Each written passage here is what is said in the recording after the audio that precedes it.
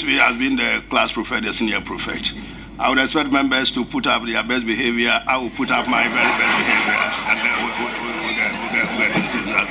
I am the class prefect in the chair, so I still remain the class prefect, so it should be well behaved. Well, I think the members of the public know you, and nobody should be surprised that you expect us to put up our best behavior. Other members, now that's our nominee, Honorable Katie Amont.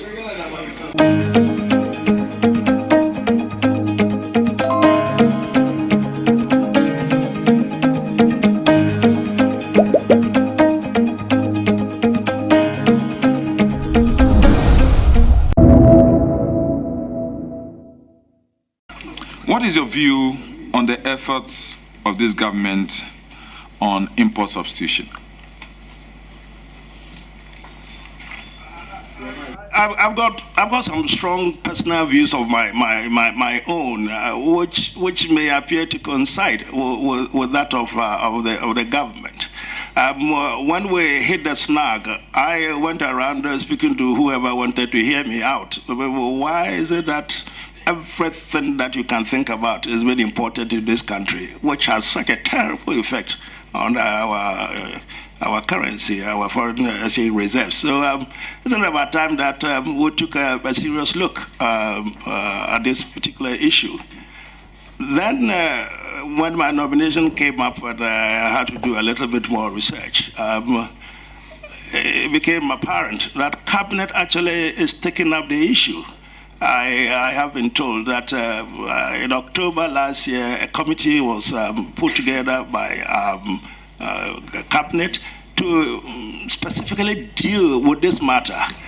And colleagues, when I looked at some of the issues that had been raised, I actually, this is speaking for myself, I was scandalized.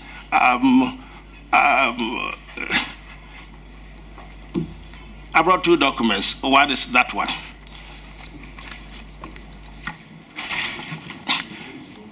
It's been decided at that level that we should be looking at about 50 specific areas where it's probably important to look at issues of import substitution. And what I found scandalizing is what appeared at paragraph 4 of the items that they are listed. You know what we're importing into Ghana? We're importing guts, we're importing bladders, and we're importing stomachs of animals to Ghana to complement, I think, our food, whatever. And that alone totaled, a year that's in the question, about 164,570,000 plus some hundreds of dollars. I thought this is a little bit of a scandal. But it's on the list.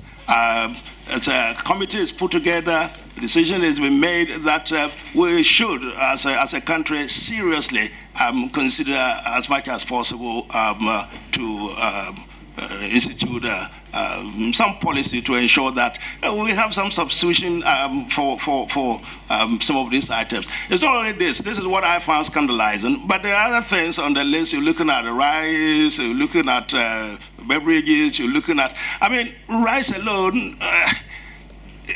I also happen to have found out that we were smuggling rice into the country without disclosing. Because you look at how much is produced locally, you look at how much we consume, and then you do the subtraction. There's a gap of close to about 500, 600 metric tons, which has been consumed but not accounted for through the system. So there is that, and then second-hand vehicles, second-hand clothing, and quite a lot that government feels that to ensure some sanity in the system should be looked at. So I have very clear views in my own mind. What should be done? Obviously, encouraged by what I've read in the government papers.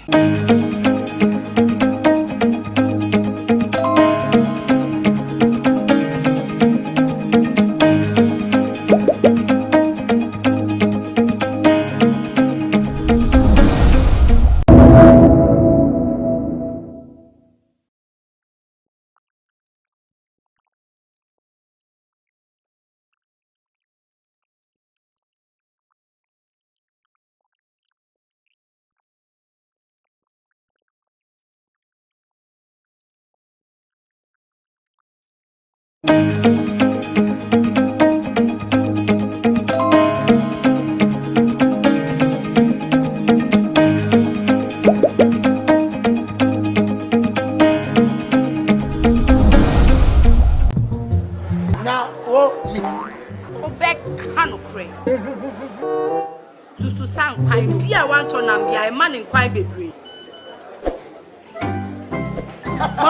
you basically see about Kotoso. People got sending me sicker from Lemonade Finance. Brian did the shit and let me £2. Lemonade Finance. Say they're sending money back home from UK, Canada, and now US. I accepted a instant charges.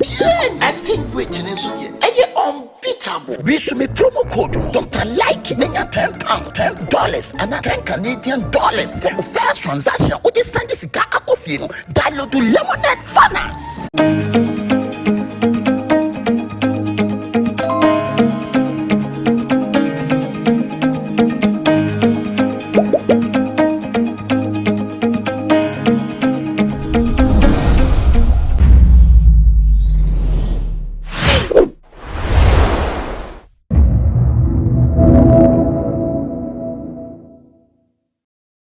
It is clear that after 8 years, if you pick somebody in the government as your presidential candidate, I mean the party in government, after your 8 years, you pick somebody who is also part of the government, then you are not likely to succeed.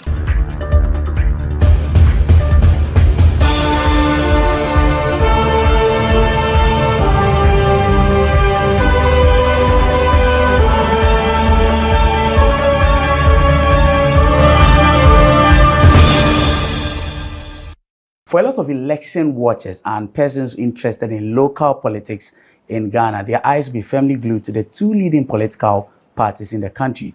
I'm referring to the National Democratic Congress and the New Patriotic Party. This conversation is about one of those persons who are eyeing a high office in the incumbent MPP. My name is Eche Atis. Welcome to Election Desk on GhanaWeb TV. Our guest is a former member of parliament for Mampo in the Ashanti region, and he's had a lot of spells in engineering. Honorable, please welcome. Thank you very much. Thank you for allowing us into your space. Yeah. So Francis Adenimo is one of the people who are eyeing the seat of flag bearer of the NPP. Honorable, how have things been? It's been some 2 weeks now since you announced your bid to run. Or just a little over a week ago. Okay. Last week, Wednesday, the 1st of February. Okay.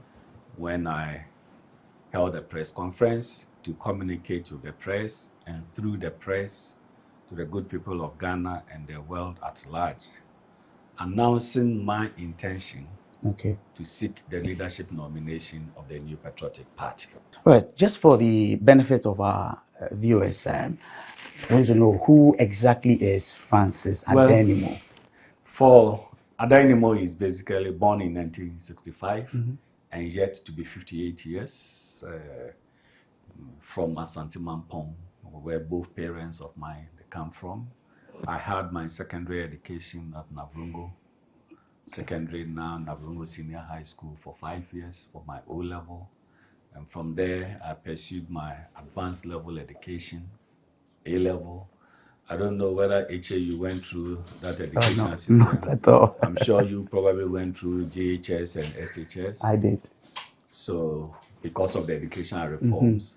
And I went for A-level for 2 years at Kumasi High School. Okay. And then from there to Kwame Nkrumah University of Science and Technology, where I pursued a first degree in civil engineering.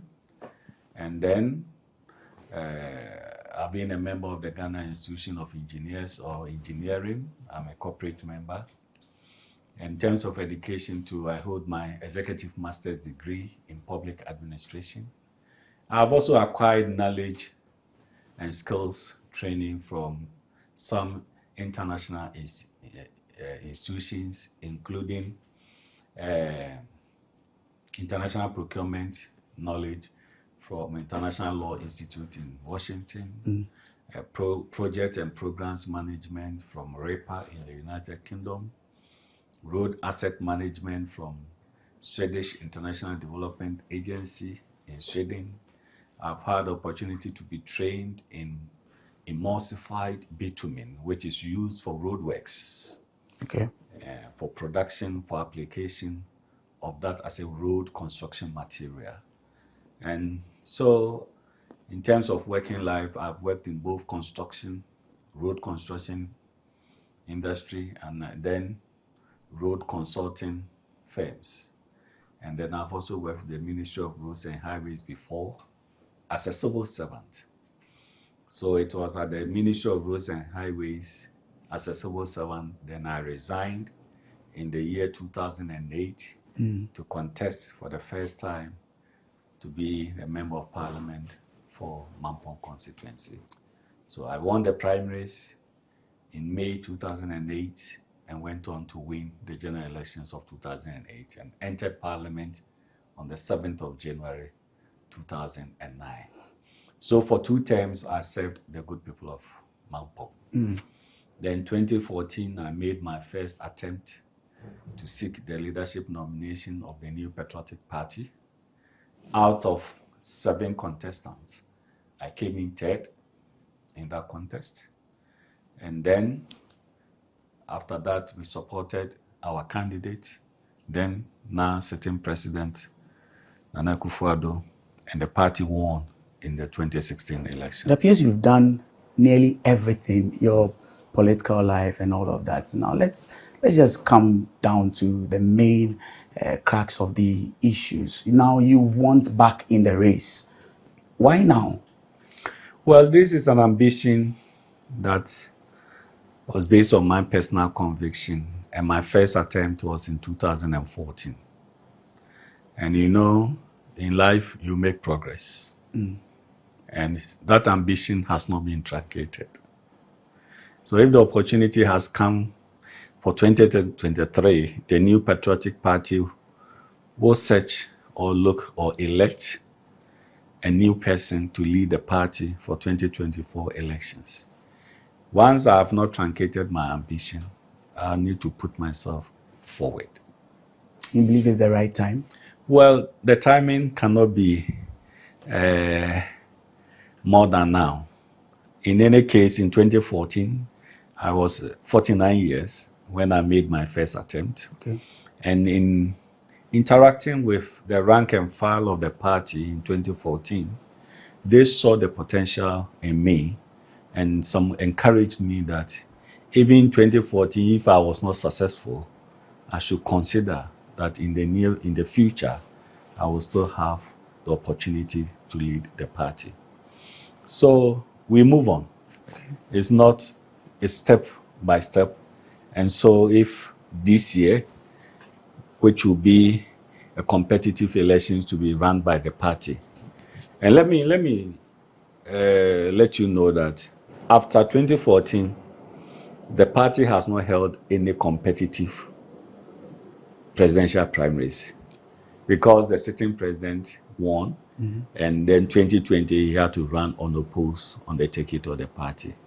So almost 8 to 9 years now, we are now going to have another competitive elections in the party. It's interesting you mentioned that because as you are well aware, there are a number of faces, names that have come up who are also interested in this same position.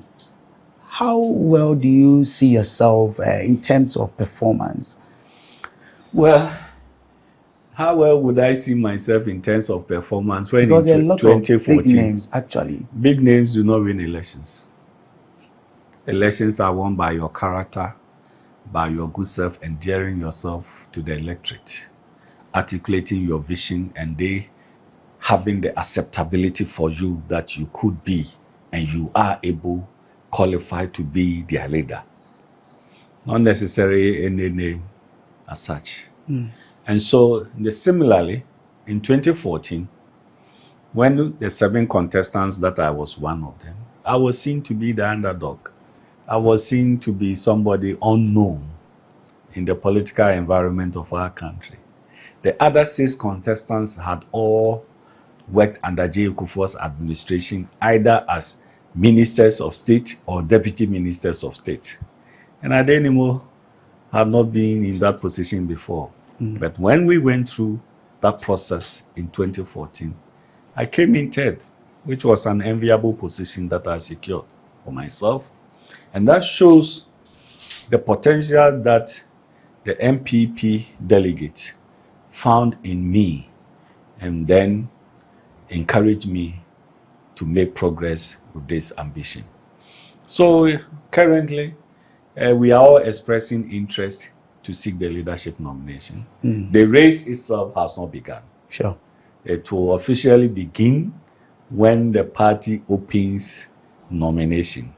And then one is able to pick the nomination form, complete it with all the supporting documents as it may be required by the party, together with the prescribed filing fee.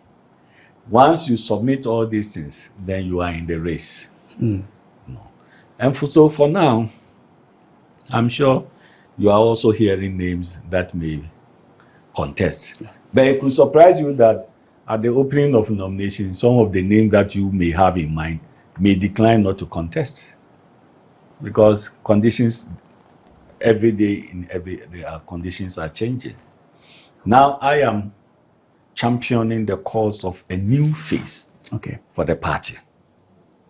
Why do I say so? Since 1993, it has been an 8-year cycle between MPP and NDC. NDC had their first 8 years under Jerry Rawlings as their leader and president of the republic. In the year 2000, we had Professor Mills as a sitting vice president. He became the candidate for NDC, the presidential candidate. But he could not break the 8 because he was part of the government. He was in the government as a sitting vice president. So he couldn't break the 8. Then in 2008, under J. Kufuor-led administration of MPP government, the current president, Nana-Addo, was a minister in J. Kufuor's administration. He also became the candidate, the presidential candidate for the MPP in 2008. He was part of J. Kufuor's administration at that time. He also could not break the 8. Then 2016, which is the latest one, he had Mr. John Dramani Mahama as a sitting president with NDC 8 years. His effort to break the 8, he couldn't make it. So you're drawing all of these on a pattern? Yes, of course, and that is clear. And it is clear that after 8 years, if you pick somebody in the government as your presidential candidate, I mean the party in government, after your 8 years, you pick somebody who is also part of the government, then you are not likely to succeed. But be that as it may, the MPP seems like a very unpopular party right now. Well, don't you agree? No, I do not agree with you. Maybe some people may be disgruntled. Some may be unhappy. Okay? Some, the appeal may have declined, but it doesn't mean that it is unpopular. Okay? You don't agree it's unpopular? No, the party is made up of individuals. We are all party members. I'm a party member. Okay. And so our base as a party still remains. And usually it is what we call the undecided voters or the floating voters that we want to appeal to, because by your own base, you may not be able to secure the 50% plus one to win the general elections. Then you need to stretch your hands and appeal to the undecided voters or the floating voters.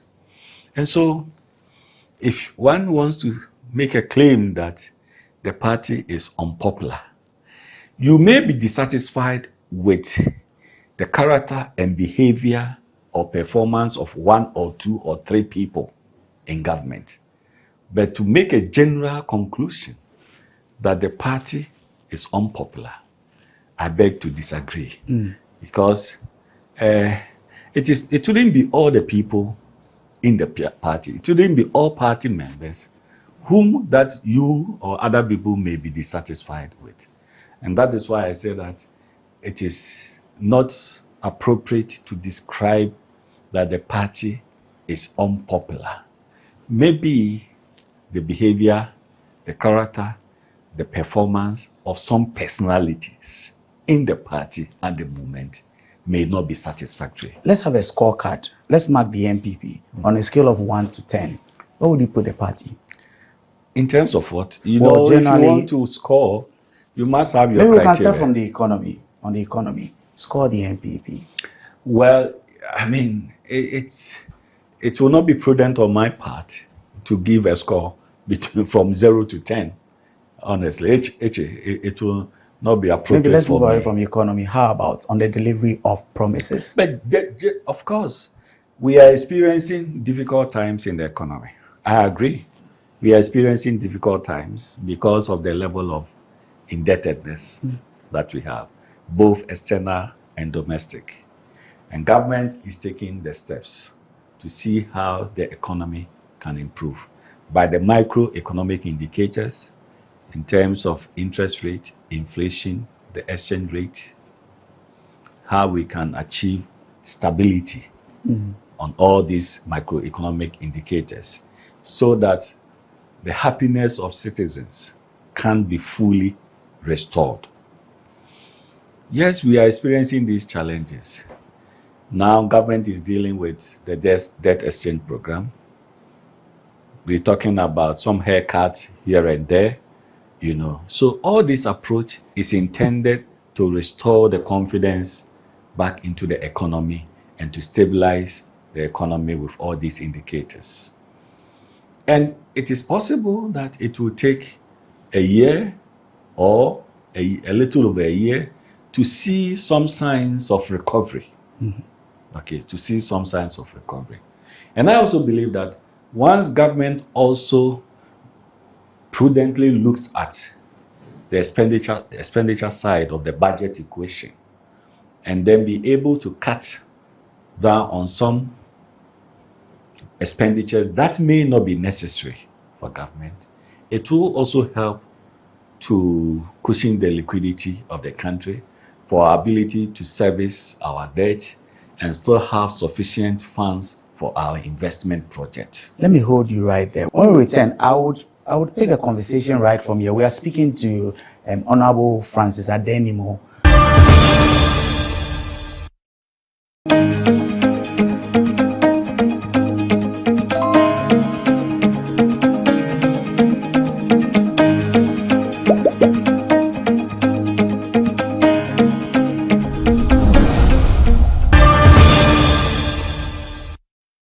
We're still here with Honorable Francis Adenimo, who is seeking the nod of delegates of the NPP to become their flag bearer.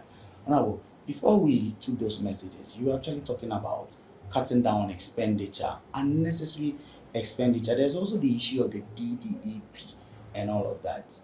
What do you say about what's happening now? The government asking people to more or less enjoy all these haircuts and things like that, yet itself, as a government, is not taking a lot of the forefront doing these fairs. What do you say about that? Eche, there's a problem. And the problem is that our debt is not sustainable. We are using about 70% of our domestic revenue to service our debt. So how much is remaining to pay for compensation? How much is remaining to pay for other government services and statutory payments? Then how much will remain for you to undertake investment projects in terms of infrastructure, roads, schools, hospitals, you know, and then even the ability to feed yourself. So currently we have a problem. I do not want us to focus our attention on what I will put in quote, Nahu Kosam. At this stage, where there's a problem, you look for a solution to the problem. Then when the solution is secured or is found, then we can come back home and ask ourselves who is the causative agent or who caused that. And then once we identify who caused that, then we can say that we are prescribing this punishment for you. We have a debt on our neck. Our economy is in distress. It's in crisis. We are seeking $3 billion loan, concessionary loan from IMF. The IMF money is not going to be free.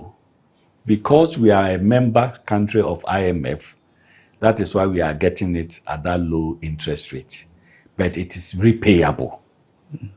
But the IMF also wants to make sure that by extending that credit facility to Ghana, we have the ability to pay it back at the appropriate time. So they are saying that, look at the level of your debt.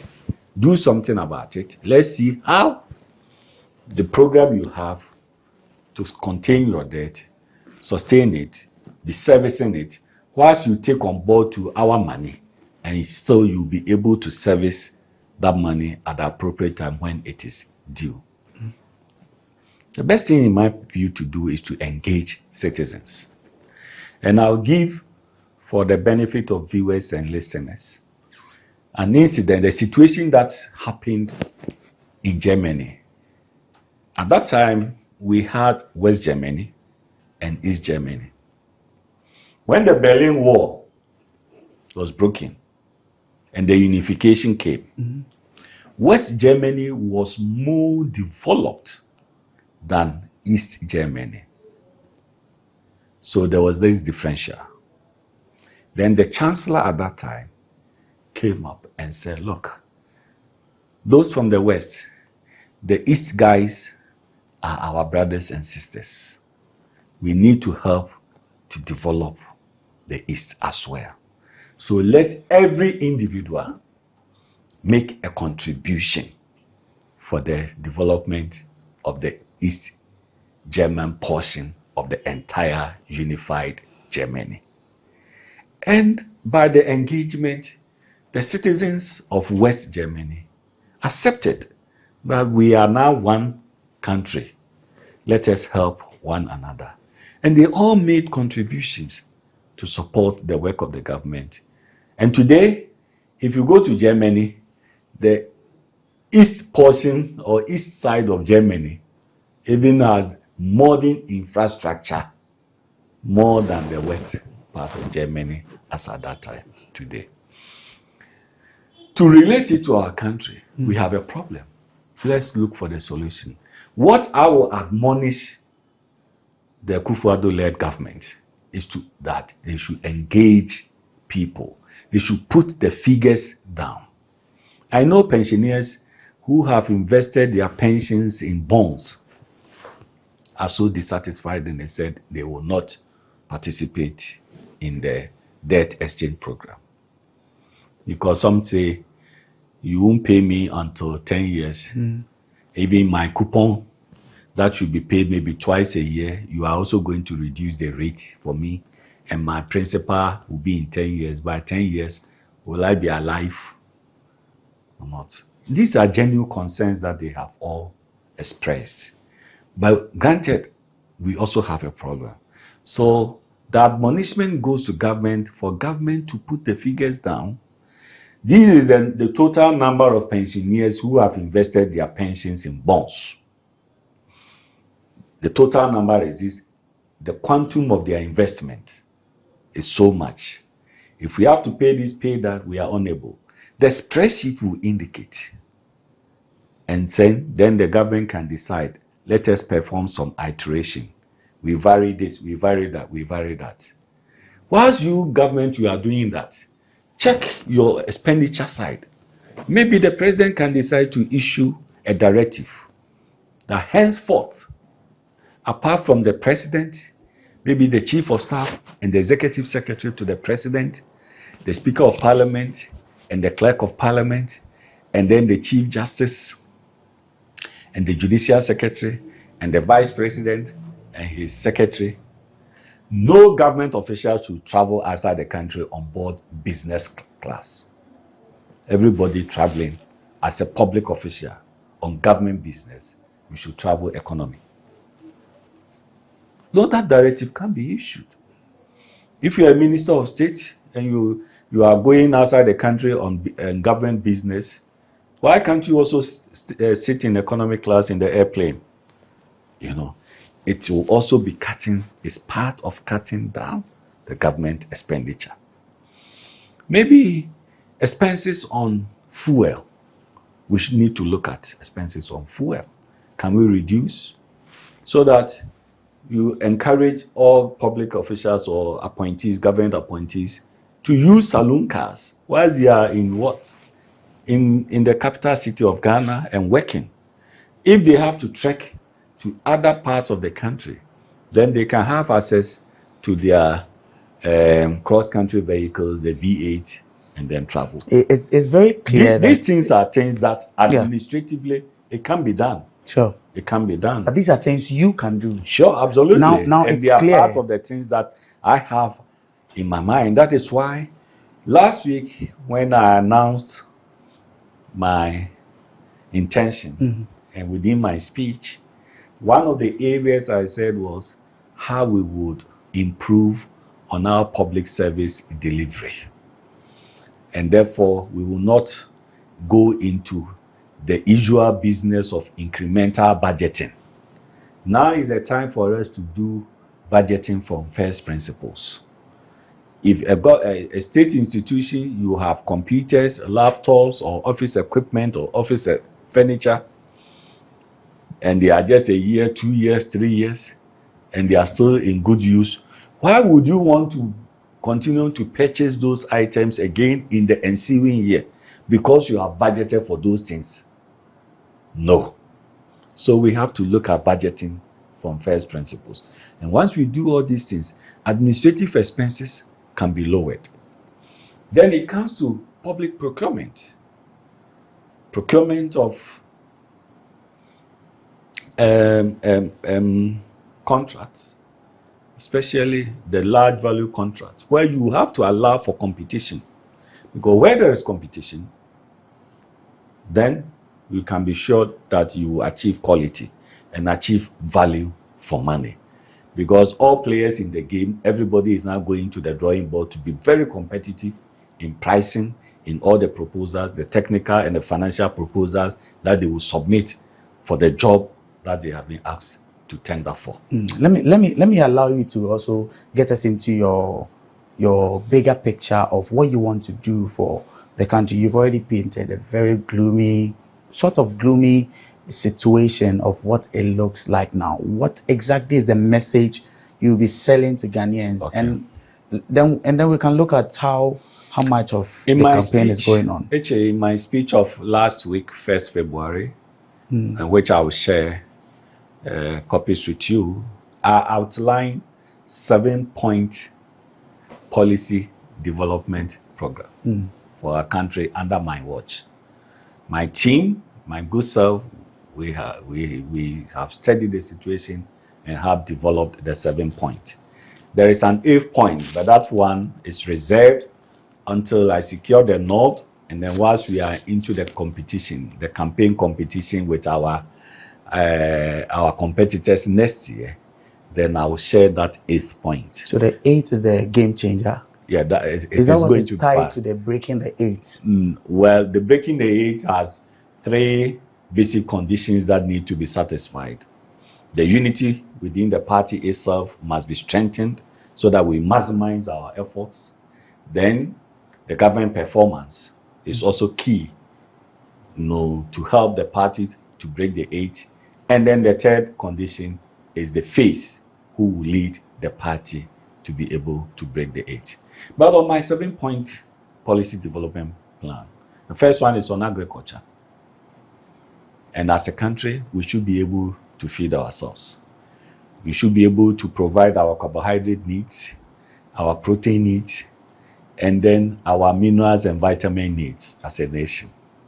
And all these we can do. For carbohydrate, we know is the cereals, maize, millet, rice, name the rest of the cereals. We also know the protein, livestock, poultry, fish. We should be able to do all this to be able to feed ourselves. then vegetables and fruits.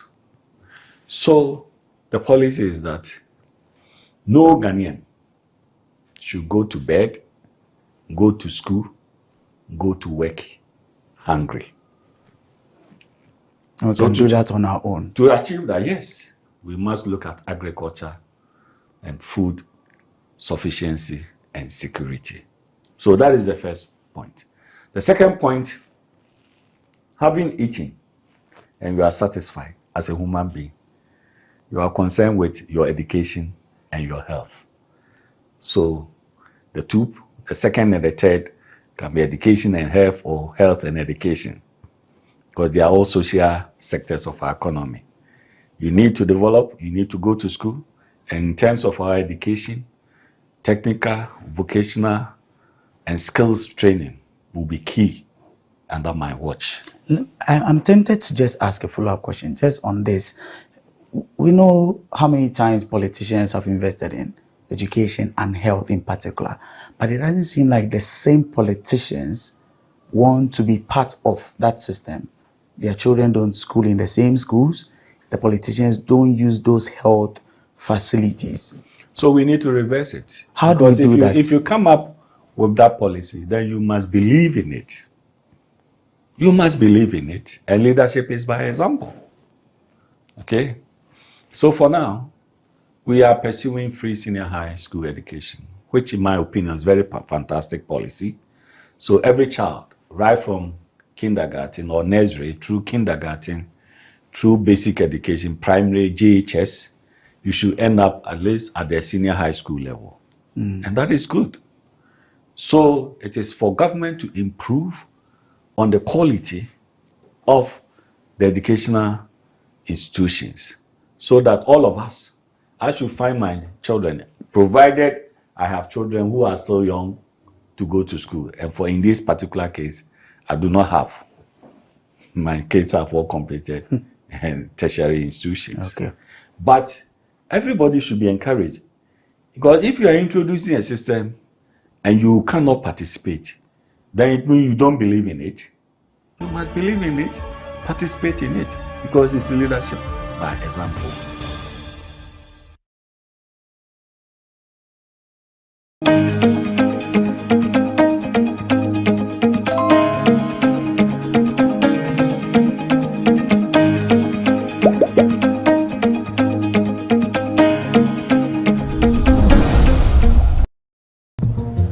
Now, oh, me.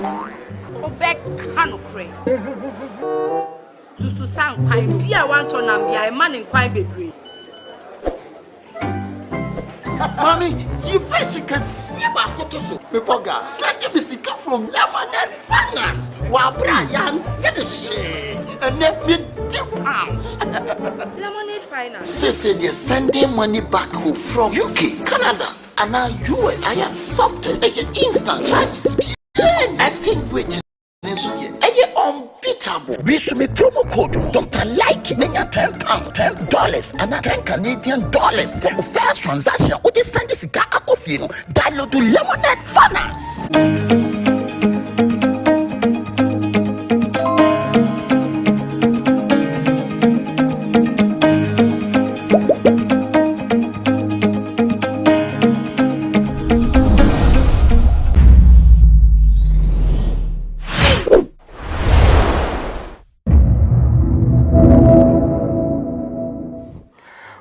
Well, you were talking about Western. There's no question authority or corridor. The coastal belt, we have the middle belt and the northern. And you're saying that you don't understand why such development authorities should be created when we have Ministry of Local Government. It depends on the priorities of the president, the focus of what these development authorities should do, and why the president would think that it should be separate from the ministry. We are not lacking, as you want to put it. It's not about lacking anything. It's about the president's focus and priorities. Indeed, if you remember, there was a whole special development initiative ministry, because the president felt at that time that it could fast-track and accelerate development. So that's how I'll put it. They are playing their role. They're playing the role very well. If you go to the districts, it must be achieved. Because we are also in local government, we probably see more than maybe the average person will see. But the development authorities are doing very well. And it's not Akufo-Addo's government that even created development authorities. We had SADA, we had other development authorities before we even came in, and it's been reconfigured. And now, if we have these three, I think they are playing their role until and when the president thinks that we can move on without them. I've learned my lessons, not asking follow-up questions. For chairman says that I've exhausted my 3 opportunities. So, not that I'm satisfied. The second question is a major governance question.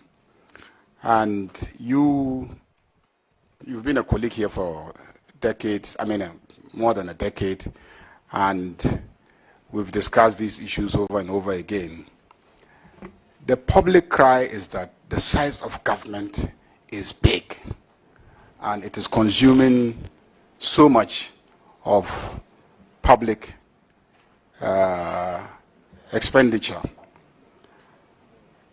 You look at the office of the president, and there are offices like Youth Ambassador for Diaspora Affairs. There are offices like Overseer of the National Cathedral. There are offices like Church Relations Manager, even though for Chieftaincy and Religious Affairs. And there are offices like Diaspora Church Mobilization Officer. Diaspora Church Mobilization Officer. Then we have Focal Person, La Francophonie, even though we have a Ministry of Foreign Affairs with embassies in all the Francophone countries where we have missions. We have Director of Special Projects, Manager of Operations and Programs, Technical Communications Assistant, Technical Advisor, Zongo Development Authority. We have a Zongo Development Authority. We have all these offices, over 300, political appointees in the office of the president, the district assemblies, the ministries, then these parallel development authorities. Do you think there's any sympathy for the argument of the public that the size of government is big and should be reduced? Well, thank you, Lord Chairman. The government is the biggest employer. So if government is employing, I don't think we should even lament about it. People are being employed. People have jobs to do. We should also distinguish between those who are public servants and those who are political appointees. We should also factor in the issue that some ministries were collapsed, but persons have been put there, skeleton, not a whole ministry, just to see off some of these things. If you go to the presidency and you have somebody in charge of special development initiatives, it's because that program is still running. And if projects have been completed, they have to see to the special handing over. They are running the thing, and they are not as many as a whole ministry when it was a ministry. So some of these things we may have to probably interrogate it in a better way, because it's easy to just list and then say that because we have this list, government is too large. Government is really large because public servants are in government. And if you had a finance minister, since MBP came into office, we've been recruiting, giving financial clearance every time. Local government service, we've employed so many people through the assemblies, to other places. And all of us, our districts would have come across such situations. So if it's only about the size of employees, they are not all political appointees. Some servants who, all things being equal, work till they are 60 years, so retirement, even if we, the political appointees, will fade off. So let's have a certain kind of discourse that will bring out the issues. And sometimes it's not too good to compare. Otherwise, people will say that there's a phrase that we use. I've stopped using it, so I don't even remember.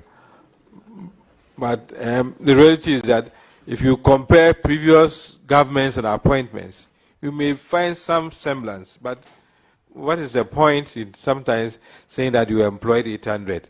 So if I've employed 600, don't complain. Let's interrogate it in an academic, factual way and see. Obviously, we can say that still some may be seen as a bit too much.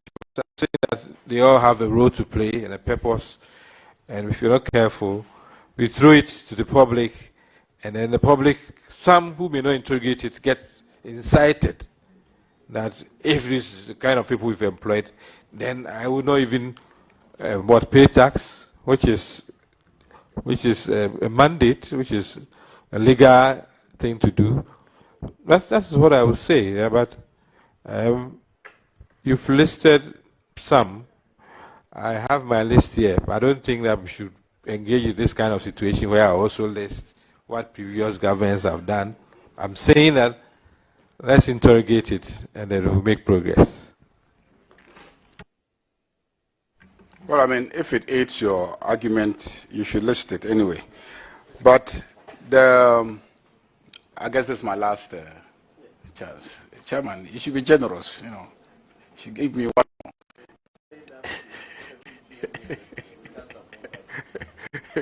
Okay, Chairman. Let's now zero in on decentralization, where you have been for, I guess, past 5 years. It was 6 years as a deputy minister. In some places, some parts of the world, let's take even China, the model of economic development of China, you find out that the Chinese development model has been anchored on strong economic development at the local level. So certain parts of China, certain local government authorities in China have taken on the development of certain commodities. You know, so the local authorities are the centers of economic development. We haven't seen that where our local government authorities are also economic development units. So what do you think has accounted for this failure of our local government authorities to become economic development units, so that when you aggregate it nationally, we can have better economic development? Well, thank you, Honorable Chairman. If you look at Constitution and the Local Governance Act, it spells out that the districts should be centers of local economic development. It's in the Local Governance Act. And indeed, in the ministry, a policy on local economic development has been developed. My minister is very passionate about local economic development. And for every meeting that we have of the chief executives of the assemblies, this is one major issue which comes up. Indeed, as we speak, the Institute of Local Government Studies has a whole document on the local economic development of each district, sector by sector, those who are developing agri, tourism, business models, etc. So it's not that nothing is not being done at all. My minister sees that there's still a lot that can be done. That's how the focus is beginning to even get there. That you cannot say you're running a district when you are neglecting local economic development. We can fast track it. We have to champion it, because that's the only way that you can say that you're creating jobs, creating competition, allowing the development of industries and all those things. Some are bigger, some are small. We should be able to encourage those who are small to see that as the way out, and also let the big ones get bigger. But it's not that that is being done. A lot is being done, and as I said, I think I even had the document here. But just to throw light on the fact that our Constitution and our Local Governance Act specifies that, and it's part of our mandate. We have a policy on that.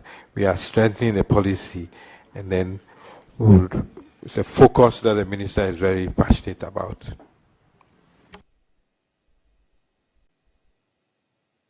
Yes, Honorable, your income is also the question. Okay. Honorable Obiamwa, congratulations on your nominations.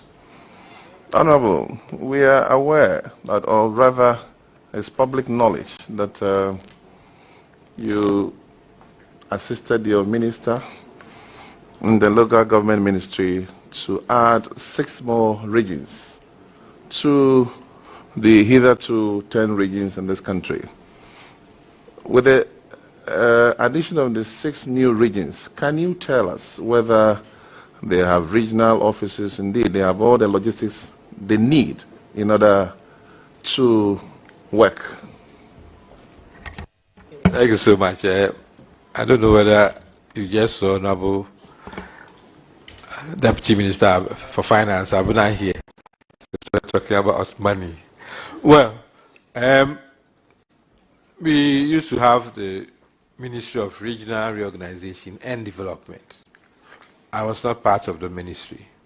It was Honorable Martin J. Mensah, who was deputy to Honorable Dambuchi.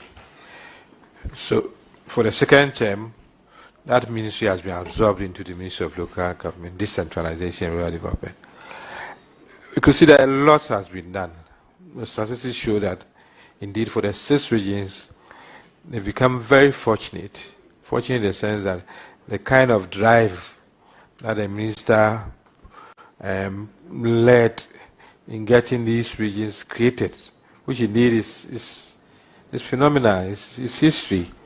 And probably we are not saying enough that we decided to add 6 regions to the original 10, deepen democracy, to fast-track development, and to bring governance to the doorstep of the people. So much has gone into it. As at the last count, if I'm right, for about 50 projects which had been earmarked, about 33 of them had been completed, the rest at various stages. And if you go to a place like Western North, the RCC office is more than Jubilee House. So we call it this Jubilee House. Minister is here. But for regional posts, as for regional commanders position, regional health, anything that the regions should have, some have gone very far. And we'll say that if we continue this way, everything will be justified in creating these regions.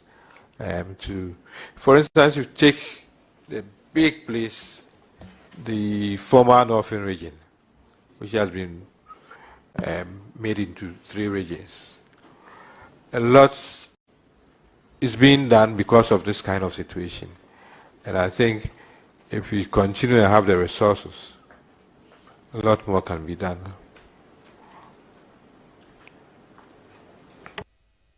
Very much, Mr. Speaker. Honorable Obiamwa, in carrying out their functions as expected of them, under the Local Governance Act 936. The MMDCs are clothed with that power. And I quote, it says they have legislative, deliberative, and executive powers. There's a portion also that gives them the power, without recourse to a court of competent jurisdiction, to remove or otherwise demolish structures that are sited in an unauthorized area. When giving the nod, taking cognizance of the current situation we find ourselves, where people have encroached on almost all government lands that were acquired through an executive instrument, how would you assist your minister when giving the nod as the Minister of State to empower, as it were, the MMDCs to perform their duties without fear or favor? Once again, clothed by Act 936. Thank you so much. For the MMDCs, the first thing that we've been trying to do with the minister spearheading is for them to know the law. This is what the law says you can do. These are your powers under the law. If you're not able to execute your mandate, that means you're not doing your job well. We have district planning authorities across the country. Every district is supposed to have district planning authority. And they have so much power as far as our planning is concerned. And for the fact that even the Land Use and Spatial Planning Authority has now been brought under our ministry, shows the kind of focus that the president has. And for some of the chief executives, some of them sometimes don't show so much courage in executing their mandate. As you said, if you look at the law, when it comes to unauthorized siting of structures, the law mandates chief executives to give notice, to ask the offenders to abate, to even ask for modification, and eventually serve notice, and then go ahead, if possible, to demolish. But even for public places, public spaces, you don't even need to go through all this. For public spaces, you just go ahead and demolish, because that structure is not required to be at that place in the first place. You may be charitable to give notice, but the ultimate is that this is not your land. You cannot site a structure here. The structure should go down. And if people are well educated, if people are warned, now these are the consequences, some of these things should not happen. I also always say, I mean across everywhere, especially in this capital, that if you're a chief executive and you really want to make your work easy, you don't look at a place, see people first putting concrete blocks and then ending up with container before you want to go and demolish anything. You should stop them when they start. It makes your work easier. But unfortunately, everywhere you pass, you see that structures have been put up before you see all kinds of notices, and then stop work, produce permit, and then even though if you have to demolish it, you can surcharge those who put up the structures. I think we may not need to go that far. But the most important thing, educate, enforce, and then ensure that the right thing is done. And for MMDCs, Honorable Damoche has warned them, if you don't deliver, these are the things that will let you leave for others to come and do the work. Because that's your mandate. Chief Executive, as you said, so much power, your functions are spelled out, and a critical thing is that the district planning authority would have to be made to work. To the extent that Minister has even said that the situation where people take money for permit before they even carry out any exercise. It's unlawful and wrong. The person comes, you haven't even assessed what the person is coming to do. You ask the person to pay, and then you get compromised to the sense that you don't see how to return the money to him. So you allow him to put up that structure, which after assessment you know that that shouldn't be the right thing. So I'm sure they are all listening to us, and it's a critical thing that the minister has been hammering, and that's what we want to continue to do. So my final question, somebody sent me a message this morning, though I know the answer very well, but for the consumption of the public, if I may. The Honorable Minister, as a veteran in politics and a senior party person, so are you. Both of you were appointed during President Kufuor's time. Coincidentally, you have met in the same ministry. You used to be a deputy. When given the nod, you become a minister of state working with him. Can you assure this House that there will be a healthy working relationship between the two of you? Thank you very much. Well, thank you so much. As you said, I've grown in this party, and I've been a lucky person because I've worked with ministers. I've never had any problem with any minister.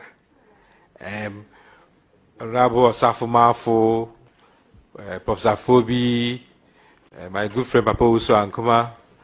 I mean, and then I was sent to the ministry, Haji Alima Mahama.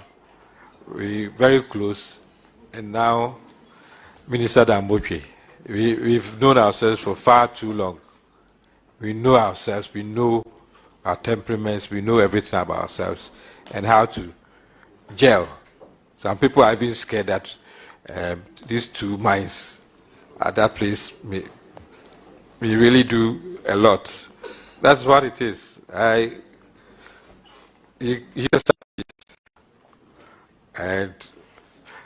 I will say that I'm fortunate to be working with him. And so far, he's so very good. Nothing will change. He's the boss, and I'm the second boss. Thank you very much, Mr. Chairman. Yes. Sweeney first.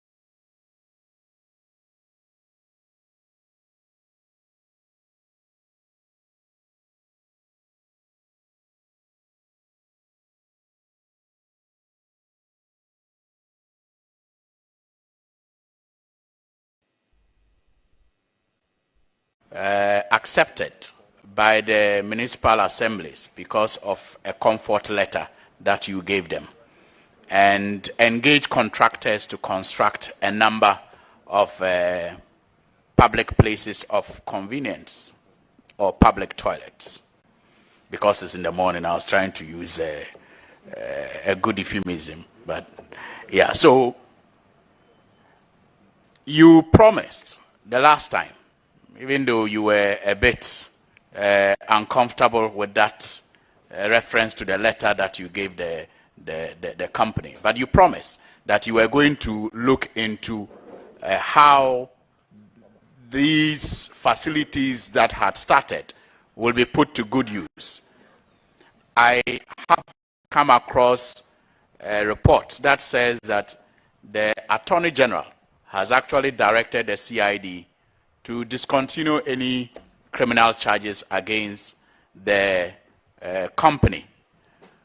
The point, however, remains that these facilities started across the country are still unfinished at various levels of completion. The contractors unpaid, and the assemblies unable to decide or to complete, unable to complete these structures. what have you done about this matter since you appeared before this committee and got its approval to be a deputy minister again? Well, thank you, Honorable Chairman. I remember this issue was raised. I explained the circumstances under which we asked the assemblies to listen to the company and to follow all the procedure regarding any PPP arrangement with such a company. That is what we did. Subsequent to that, I also said that the National Security and the Office of the President were investigating this matter, and that most of us were victims. Because in my constituency, some structures which had been started had to be completed, and we had to use funds from other sources to be able to complete such structures. For instance, where the place of convenience is demolished, and that's the only facility in the community, some of us could not just watch this facility because they were wondering why the assembly had gone into such a relationship and had gone that bad. So you're saying that the Attorney General said they could no longer prosecute, but that should not be the end of the matter. I've always said that if you enter into an arrangement with me or with the assembly, for the assembly to cede land with the understanding that you would provide funding for the structure to be completed, to be used for you to recoup your investment, and you abandon it halfway, the assembly has every right to come after you. And I don't think that is foreclosed. The only thing is, you're telling me now that the Attorney General doesn't want to prosecute. I haven't seen it. You're saying it. I haven't seen it. I'm saying that it was one big thing that probably the assemblies could have been a bit more cautious, because some of us even got alarmed that you could find assemblies signing about 20 or more contracts within one constituency, and such persons were to build toilets all over the place. We started questioning them that how would you want your constituency to look like that every step you take? But they took those decisions because of the letters that you gave the company came to them. I have always rejected this, your claim, and I insist on it. And I can dare any chief executive to say that I was involved in such a situation. It's normal. In fact, it took us quite some time to even write a letter that this company wants to deal with you. They want us to give them a letter. We cannot give them that letter. Let them come to you, assess what they want to do. If you are comfortable with it, deal with them, but make sure on PPP arrangement. That is what my letter said. And I stand by it. I was mandated by Honorable Alima to write that letter. But to create the impression that I said they should go ahead and build these things, I reject it. Hold on. You talked about Attorney General there. Honorable Suhini talked about Attorney General stopping prosecution, and you also make a comment on that. What is the basis of prosecution in this matter, if it's a PPP arrangement? I thought that what is necessary is to enforce whatever agreement there was. Where does prosecution come in? Probably you're saying that because national security got involved, and if they thought that there was any criminal intent or the attempt to defraud any party, because a lot of contractors had made reports to the national security, the police, and that is probably how it came to be involved. But if they don't find anything criminal about it, it's a civil matter that we should pursue. Well, the Assembly signed an agreement with them. Yes. The Assembly, from my understanding, yes, provided land. So if the other party does not perform its functions, what can the Assembly do in your view? We are talking as lawyers. Can the Assembly take over? Because I read the gentleman announcing that if anybody touches that, he will sue, that they were his property. Do you have any idea what kind of PPP arrangement they had?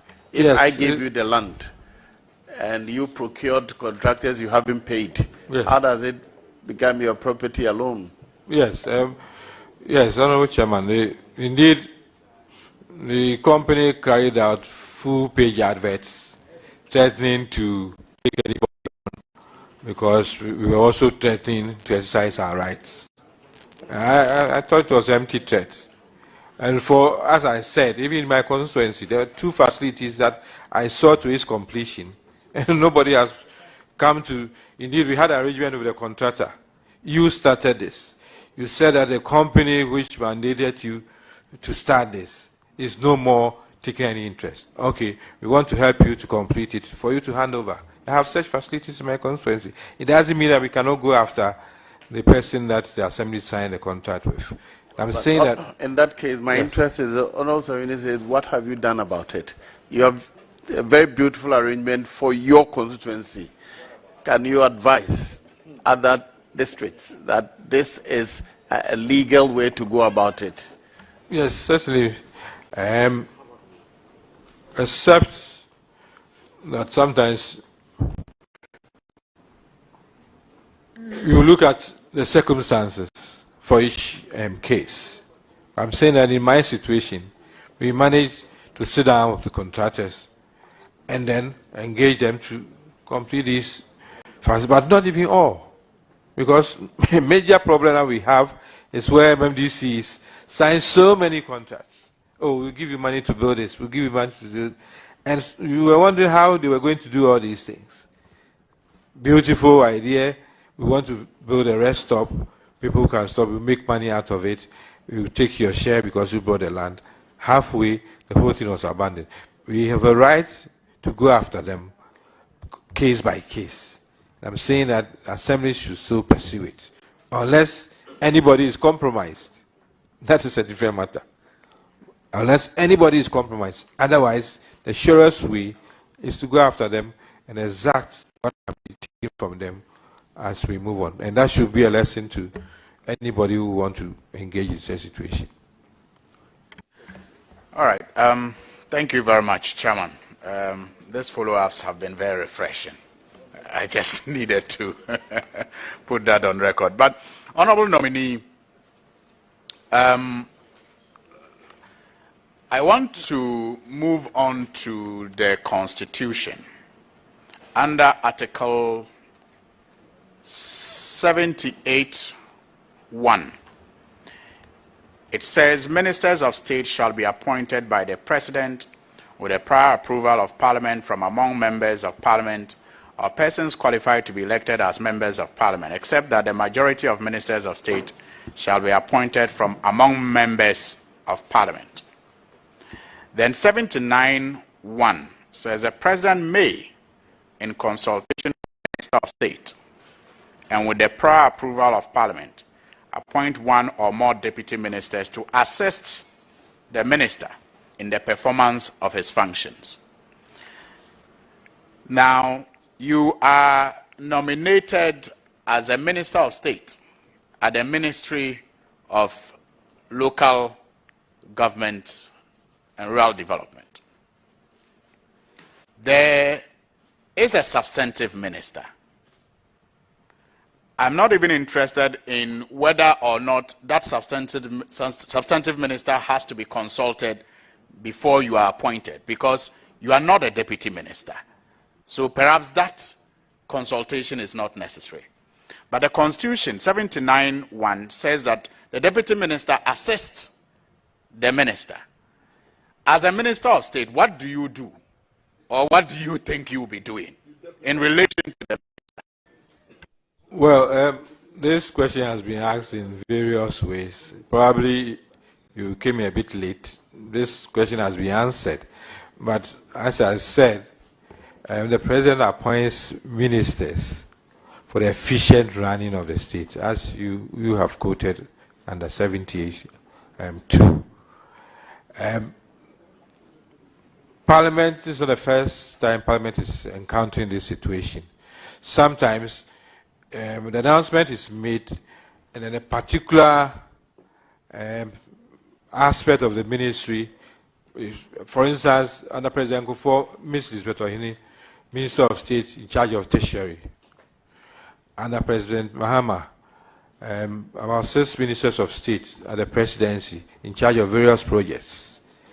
Under President Kufuor, Professor Yanka, Minister of State in charge of sometimes I get you, and that's why perhaps your assertion that the question has been asked is correct. But I'm saying, in relation to the minister, what will you be doing? Assist? That's why I've given you examples. Because you are both ministers of state. That's why I've given you examples that Minister Hini was Minister of State in charge of Treasury. Professor Fobi was the minister. Professor Yanka, Minister of State in charge of Treasury. Honorable Matthew Poku-Prempeh, Minister. Honorable Akuto Osei, Minister of State Finance. We had Honorable Barredu, the late, as Minister. So, Justice Dubuahin, this Parliament approved. Professor Yanka, this Parliament has approved. As to what I'll be doing as a Minister of State, I'm still one step below a full minister. So, my role, as it's been spelled out, I'm already playing a big role in the ministry. I'm sure I'll continue to do that. But Mr. Chairman, that's quite interesting. I don't understand how you are one step below a minister when you are both vetted and approved as ministers of state. It's an upgrade from deputy minister to a minister of state. So you come back here to be vetted because you were vetted as deputy minister, not minister of state. Well, it's a conversation we can continue to have, but really the Constitution doesn't say that one minister of state is above another minister of state. The Constitution a minister of state is a minister of state. The Constitution says, as you read, 78(2), the President shall appoint such number of ministers of state as may be necessary for the efficient running of the state.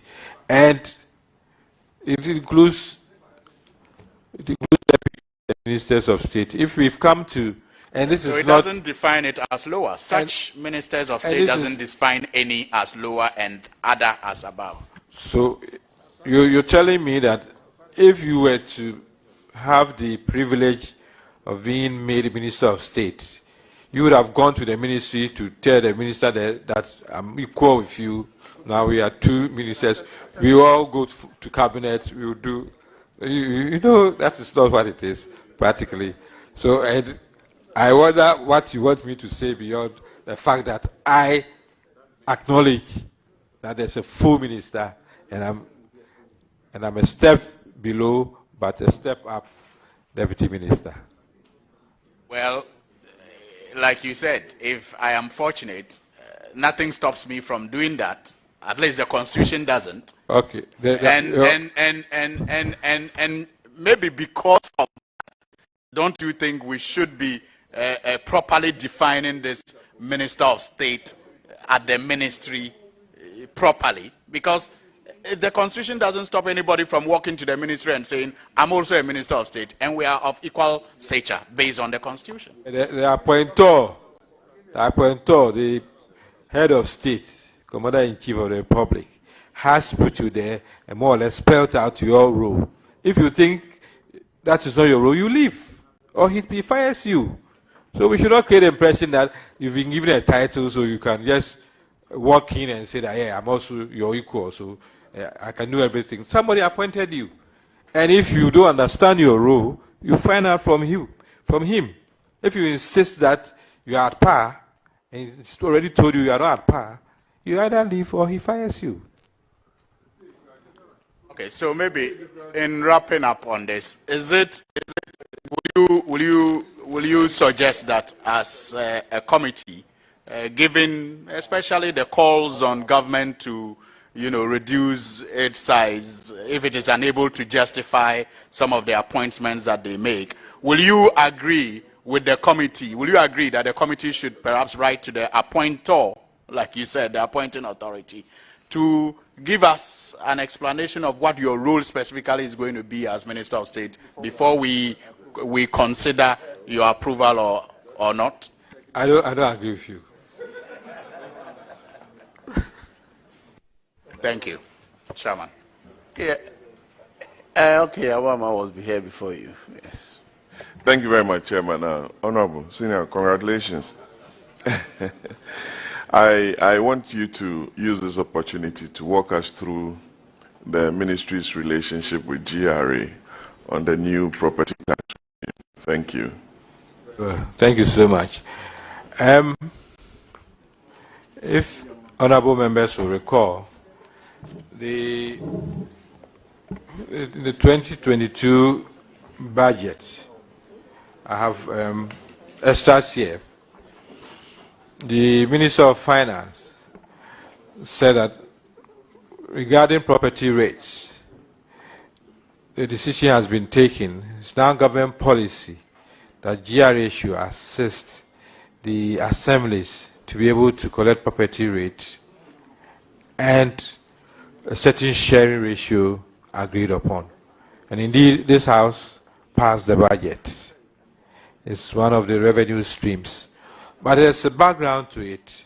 Indeed, the Minister of Finance had been complaining for some time that the kind of revenue they expect from property rate administration is a bit disappointing. And if you look at our Constitution, under 240, as one of the pillars of decentralization, it says that assemblies should have the financial base with reliable and sustainable revenue. And if you look at the source of revenue for the assemblies, property rate collection is supposed to be one of the major sources of revenue. But indeed, Honorable Damboche authorized for a certain search or study to be carried out for the past 10 years. And I have some of the details here. Indeed, the assemblies have not been able to meet the required level, some as low as you may think of big assemblies. And they have their own challenges. The mode of collection, the billing system, the enforcement arrangement, and almost every sincere person complains that indeed this is not how it should go. Those who have had this experience of paying property rate, properly so-called, are the first to complain that elsewhere you see your road starred, you see other facilities provided, and when it comes to property rate, we collect peanuts. Sometimes even for years, no assessment has been made. So this whole arrangement with GRA is to bring in a certain reform which should let us reap so much from the property rate. And indeed, if you speak to some of the chief executives, without wanting to come out boldly, they say that this is the best way to go. I thought probably we were the only ones they were speaking to. There's even a study on behalf of a foreign government as to how the chief executives see this arrangement. And they say that that is the best way to go.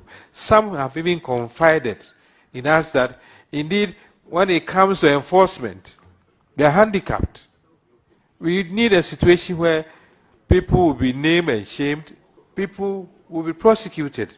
And the law gives us the opportunity. Your property may even be sold for to recoup what you have not paid. The law has made room for that. And if we don't show our teeth, let people know that if you go to the assembly, this is the extent to which the assembly can go to recover, we will not get anywhere. But the system has to be modernized. I mean, if you own land in Accra here, you own land in Accra here, you can have on your phone a message for Lands Commission that your ground rent is due. Pay through this bank, and then they will show you receipt and give you notice that you've paid. How come when it comes to property, we wait? At the last vetting, I made an example of having to send my assistant to the assembly to go and inquire how much I owe And to pay, they couldn't even tell me whether what I've paid was for 2 years or 3 years. They cut across. And I don't blame them. If I sit here, and they may think that I'm castigating or blaming them. But the reality is that we have not employed modern methods to be able to collect our property. We have not enforced what is due us. We have not extracted our so-called pound of flesh, and it's hurting us. And if you do the math, if indeed we're able to carry out this, it will go a long way. Of course, one major handicap was valuation of property. As the law stands, is a land valuation division of the Lands Commission that has the responsibility to value these properties. When the minister has written to the Minister of Lands, that has been done. Land valuation is poised to carry out. Indeed, they are saying that by the 1st of March, more than 261 assemblies should have their properties valued. As we speak, we only have 76. There's 185 that we still haven't valued. And for that reason, the bills are provisional. The Rate Assessment Committee can be petitioned to look into some of these bills. We think that the way forward is to modernize this whole thing and let it work. See it for the next year or 2, 3, and it will come to stay. That is the best way to go. And the assemblies are happy, even for the kind of arrangement that if you're able to collect so much and you send me my 70%, I'm more home and dry, and the rest is between GRA and the Ministry of Finance. Chairman, my last question is on Kwapem South, Dome Kitasi Road. You've been fighting for this road for some time now. I can see some smiles on your face. Where are we on that? And congratulations. Thank you. You may have to tell the committee that you are an interested party and there's conflict of interest. Those who have properties there. I've admitted the question, so kindly answer. Those who have properties there have their properties appreciating by the day. Thankfully, the contractor is on the road doing very well.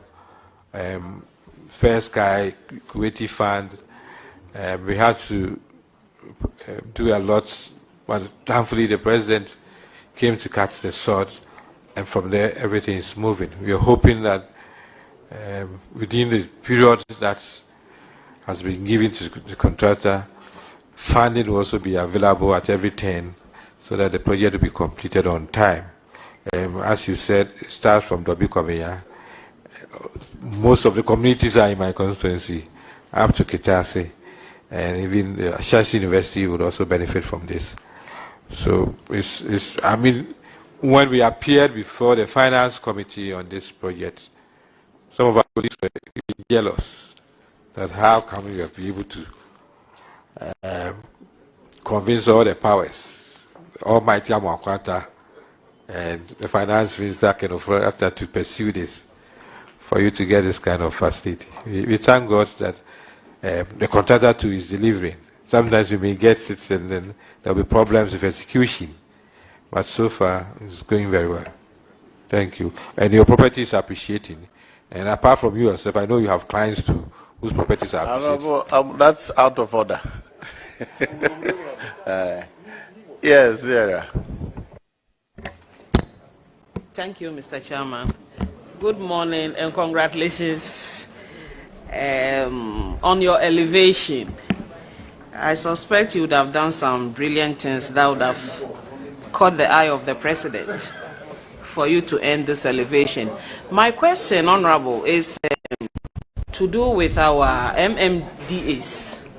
Now, you've been around the Ministry of Local Government and Rural Development since 2017, and so clearly you'll be averse with the way of running the municipalities, the outcomes, some of the challenges that the municipalities are facing, and what the general outlook will be for the MMDAs, especially those in rural Ghana.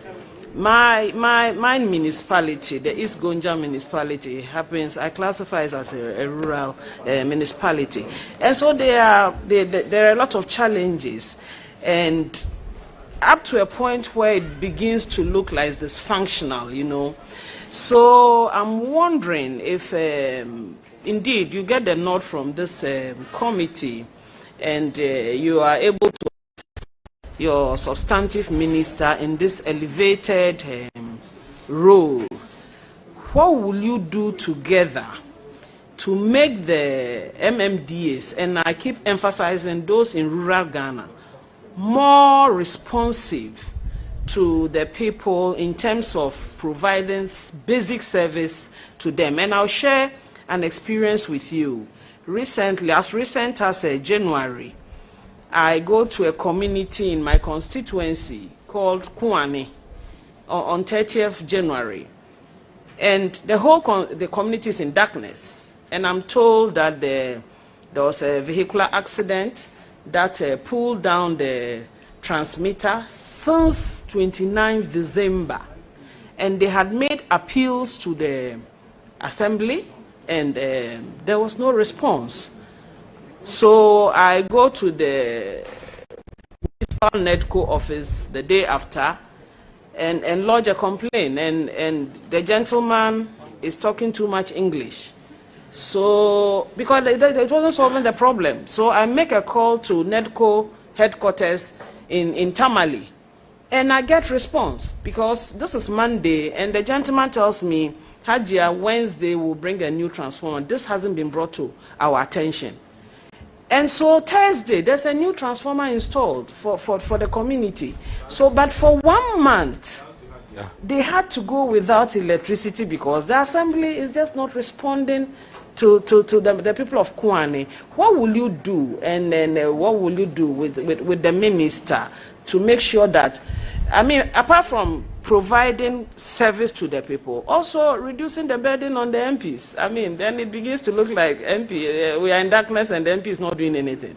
Yes, the MP, if it's good, of course, the others will want to share. If it's bad, it's the MP who is not delivering. That is a cross. But some of these things we should know. For your information, we even have what we call the dashboard, where the MMDCs are monitored continuously.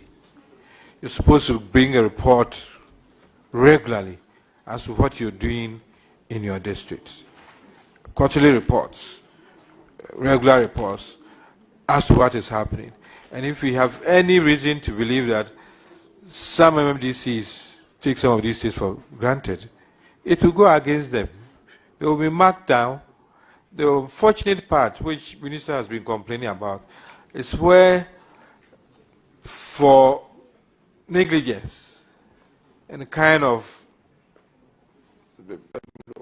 lukewarm attitude, the whole assembly will lose funding. Because there are indicators. If you don't satisfy the indicators, if you don't pass all the indicators, the assembly may not get grants, especially under the responsive factor grant, where the DACF brings in money and some donors also put in money. Some assemblies have lost money because those in charge of the assemblies did not do what they were supposed to do. And we take strong exception to these things. So, but we are all in this together. Some of these things, if you let us know, we also find a way of getting to them and finding out. And we do. Just by now, technology, just a message. Respond to this. Why is this happening? It goes on every time. But as you let us know some of these things, make sure that they give us the right responses. And also assess them in the light of some of these things.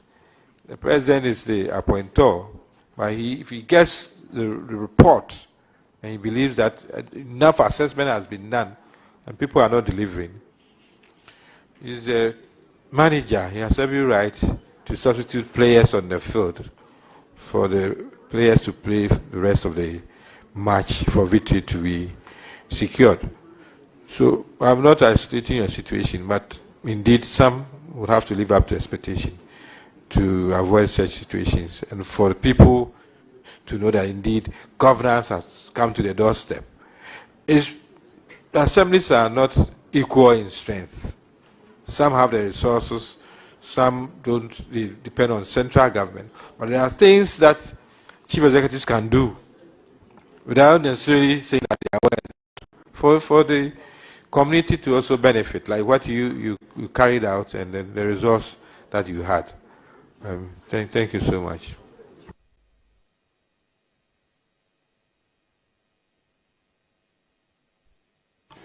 Thank you very much, Chairman. Chairman, I will.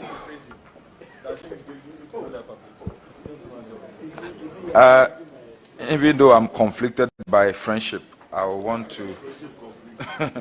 I will want to take the responsibility of making sure that my very good friend Obi Amwa respond to certain issues. Mr. Chairman, first I want to take him back to the answer he just gave, talking about accountability and transparency at the local governance level. How do you measure the current system we have as being transparent and accountable to the people for whom local governance is supposed to help in their development?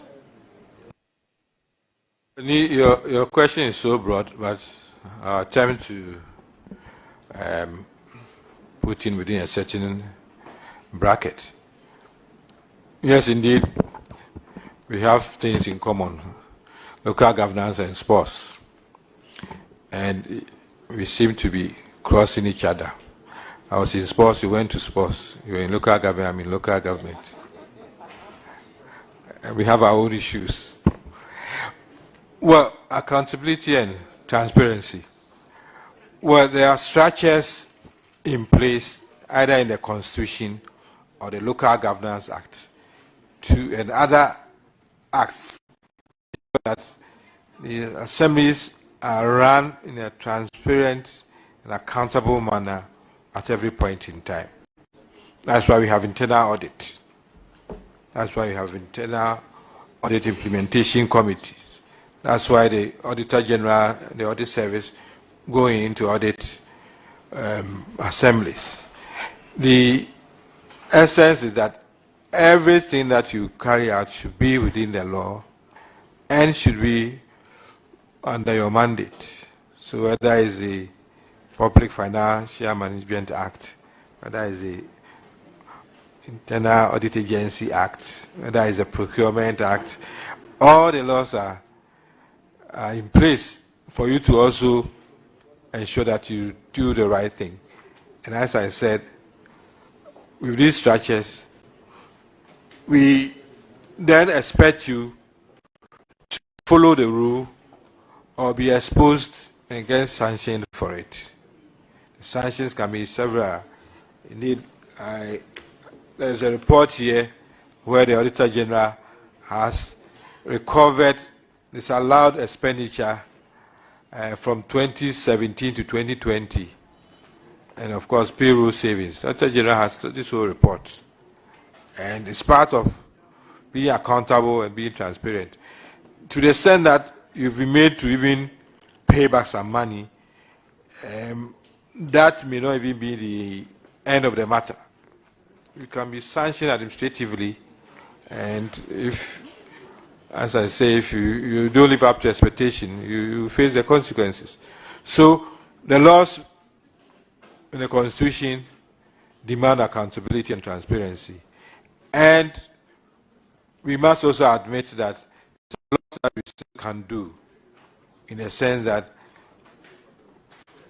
we have to comply as administrators, we have to comply with what the law says we should do, and equip those who are supposed to carry out these things, especially in building capacity, because that has been one of the issues and the challenges. Luckily, now, not luckily, as required, every assembly now has internal audit unit. Every assembly now has audit implementation committee.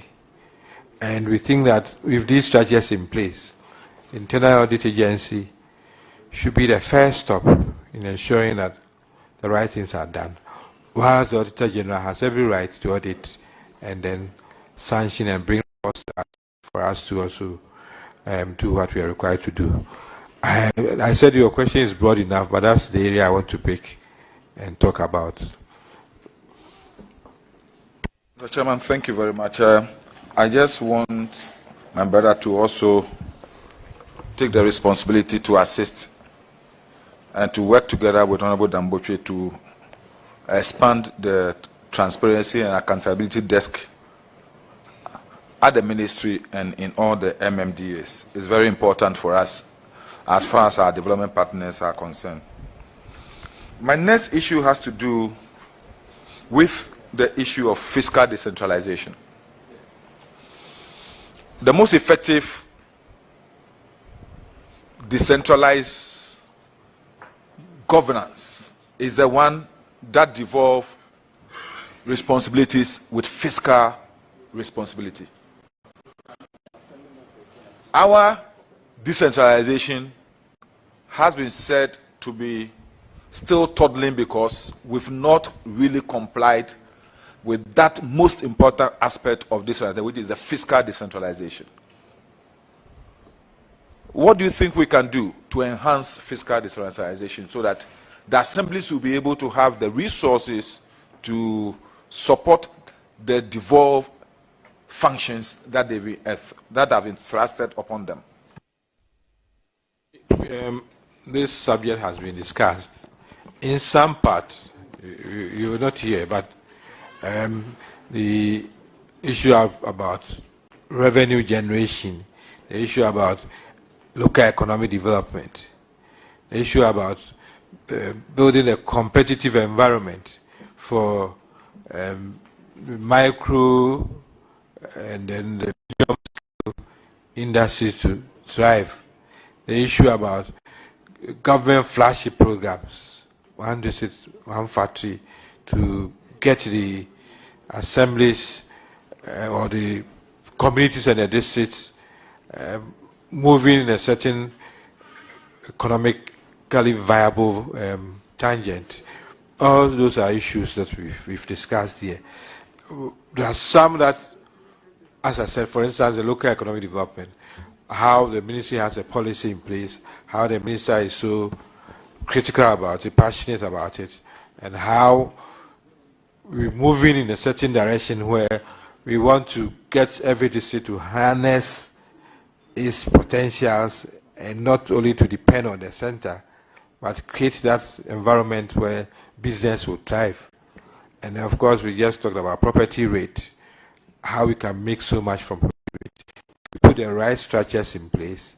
If we modernize what we've been doing all these years, and then ensure that within the next year or two, we make so much for the assemblies to also carry out other projects and other ventures that they have to do.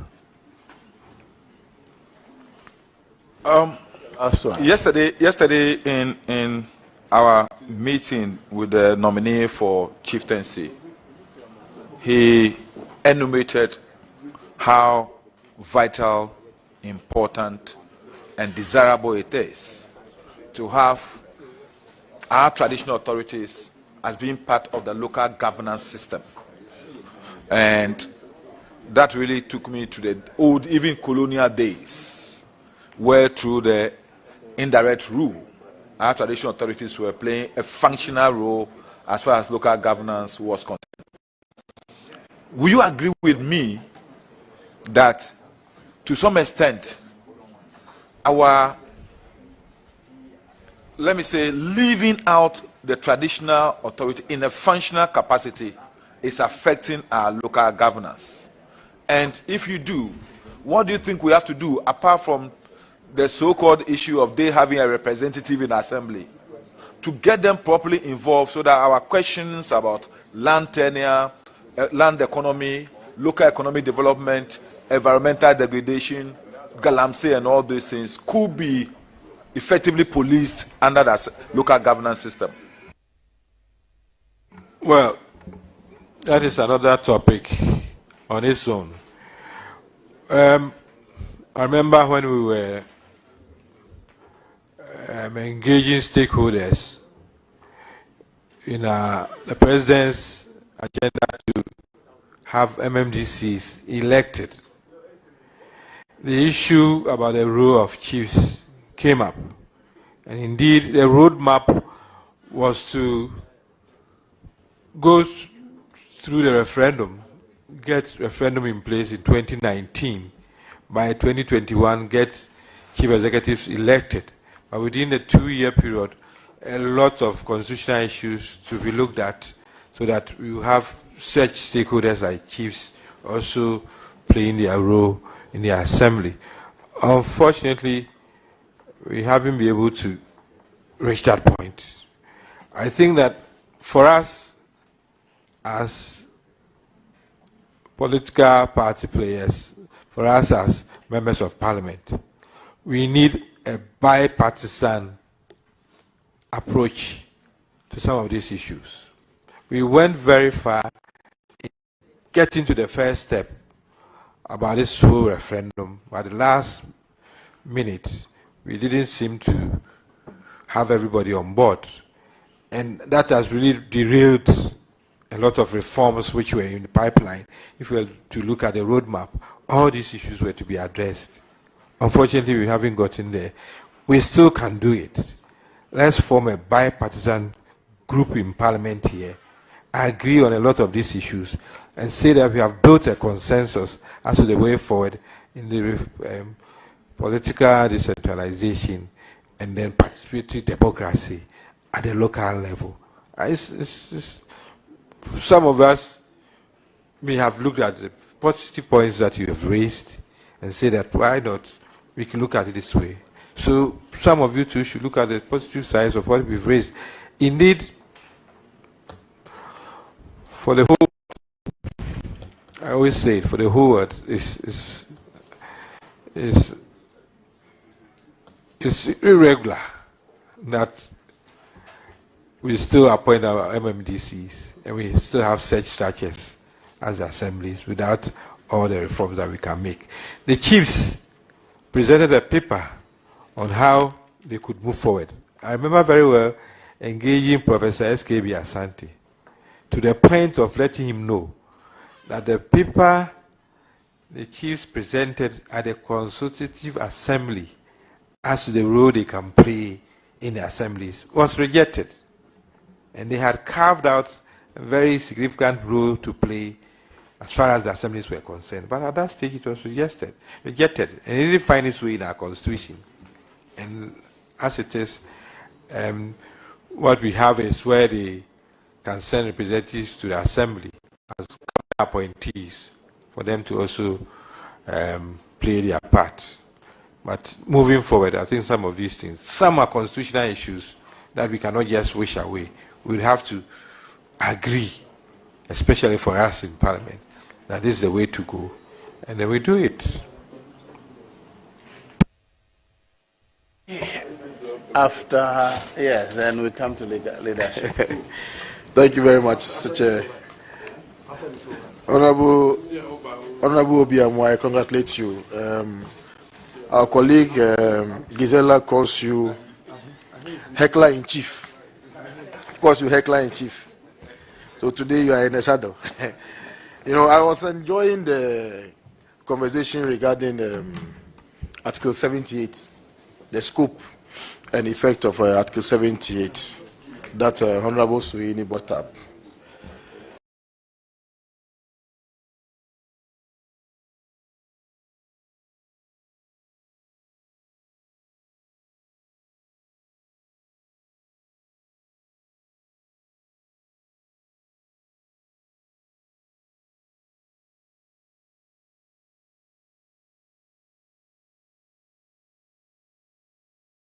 My understanding of who is going where And indeed, the Constitution even spells out the number of cabinet ministers. Even though every minister attends cabinet, it's not every minister who is a cabinet minister.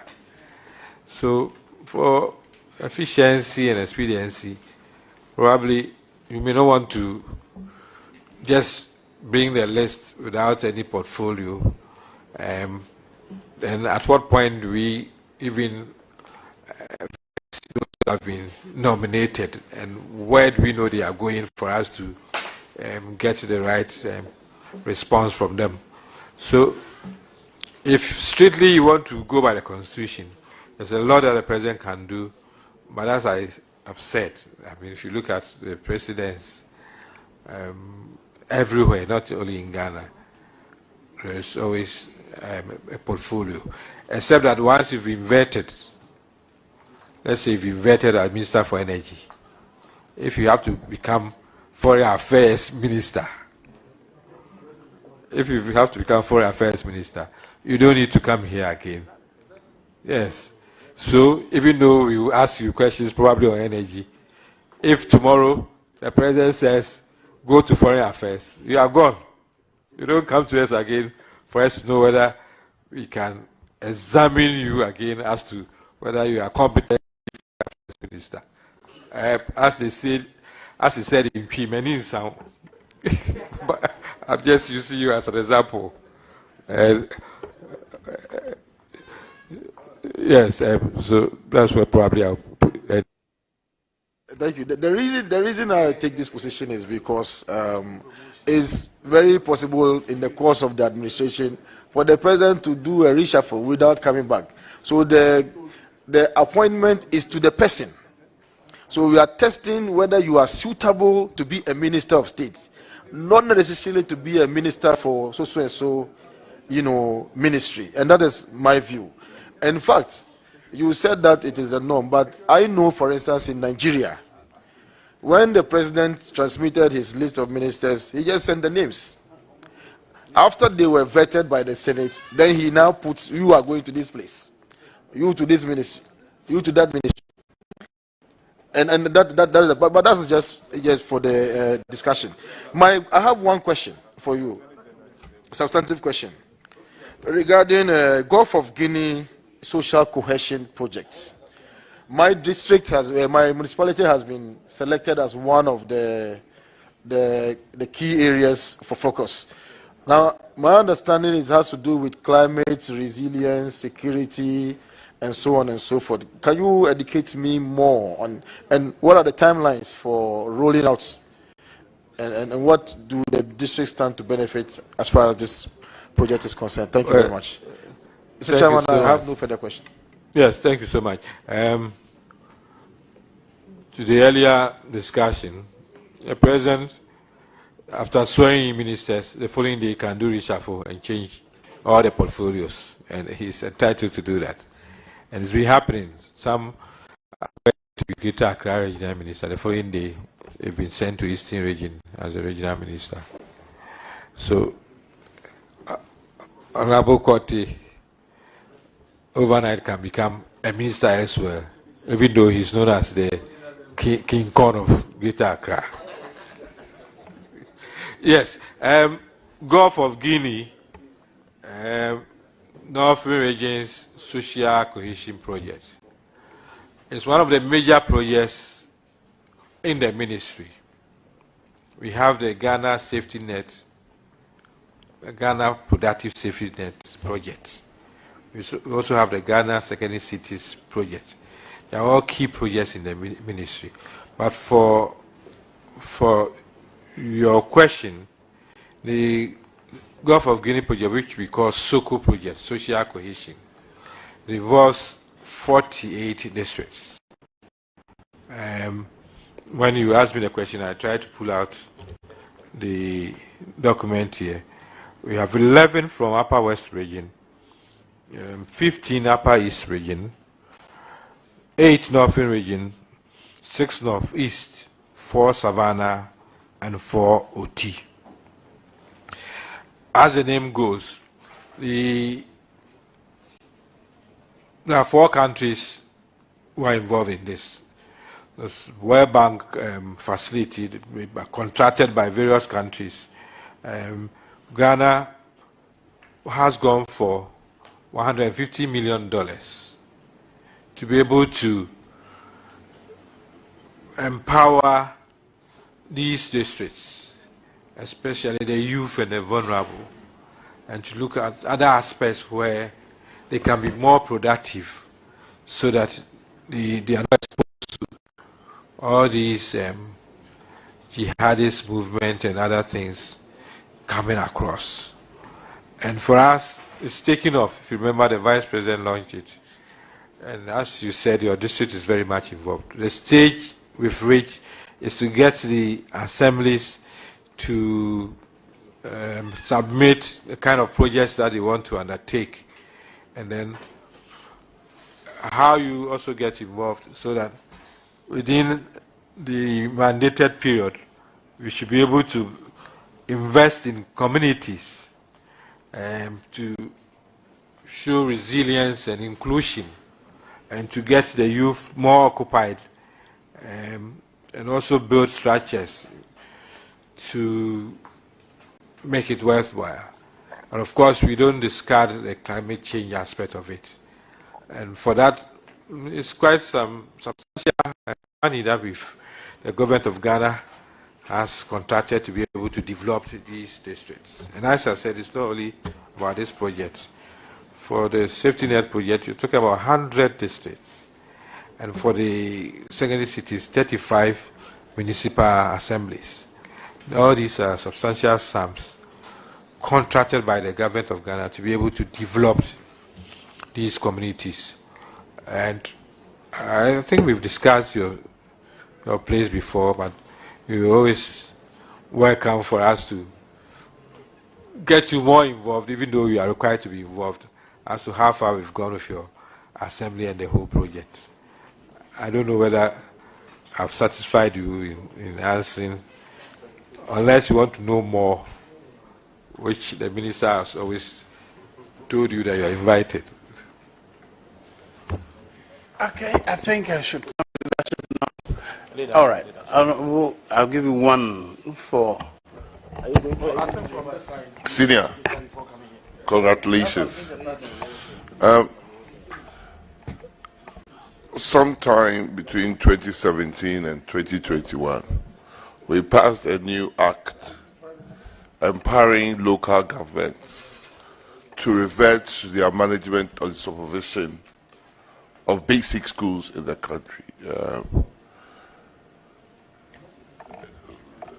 Now, we don't see the supervision or the management from the local assemblies. Rather, selling of school lands for shops in Kumasi, especially, and other places. All basic school lands, especially the school fields that they are playing with, is being sold left, right, and center. Popular, a same cluster of schools. Now, shops are same. Shops have been built by the assembly around all the school. It's turning into a market. You go and people are playing, taking over the school fields 24. They don't even allow the school children to enjoy school. What is the local government ministry and its assemblies going to do about this? Because if we don't put a stop to it, another central government will try to take what is giving legitimately to local government back to the center. You've raised various issues, and I think the first thing we need to know under the Local Governance Act is the heads of department are part of the assembly system, and that if they attend meetings, heads of department meetings, with the chief executive, then obviously they should be able to draw the attention of the chief executive, of the heads of department, to such situations before it even gets beyond them. What you said is something that needs to be investigated and interrogated. But I don't think that decentralization would have caused this. Yes. I don't think this organization will have caused it. If it's encroachment of public spaces by the assembly itself, then they should know that once people encroach on public spaces, they are mandated to act. And if they themselves are doing the encroachment, then of course, I'm sure some people are listening, and those who are listening, people will let them know that this is an issue which has come up. And once it's come up, I'm sure Minister will mandate that the matter should be investigated and then the right thing carried out. He called me senior because I was his senior at Pempe College.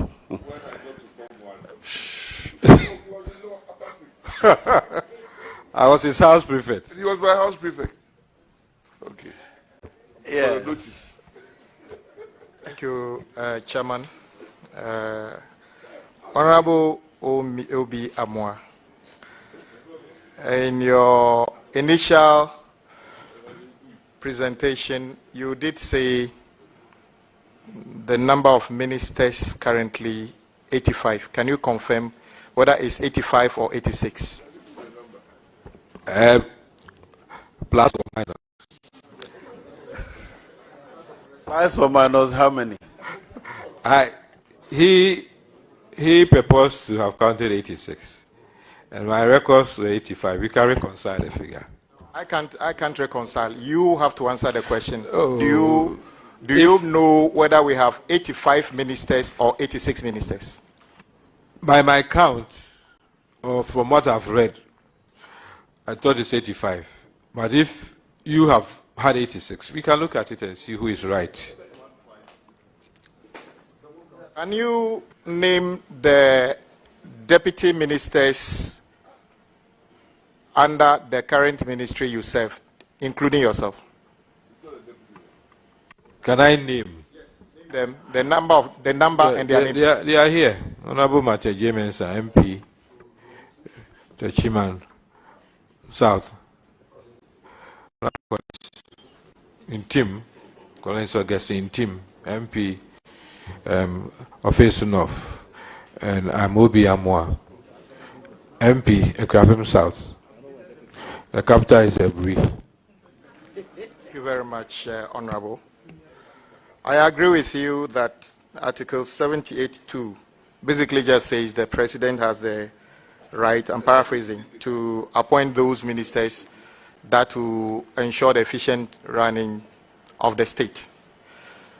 What particular inefficiency currently exists at the ministry you are a deputy minister that requires you to be elevated to a minister of state? What inefficiency? Because the law says to ensure efficient running of the state. So if the president has already made you a deputy minister and trying to elevate you to a minister of state, it means the president probably have noticed an inefficiency. Though I'm aware that the current minister is very experienced and a very a veteran politician. What do you see as the current inefficiency at the local government ministry requiring you to be elevated, and as you are elevated, that inefficiency will be cured? My good friend, Honorable Govins, the new chief whip, powerful man. So you, I mean, this is on the lighter side because it's you. So is there any inefficiency in you becoming a chief whip? Actually, I was not elevated alongside an existing chief whip. I am replacing somebody, so there's only one chief whip of the minority currently. Yes, thank you so much. I don't think you're interpreting the provision very well. The fact that the provision says for the efficient running of the state doesn't mean that if the president takes any decision, that means that there's inefficiency, that's why he's taking a decision. That is not the interpretation of the Constitution. So you don't say that the president has elevated a deputy minister to minister of state because there's inefficiency. I don't think that's how you should put it. It would be too constricted. If the president felt I was inefficient, he would have replaced me, not upgrade me and say what inefficiency is he looking at. So let's look at it in that way. We spent about a third of the time here talking about Minister of State and the size of government. We've been here. I think we are still going back to the same situation. Probably there's very little I can add from what I've said so far, because the other presidents in appointing ministers of state, even sits at the presidency, they don't say that there's inefficiency.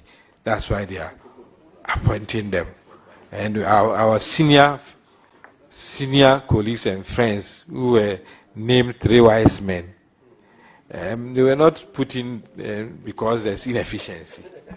But the president thought that he needed such team for the efficient running of the state.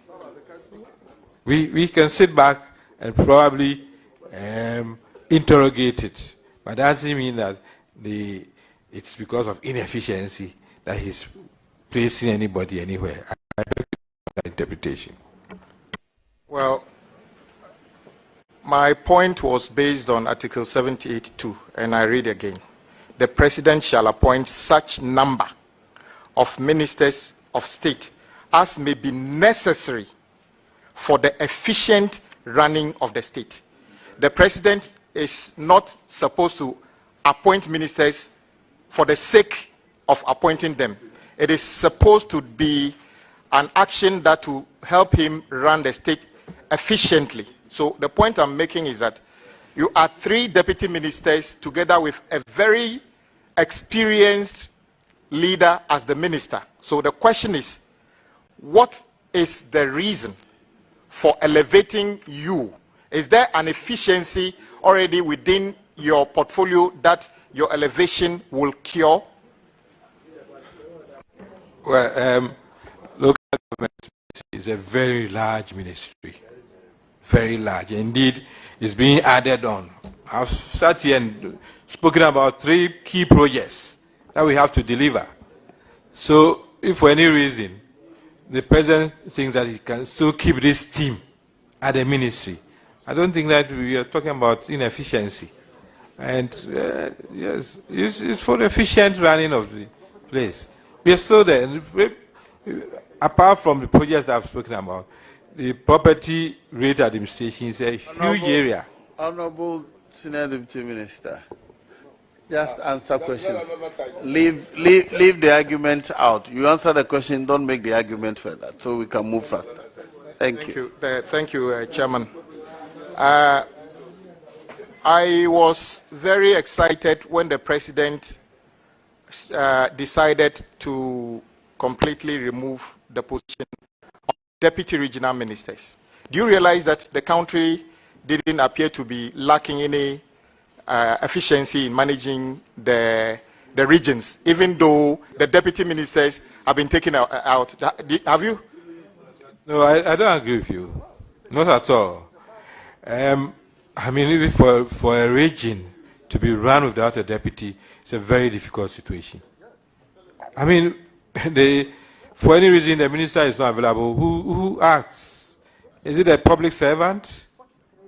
We have 43 districts in Ashanti, and then the minister would have to be absent for various reasons. Who runs the place? We have to take another minister from the center to go and run the place.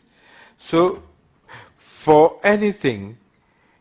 so you disagree with the president for removing deputy regional ministers? You are putting words in my mouth. You were saying that it's working very well. I'm saying that yes, the situation is not as you see it. The situation is as you see it. You try to drive to a point where you say that if you don't need deputy ministers in the region, very soon we don't need deputy ministers in the ministries. And very soon, one minister should run 4 ministries. I don't think we should get to that point. So are you admitting that the president's decision was not well thought out? Is this cross-examination? You put it to me. Are you putting it to me? I'm not putting it. I'm asking you whether you think the president's decision was not well thought out. I think, let me moderate. Kindly ask the question in another way. Yes, will you say the president's decision was not appropriate? Because as you have admitted, his decision has actually made things worse because, in your words, the absence of a regional minister now makes coordinating of district chief executives difficult. So what do you want the president to do now? He has deputy ministers, you complain. He takes them out, you complain. What else do you want the president to do? The president, in his wisdom, has decided that this is the team that he has to use. But doesn't mean that... Honorable Obiama, let's avoid arguments. You're not sitting here, now you're sitting there. You are the nominee, not a member. Putting words in my mouth. That I'm saying the president has this, that. That's what I've said. Please, and this is the third time Honorable you say that. I can suspend your consideration for the next 3 days. Right. Well, all I'm saying is that answer the question yes or no. Cut out the argument. Yes, it says, would you say the president, do you agree or not? Oh, leave it there. The president has not heard. I'm just drawing your attention that you cannot, over this short period, say that it's good, so he has to carry it through. That's all. Okay. Just for your information, I actually said I commended the president when he decided. I would have been happier if he even reduced the deputy ministers. But that's for another day. I would go this way. When you take the report on audit of government of Ghana COVID expenditure for the period March 20th to June 2022, that document on page 53, a table headlined Misapplication of COVID-19 Funds. The second table talks about release of funds and actually the main headline is the Ministry of Local Government and Rural Development. And it says, release of funds for the purchase of curtains for the following rooms: room 32, room 13, room 38, a number of rooms up to room 27. 27,057 cedis and 2 pesos. At the time of COVID, when things were difficult, do you think it was appropriate for your ministry to use 27,000 to buy curtains? Are curtains the most urgent things when you have a medical disaster in a country? Yes. Well, the Auditor General has found that to be misapplication, and the ministry has been asked to rectify it. That's all I can say. Did the ministry spend that amount of money on curtains in a medical COVID money under a medical disaster emergency? This cannot be a personal question for me because what you're saying, I'm not even aware. But I'm saying that that's what the Auditor General has found out, and he says it's misapplication. So the ministry should rectify it, and that's what we're doing. Do you find, if it is true, will you say that that was a wrong way of spending public funds under a medical emergency? That's what the Auditor General has said. And the Auditor General is saying that the funds were allocated for specific purpose. And if for any reason you don't apply to that purpose, then you have misapplied the funds. You face the consequences. Well, Honorable senior colleague, you are the one who, Auditor General doesn't want to be Minister of Local Government. You are the one who wants to be the minister. You may be the one making similar decisions. So I'm asking you, will you take a decision like that?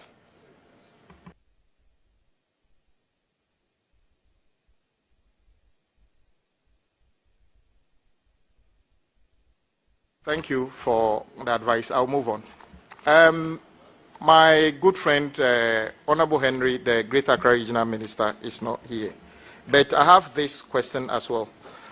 I am aware you are the ministry that superintends over the regional coordinating councils. There's been an issue where we can all see, including as we speak, some citizens of this country filling Sakumono Ramsar site with refuse. As they fill, then the land gets allocated to people to own and build on it. This issue has come even to Parliament. Have you ever cited a report that suggests that Sakumono Ramsar site is being filled with refuse under the watch of the relevant district assembly in Tema? Well, Ramsar site has been in the news for quite some time, and I will commend the regional minister for the efforts he's making in ensuring that Ramsar site is kept the way it's supposed to be kept. There are reports as to how the land has been used. Some encroachment, some without any authority, using the land as the way they want to use it. And indeed, as I said, the Greater Accra Regional Minister must be commended for all the effort he's made. If there are other reports which should indict any chief executive, I'm sure Honorable Minister will take the required action.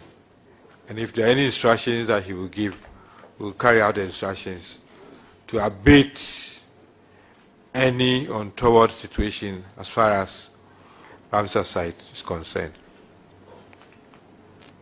Thank you, Honorable Minister.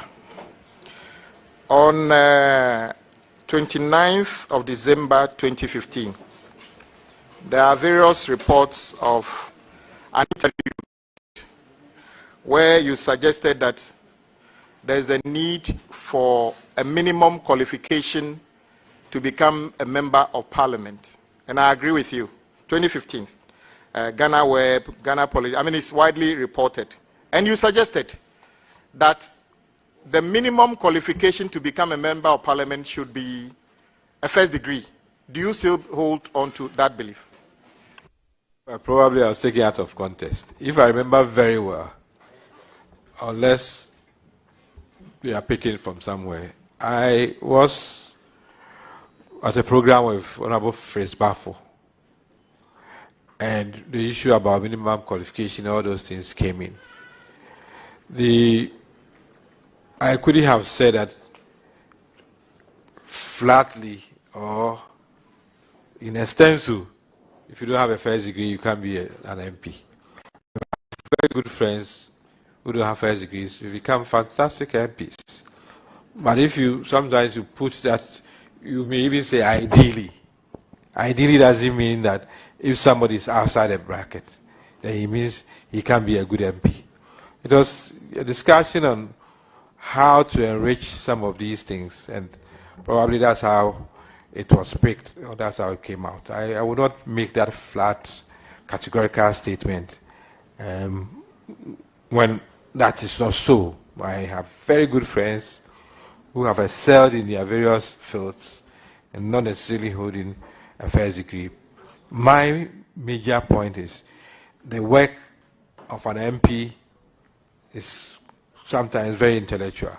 People sit outside, they have the impression that, oh, maybe I had a shock of my life when a policeman said he didn't know how to work. That, so we get up and we roam in the constituency. This is a place of work. And so people should have an idea of the kind of work we do here. And that if you come here, you'll be saddled with so much intellectual work that you should be prepared for it. That's the kind of thing that I want to put across, not to just write off any group of people. Thank you very much. What is the relationship between your ministry currently and the Ministry of Water and Sanitation, Water and Sanitation, in terms of managing waste in the city? The Honorable Minister for Water, Resources and Sanitation appeared before us last week to answer questions, and in supplementary questions, this issue came up. She says her ministry is more concerned with policy, but when it comes to implementation, she cannot do away with the assemblies because that is where the situation is. And that's how we try to coexist. Policy level, they get to a certain level, but when it comes to implementation, you expect that our ministry will be involved because it is at a local level. Thank you very much. Would you say it will be better for that ministry to be sent back to Works and Housing and then allow you to run the city as the public expects?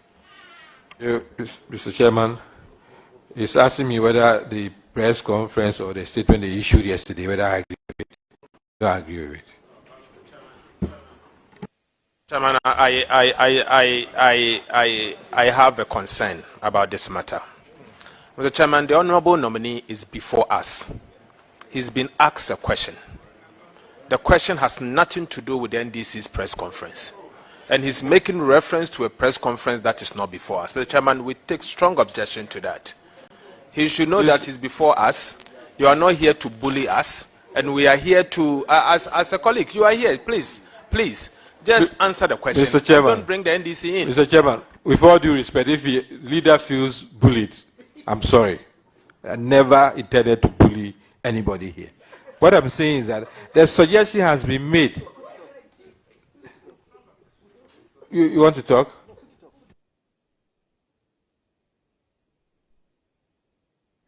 Well, this is your objection to his answer, but I disagree with you because he can relate to what is already in public and says that the question is asking him to agree with their stance as contained in the press conference, but he doesn't agree with it. I think it's a fair question. Okay. Well, that is his assessment. Okay. Honorable Obi Amwa, with a very experienced minister in the person of our senior sitting to your right-hand side, 3 of you being his deputies, also capable, will you say that your elevation, not because you are not qualified, yes, in fact, you could be any substantive minister in any ministry, and I agree, will you say that your elevation has nothing to do with bringing efficiency to that ministry and therefore should not be approved?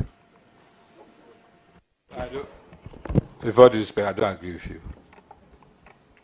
I'm happy to say that the management of waste in the city should, and that is what the public believes should be under the Ministry of Local Government, and I agree with you. If you turn to page 85 of the same audit report on COVID expenditure, the state is reported to have spent 5 million Ghana cedis on an item they call removal of plastic waste and other foreign material debris from storm drains in selected areas in Accra. Is it your considered view that the Ministry of Water Resources, Water and Sanitation actually have a better understanding of which drains needed to be cleared to the extent that they spent 5 million of COVID money to remove, as they call it, plastic waste in storm drains across the city? I don't really get your question. I'm asking that I agreed with you when you said the management of waste and other things in the city. Indeed, when parts of Adaklu get dirty, citizens of Adaklu expect my honorable DC to be responsible for getting that cleared up through various means. And I agree with you when you answered by saying that water resources work closely with you. This expenditure of 5 million Ghana cedi, I would have understood it better if you told me, or if it was recorded that La Dadeko Tupon or an assembly, a collection of them, spend this money. Then it will be difficult, it will be easier to trace. I'm saying, since it is just captured as an item under water resources and sanitation, will you say that this expenditure would have been better explained if it was expended under your ministry? I still don't understand your situation. Let me try, and he's saying that under the budget, is that right? Yeah. Under the audit report. Audit report of COVID-19, there is a report that Ministry of Water Resources has spent 5 million cedis to clean up a drain. And in his view, such cleanup ought to have been done by the assembly. Would you agree with that? Or let's say this expenditure should have been done by an assembly and not resources to clean storm drain. Unfortunately, I looked at the report, but I didn't look at that session, probably because it was water and sanitation. But it depends on the circumstances. I cannot sit here and just pass judgment because the water and sanitation has been cited for using money at a place. I cannot sit here and do that. It will require more interrogation before I can conclude on this matter. Let me make it even better. On that table, there are 5 items. Let me give you examples. Emergency cleanup exercise in the Greater Accra metropolitan area, 2.9 million Ghana cedi. Emergency cleanup exercise in Greater Kumasi metropolitan area.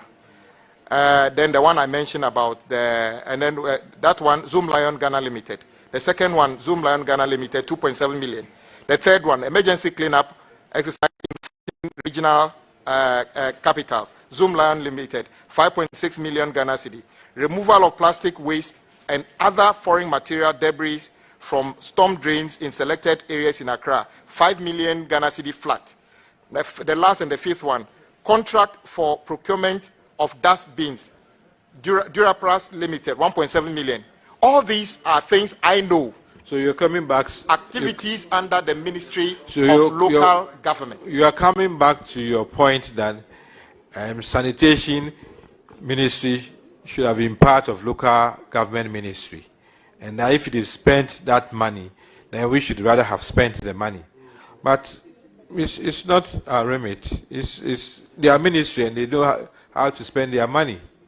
And if the Auditor General has a problem with it, they have to answer. It's not for me to sit here and say that money should have come to us. Why have they spent it? I can't do that. So when there's a litter overflow or rubbish on the street of any city within Ghana now, whose responsibility is it to clean up? Is it local government ministry or sanitation ministry?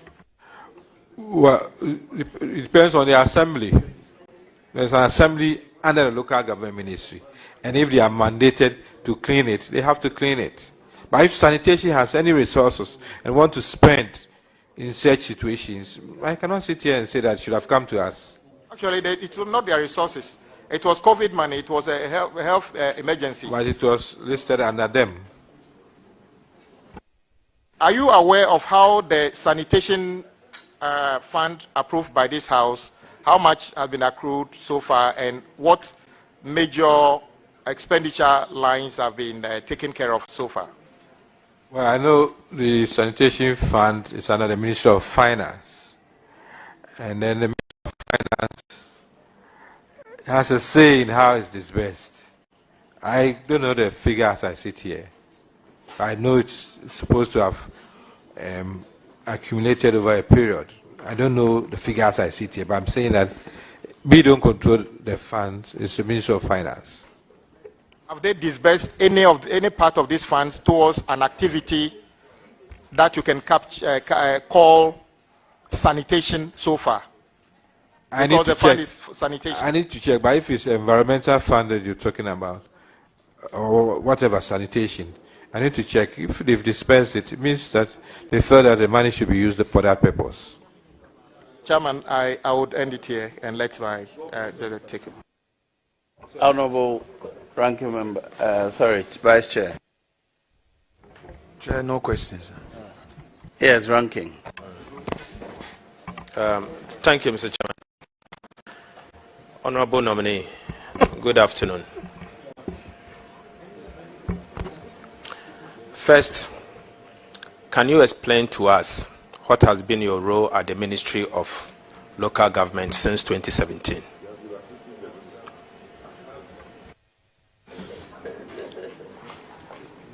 Thank you, Honorable Chairman. Thank you, Ranking. Yes, I've been the Deputy Minister at the Ministry, first under Hajia Alima Mahama and now under Honorable Damboche. My role is as a deputy. You assist and you deputize. That's what I've been doing. So you have two other deputy ministers at the Ministry of Local Government. Can you educate us specifically your role as against the remaining two deputy ministers? Can you educate us? Well, as I said earlier, the ministry is very large. It's a big ministry, and we all have our roles to play. For instance, if it comes to supervising even the districts, it's been zoned into 4. As I sit here, I'm in charge of Greater Accra, Central and Western, 65 districts. Honorable Matthew Mensa has his districts. The minister himself has the districts. Honorable Collins Team has his districts. The 261 districts have been divided into 4 for us to manage it, for us to supervise. That's one aspect. The other aspect are the departments under our ministry. For instance, when it comes to births and deaths, the minister will say, direct it to Obi Amwa. When it comes to parks and gardens, he will say, C. Martin, Honorable Martin J. Mensa. So we have our rules cut out for us in the ministry. And beyond that, you can be assigned any kind of role to play. So that we have all these projects. And the minister may say that, Soko, I'm not able to travel to Lomé, lead a delegation to Lomé, go and discuss the regional project. And I take off. Or go to Germany with finance minister to go and discuss all the bilateral agreements that we have, some of which concern us. And then I proceed. So it's varied, and then it's cut out for us. So it's not that we... Prior to 2017, sanitation used to be part of the Ministry of Local Government and Rural Development. Do you agree? Prior to 2017, yes. Yes, until the ministry was created. Do you agree that prior to 2017, we used to have 1 minister and 2 deputies at the Ministry of Local Government? That local sanitation used to be part of it. Do I agree? If you say do I agree, I don't understand it. Is it a fact or it's not a fact? If it's a fact, it's a fact. I'm asking you a simple question. You only have to give me yes or no. Yes If or no, yes if or you no. say do you agree, it becomes an opinion. Okay, I'm so saying that it's a fact that there was a minister and deputy minister. So it's not about me agreeing. So how many ministers and deputy ministers at the time were at the Ministry of Local Government at the time? How many? Do your time. College Dauda, Ejeku, Jama, who else? Oh, Elvis Nilante. No, and okay, you clarify it. We want to find out whether at a time. At a time, how many deputy ministers were at the Ministry of Local Government and a minister were at the Ministry of Local Government? ranking and minority leader. We've gone over this. I said at the time, a minister and 2 deputies. And you said that because sanitation was part of it, you think that that's what should be. I can't agree with you. I'm asking you this question because you said the Ministry of Local Government is a large ministry. Yes, I agree it's a large ministry. But it was bigger prior to 2017 when sanitation was part of it. And, okay. The chairman has given me the cue that I should not be arguing too much. And yet, the government at the time managed with 1 minister and 2 deputies. I'm careful not to then talk about how well it was managed and how efficient it was managed. It will lead us to another argument. But your point is that you had a deputy and a minister and 2 deputies, and you had sanitation attached to it, so it was bigger. I don't want us to extend this. Otherwise, I'll also tell you what has been added to our ministry.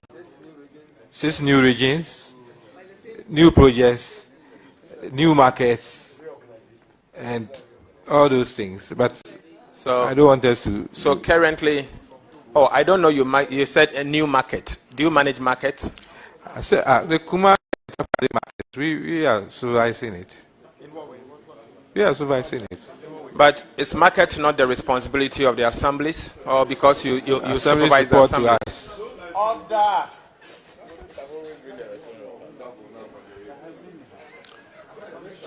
Honorable Ranking, the first issue was about size. And I'm saying that if it's about size, I can also tell you how we've expanded. And so I was giving examples. I don't want us to start dwelling on who has to build market. I think we can move on. Do you have a presidential staffer attached to your ministry? Yes. He's also the executive secretary for IMCC. So you have 3 deputies, 1 minister, and 1 presidential staffer, correct? He's the executive secretary for IMCC. He works with us. He's the presidential advisor and acting executive secretary for Interministerial Coordinating Committee on Decentralization, which is provided in the Act, the Local Governance Act. Are you aware that he's paid under Article 71 or not? Oh, if he's a presidential staffer, then his name will be on the list. On the list as what? As Article 71 office holder or not? I haven't seen it. Honorable nominee, what will be your role as a Minister of State at the Ministry of Local Government? We seem to be repeating ourselves, and sometimes I don't even know what to add, because almost everybody has asked me this question. Let me put it this way. Yes. Will your role be different as Minister of State at the Ministry of Local Government as against your previous role as a Deputy Minister? If I'm fortunate enough to be approved by this House, the Minister and the President will sit down and decide on this matter. Honorable, you are a Deputy Minister. You're brought before us as Minister of State. Are you going to perform the same role as a Deputy Minister? Mr. Chairman, that's why I've said here that I've been upgraded. Can they answer that, yes or no? Are you going to perform the same role? I thought I was playing it safe by saying that the Minister, the President, would assign me in the role. But I've been... So are you expecting it to be the same role as the Deputy Minister? No. That's what we were expecting from you. Yes, I've said it several times, Chairman. Honorable nominee, you supervise a number of district assemblies.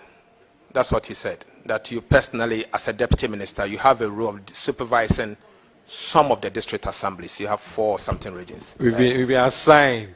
Assigned. We've been assigned.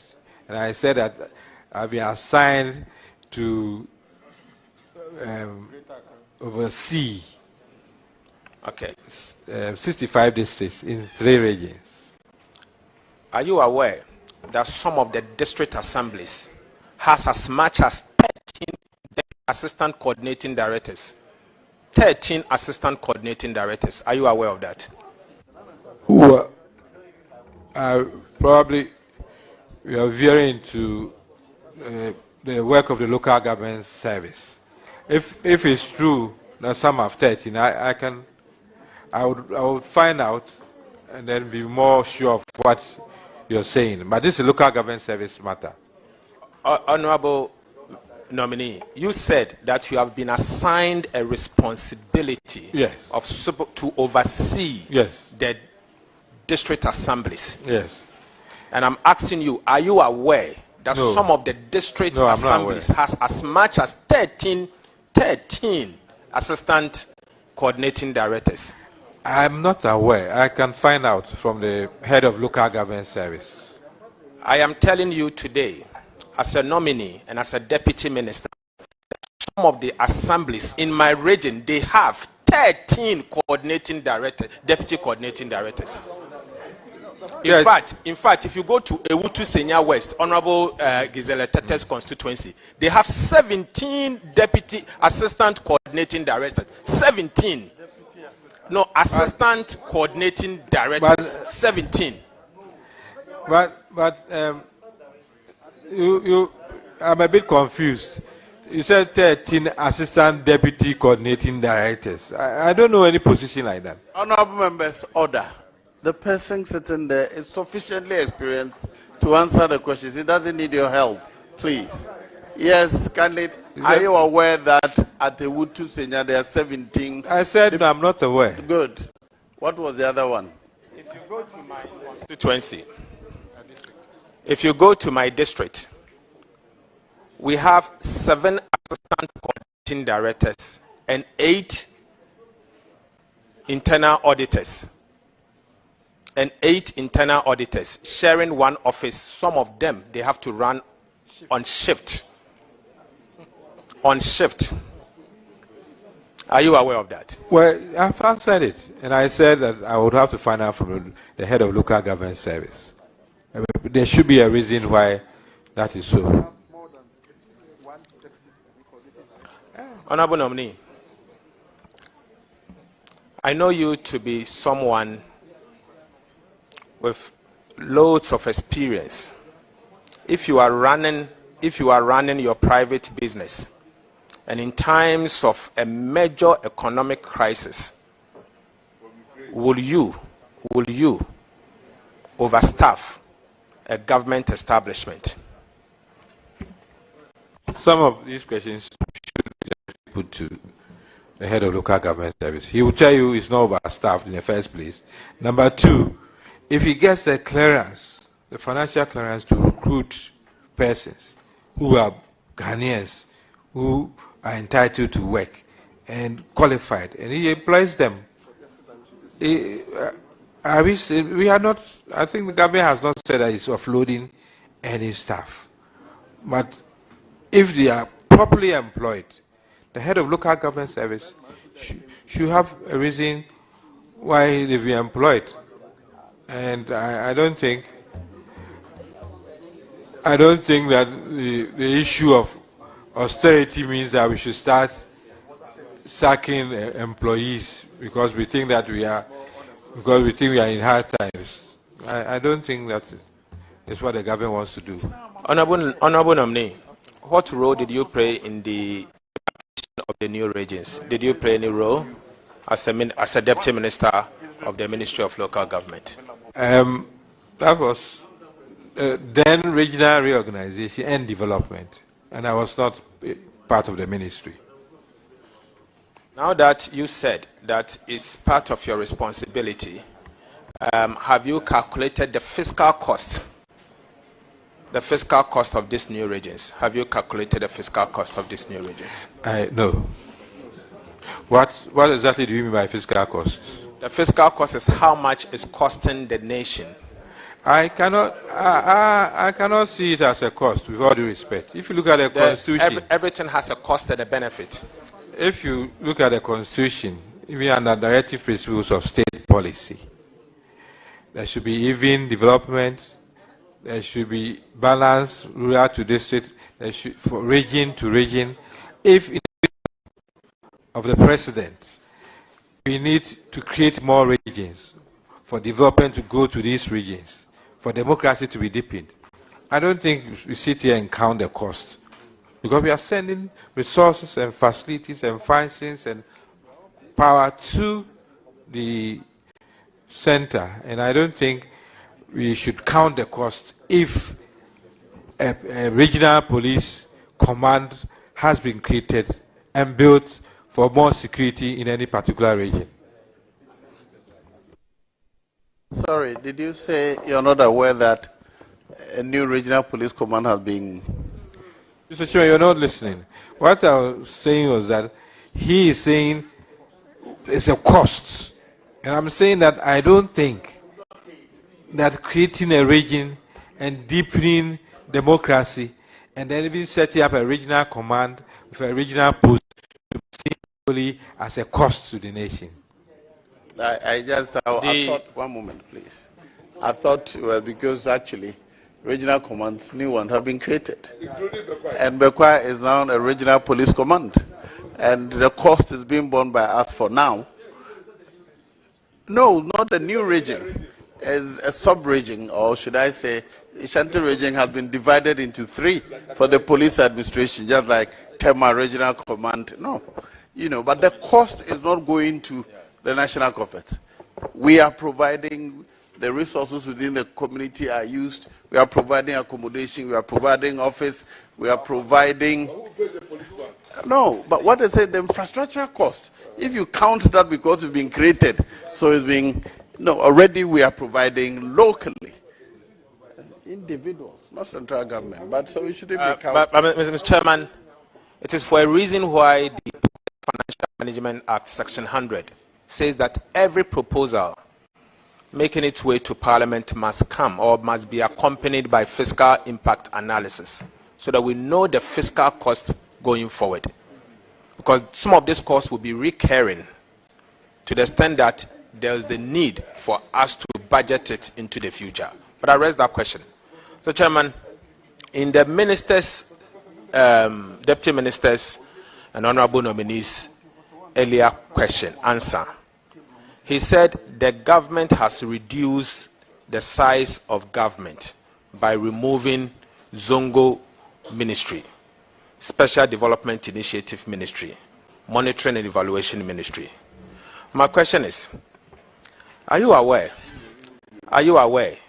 that even though the minister responsible for the ministry has been collapsed, the same Ministry of Monitoring and Evaluation, the deputy minister is still at the office of the president under Monitoring and Evaluation Secretariat and being paid the same salary as a former deputy minister? Are you aware of that?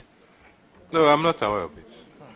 I'm confirming to you that at the finance committee meeting, the same deputy minister was there.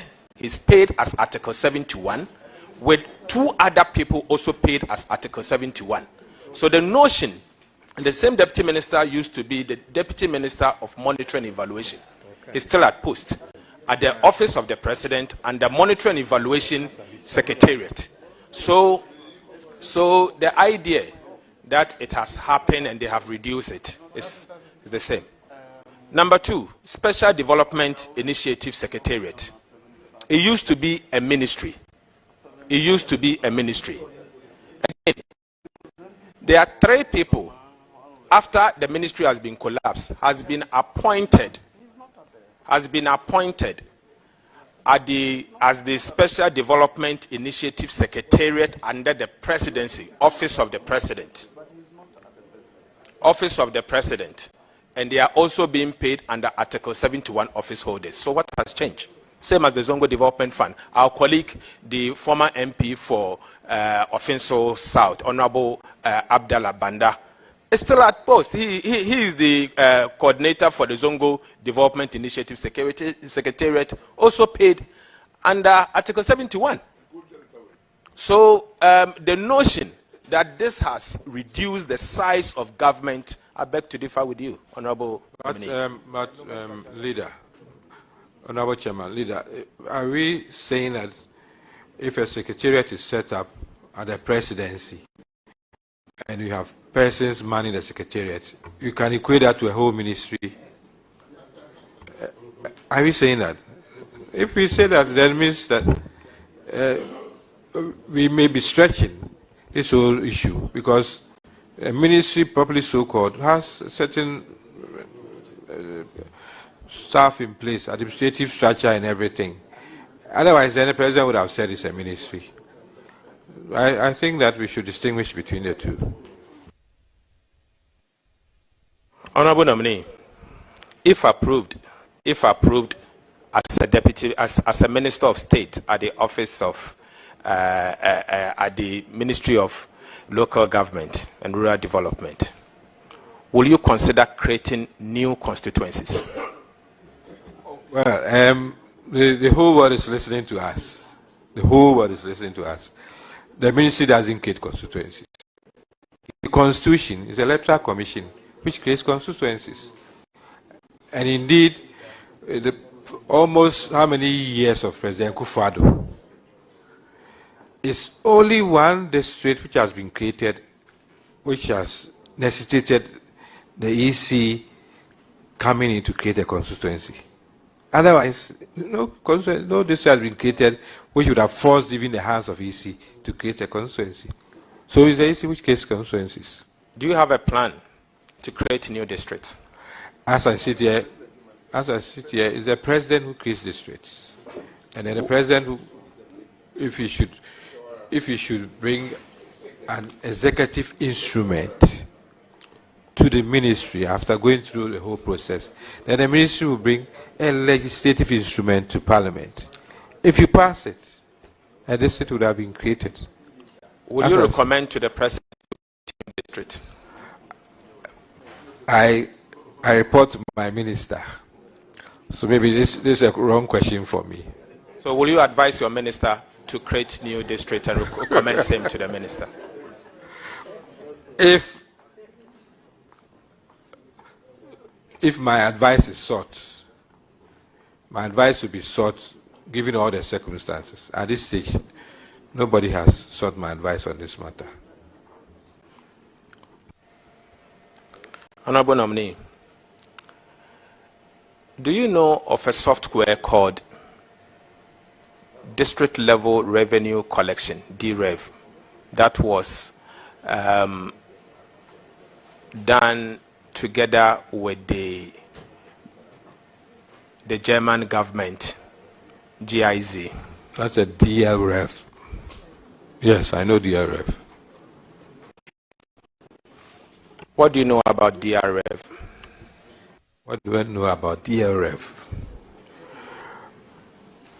As you said, GIZ had been involved in DREV, trying to assist the assemblies to be able to boost their revenue collection efforts. They were not operating in all the districts. They had various situations where others could even come on board. And as far as we are concerned, they did their part, they played their part in assisting the districts.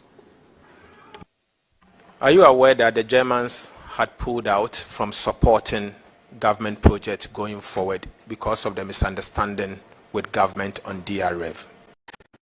It is not true. I say it is not true because I was part of the delegation to Germany. And nowhere did the German government say that they are pulling out their support because of DREV. What has the German government said to you? suspension of future projects? Not me. I was part of or a delegation. The government? I was part of a delegation led by the finance minister. Various agreements were signed. So it's not true that the Germans have pulled out. The GLREF situation became protracted.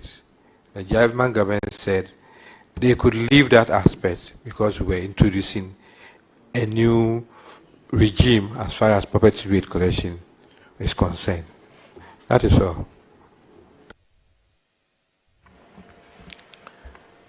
Honorable nominee, to conclude, in the midst of what the country is going through vis-a-vis the economic crisis, that we are witnessing,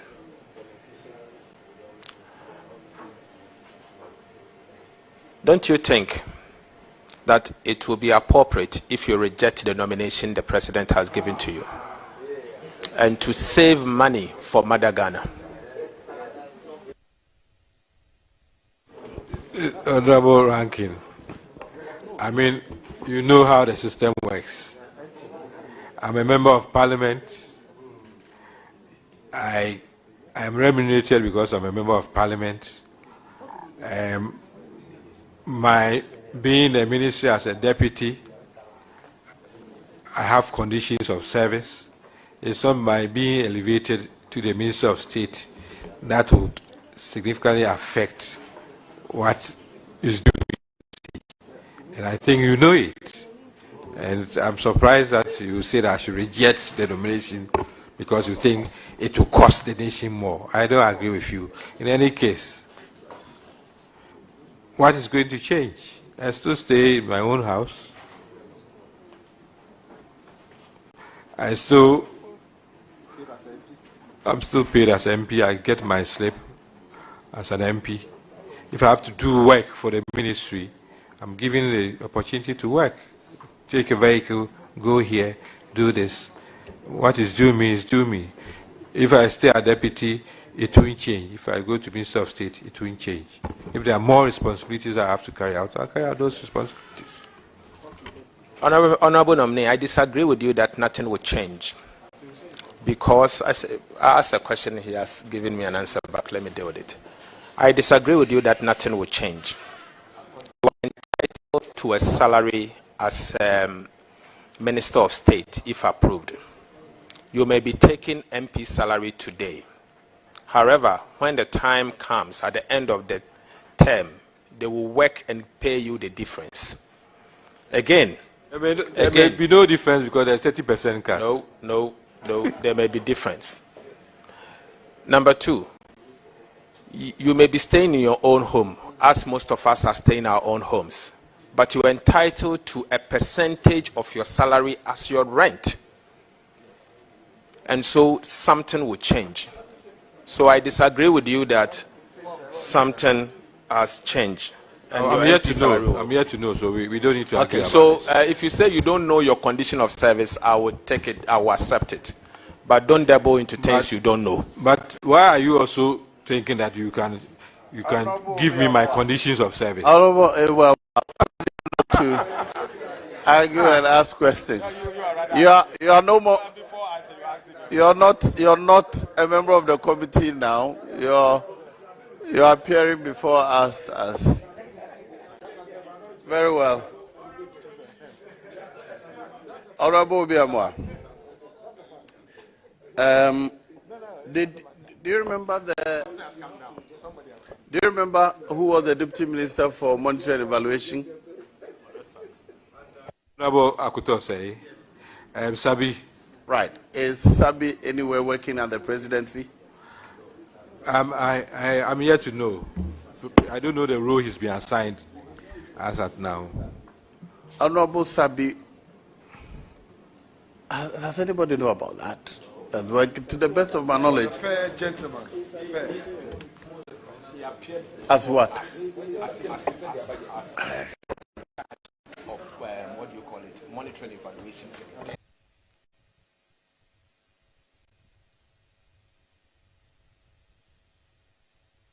as a presidential appointment. Okay. The money and evaluating secretariat is what you're referring to. Yes. Was there a monetary and evaluating secretariat previously? Tony Edu.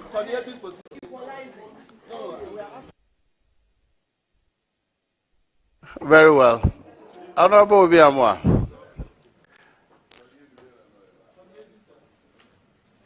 Because you're seeking to bully us, I'll ask you a lot of questions.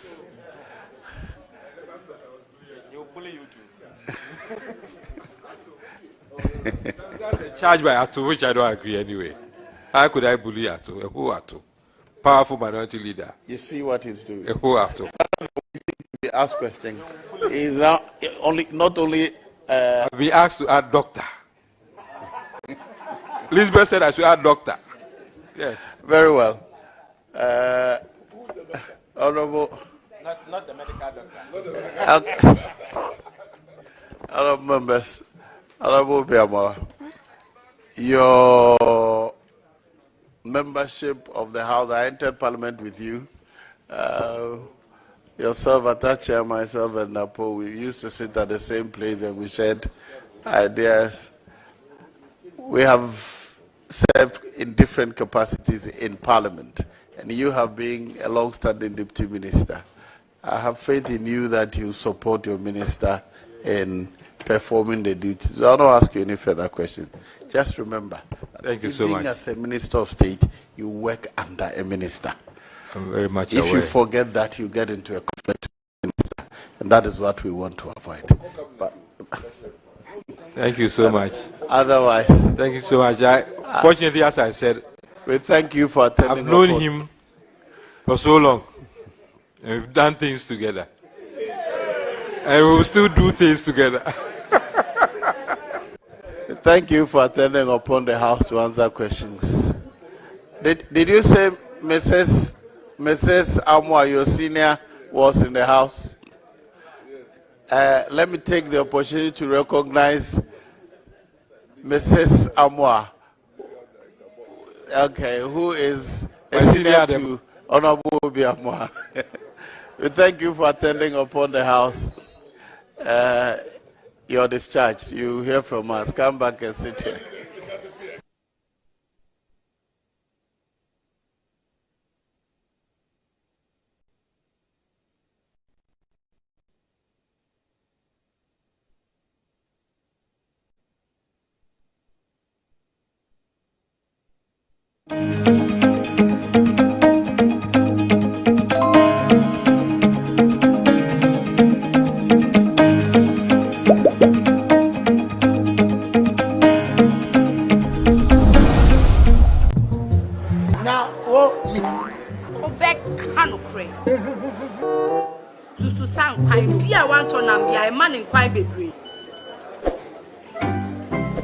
Mommy, you first can see about Kotoso. Pepoga, send me sick from Lemonade Finance. Brian, tell the shade and let me £10. Lemonade Finance. Say they're sending money back home from UK, Canada, and now US. I accepted a instant charges. Extinguishing in Suya. Unbeatable. We should make promo code Dr. Like Nanya £10, $10, and $10 for the first transaction. What is send this guy download to Lemonade Finance. You introduced me as being the class prefect, the senior prefect. I would expect members to put up their best behavior. I will put up my very best behavior, and then we'll get into that. I am the class prefect in the chair, so I still remain the class prefect. So it should be well behaved. Well, I think the members of the public know you, and nobody should be surprised that you expect us to put up our best behavior.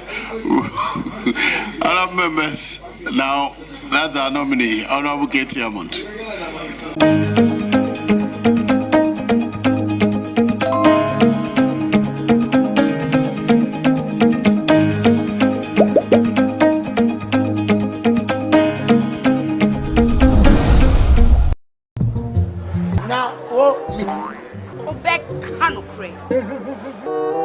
Susu sang kwai bia wan to nam bia man in kwai bebre.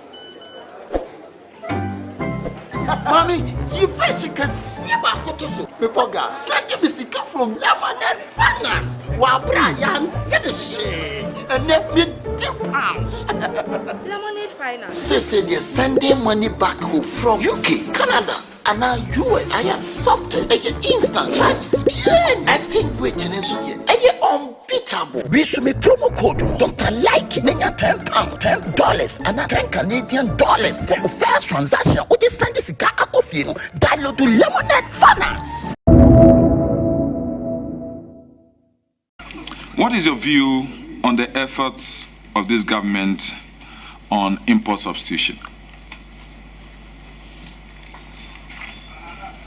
I've got some strong personal views of my own, which may appear to coincide with that of the government.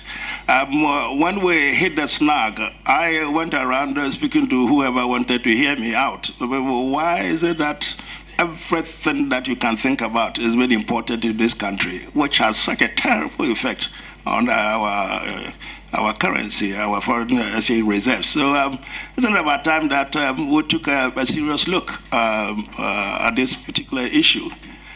Then when my nomination came up and I had to do a little bit more research, it became apparent that Cabinet actually is taking up the issue.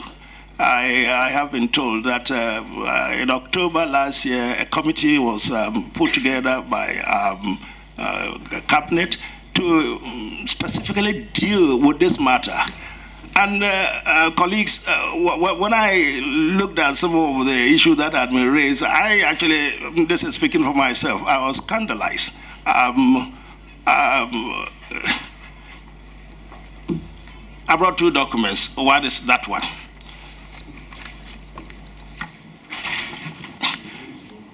It's been decided at that level that we should be looking at about 50 specific areas where it's probably important to look at issues of import substitution. And what I found scandalizing is what appeared at paragraph 4 of the item that they are listed. You know what we're importing into Ghana? We're importing guts, we're importing bladders, and we're importing stomachs of animals to Ghana to complement, I think, our food, whatever. And that alone totaled, a year that's in the question, about 164,570,000 plus some hundreds of dollars. I thought this is a little bit of a scandal. But it's on the list. It's a committee is put together. The decision has been made that we should, as a country, seriously consider as much as possible to institute some policy to ensure that we have some substitution for some of these items. It's not only this. This is what I found scandalizing, but there are other things on the list. You're looking at rice, you're looking at beverages, you're looking at, I mean, rice alone. I also happen to have found out that we were smuggling rice into the country without disclosing. Because you look at how much is produced locally, you look at how much we consume, and then you do the subtraction. There's a gap of close to about 500, 600 metric tons, which has been consumed but not accounted for through the system. So there is that. And then second-hand vehicles, second-hand clothing, and quite a lot that government feels that to ensure some sanity in the system should be looked at. So I have very clear views in my own mind. What should be done? Obviously, encouraged by what I've read in the government papers.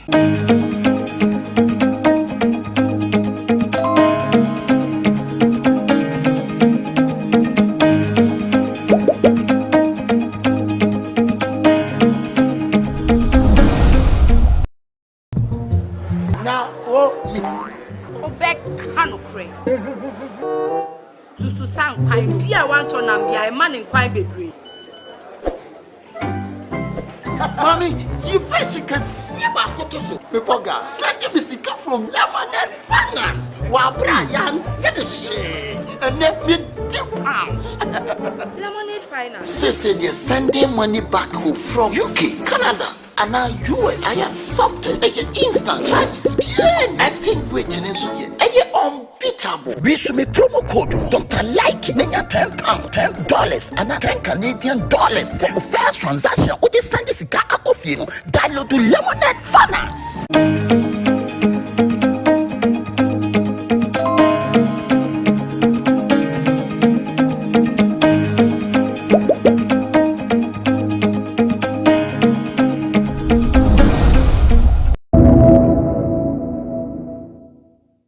Introduce me as being the class prefect, the senior prefect.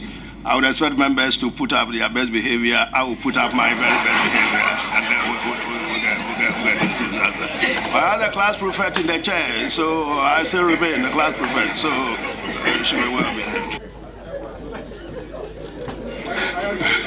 Well, I think the members of the public know you, and nobody should be surprised that you expect us to put up our best behavior. Other members, now that's our nominee, Honorable Katie Amont.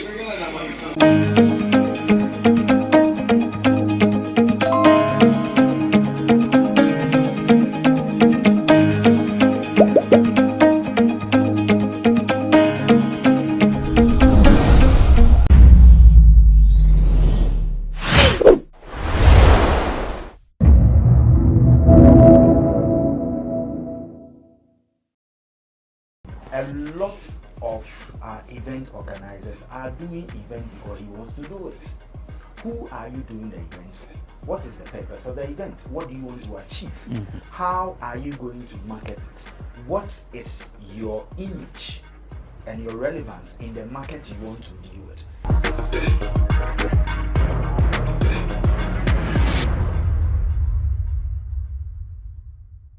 The Valentine's Day is over. I believe you enjoy yourself. Yes, I also did, because there were quite a number of events in the nation's capital and I attended quite a number of them. Even before that was the Super Bowl performance by Rihanna, and indeed it has actually courted conversation. A number of people talking about the performance and how Ghana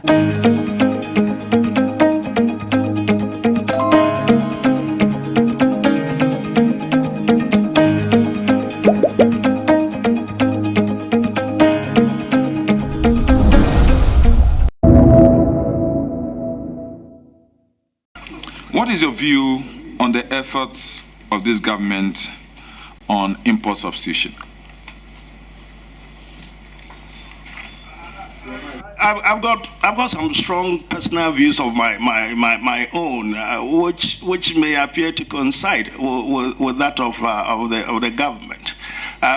When we hit the snag, I went around speaking to whoever wanted to hear me out. Why is it that everything that you can think about is being imported in this country, which has such a terrible effect on our currency, our foreign exchange reserves? So it's about time that we took a serious look at this particular issue. Then when my nomination came up and I had to do a little bit more research, it became apparent that Cabinet actually is taking up the issue. I have been told that in October last year, a committee was put together by Cabinet to specifically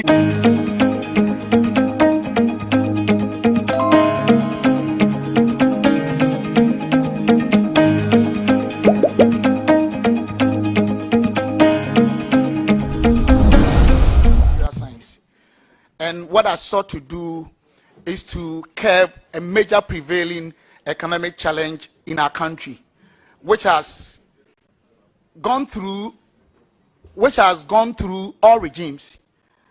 Mr. Chairman, I realize that Ghana is the only country I know, I'm using myself, I, as a first person singular, I know that governments, not only one government, but all governments, borrow from investors on our domestic market at a higher rate than the private sector, which is an anomalous fundamentally.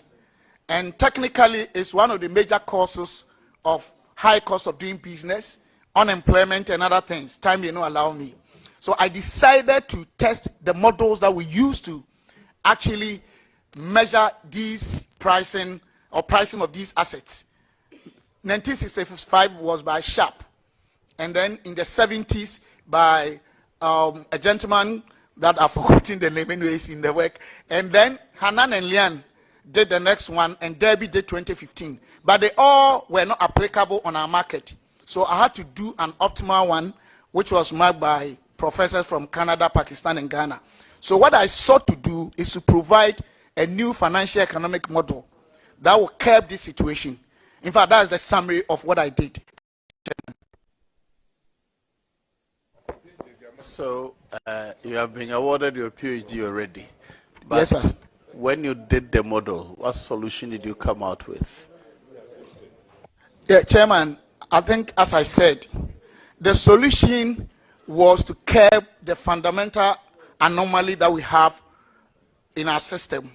Because, Chairman, you realize that if a government which is supposed to offer risk-free assets, when you say risk-free, is supposed to give less returns than private sector, which is risky, is offering a higher returns, it will be difficult for even the banks to give monies to individual investors and entrepreneurs. And if you check the records of the banks, some of them even give as high as 70%, they invest in government securities. Governments do not necessarily create value chains to employ people. So my model was meant to reverse this situation so that there will be availability of adequate funds to investors and entrepreneurs at a cheaper rate so that the industry can grow organically and employ a lot of people. So that was what my model was actually seeking to do. And it has been tested because mathematical models or financial economic models, they are like a car. Without testing it, you cannot say it works or not. It fits into any situation. And I pray that our country will use it to benefit us. Thank you very much, Mr. Chairman. Very well. Who is the next? Nilante. Yes, Nilante.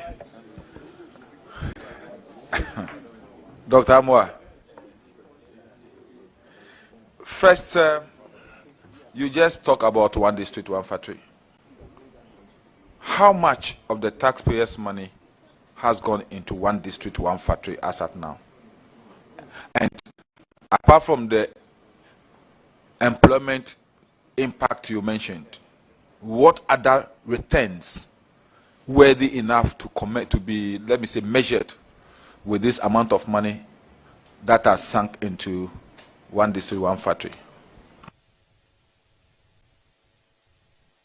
Thank you very much, Chairman. If I can sit here and say I know the exact amount, then I'm lying. I'm afraid, sorry, I don't know the exact amount. But what I know is that in terms of value derived, we've done a lot. That policy has done a lot for us. We are all talking about import substitution. We are talking about unemployment. We are talking about the cost of doing businesses. You realize that a lot of companies, Mr. Chairman, there's a company called, I think, Akwamufie, that develops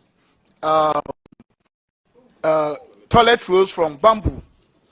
And trust me, there was also another company that I've forgotten, but I can show you later on that was importing the same jumbo rolls from Nigeria.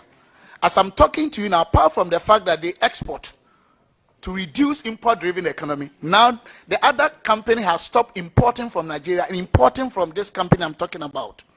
You realize that 1D1F, not just that, in terms of considering its integral component of our GDP, it's done a lot.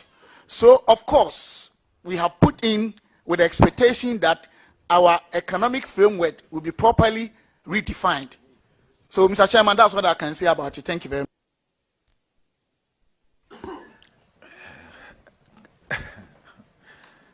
How many items on an ordinary market shelf will you say have been substituted with any product from 1D1F? How many? I can't give you the number, but a lot. We all know a lot. I mentioned toiletry. I mentioned, is it juice?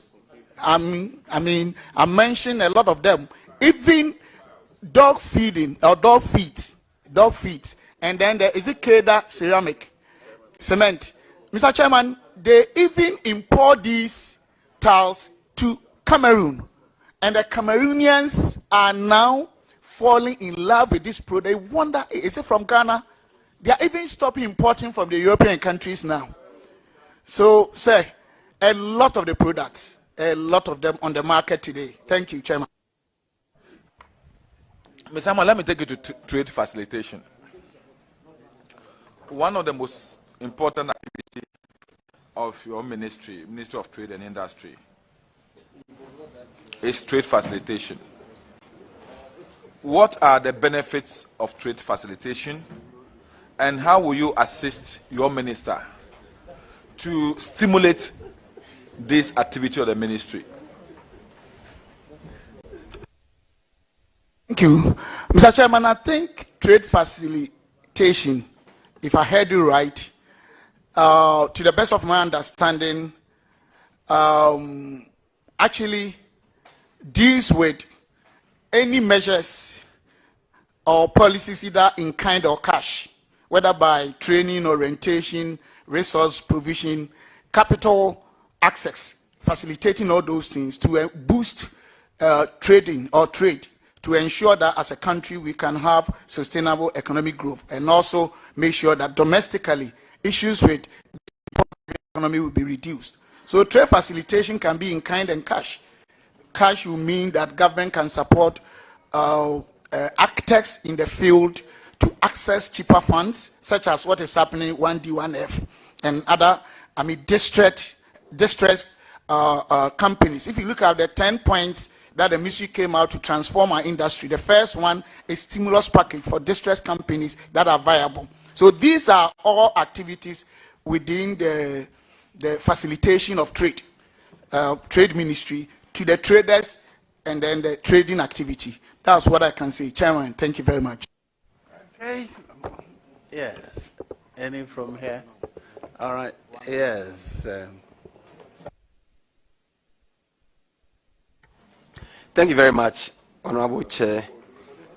Honorable nominee, I've heard you on several platforms argue that the economy of Ghana is suffering also because of the Russian-Ukraine war. Now, I want to ask a very simple question in respect of import substitution. When you look at the countries that Ghana generally import from and the quantum of, the quantum of import that we have, for example, Ghana imports refined petroleum to the tune of, that is only in 2021, to the tune of $669 million. When we talk about cars, we imported to the tune of $492 million. Rice was $391 million. Delivery trucks, $289 million.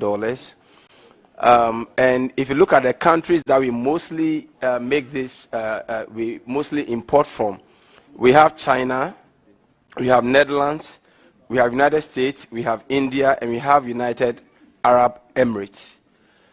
If you look at all these countries, none of them actually is Russia and Ukraine. To what extent has the Russia-Ukraine war affected, the economy of Ghana, and particularly with respect to trade?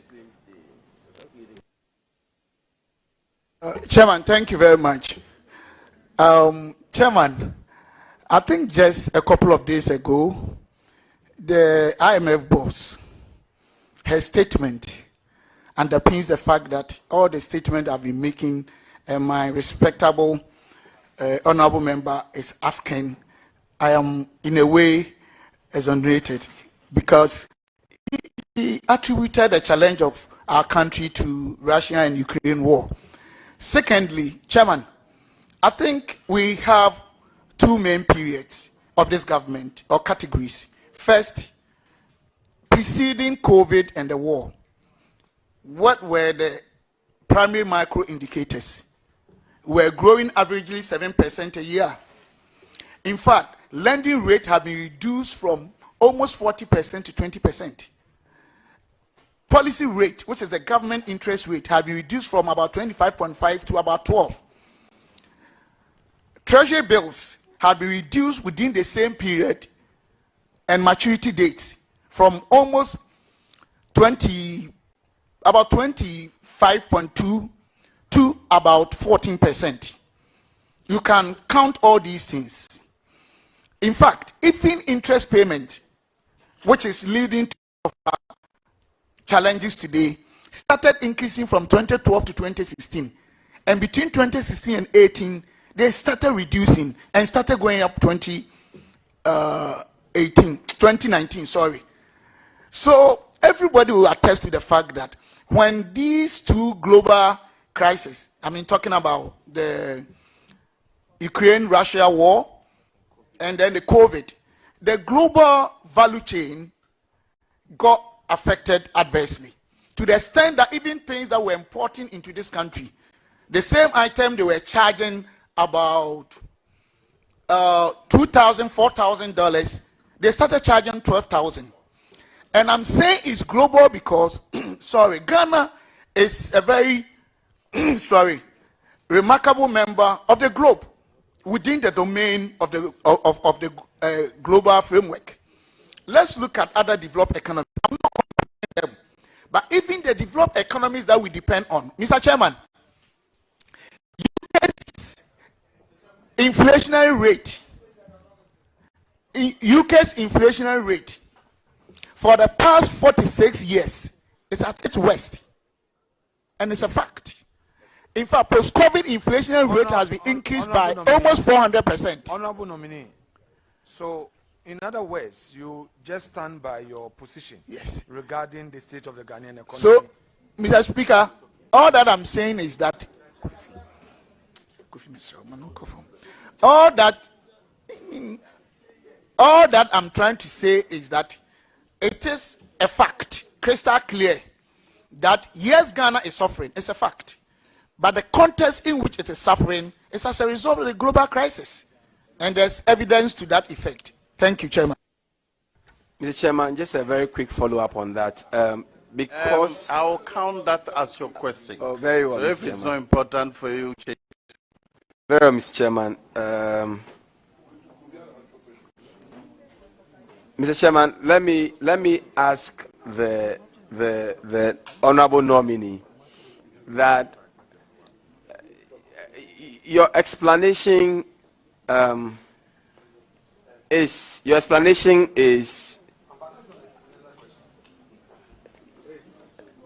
leader. Your explanation does not really answer the question I posed. The question is that to what extent has the Russian-Ukraine war directly affected our economy, and for that matter, trade, particularly, which is a ministry you are going. So I'm expecting that maybe there are particular products that you know of coming from Russia, Ukraine, or you know of some trade transaction between Russia and Ukraine and Ghana that you may want the committee to know. You may grant us some further explanation on that one. Yeah, Mr. Chairman, thank you very much, and thank you for your clarity. Mr. Chairman, I think as a result of these two incidents, we realize that everybody can attest to the fact that we do import from Ukraine. Understand, is it flour, bread, and all those things? Oh, if you can give the specifics, it will be very helpful.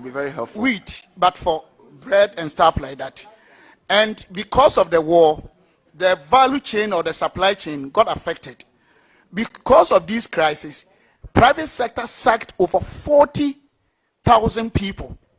And definitely, if private sector is sacking people, it affects trade or trading activities in Ghana. And I think it is quite clear that these facts have strong correlation between what is happening today on our market in terms of trading and then our economy and the war. I think they are positively correlated. Thank you very much. Mr. Speaker, I would need the honorable nominee to submit to us the data or the document that says that the private sector sacked 40,000 workers. Because this is a matter of fact that he has said, and we need to substantiate it, because I don't know where it's coming from. Oh, did you say you were quoting from any document? Did you say you were quoting from any particular document? Chairman, what I meant was an estimated number that various stakeholder groups have earlier stated. Thank you, Chairman. Chairman, can you confirm whether you said we import bread also from Ukraine? Wheat. Oh, he's listening. Doc, did you say we import bread also from Ukraine? Honorable members, order. Let him answer the question. Yes.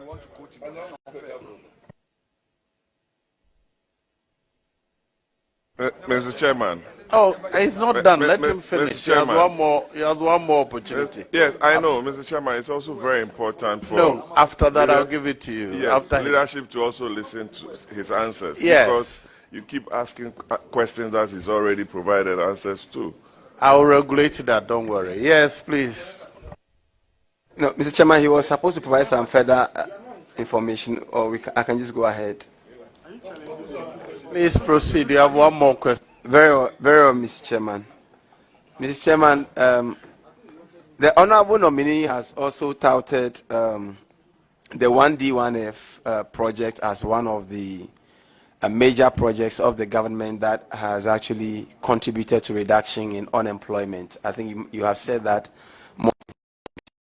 Can you confirm whether or how many municipalities within Greater Accra region that have benefited from 1D1F, and especially my constituency, Medina, whether the people of Medina have benefited from 1D1F in the last 6 years of the administration, and why East as well, and if confirmed, what you do about the fact that these constituencies have not benefited from 1D1F. Thank you.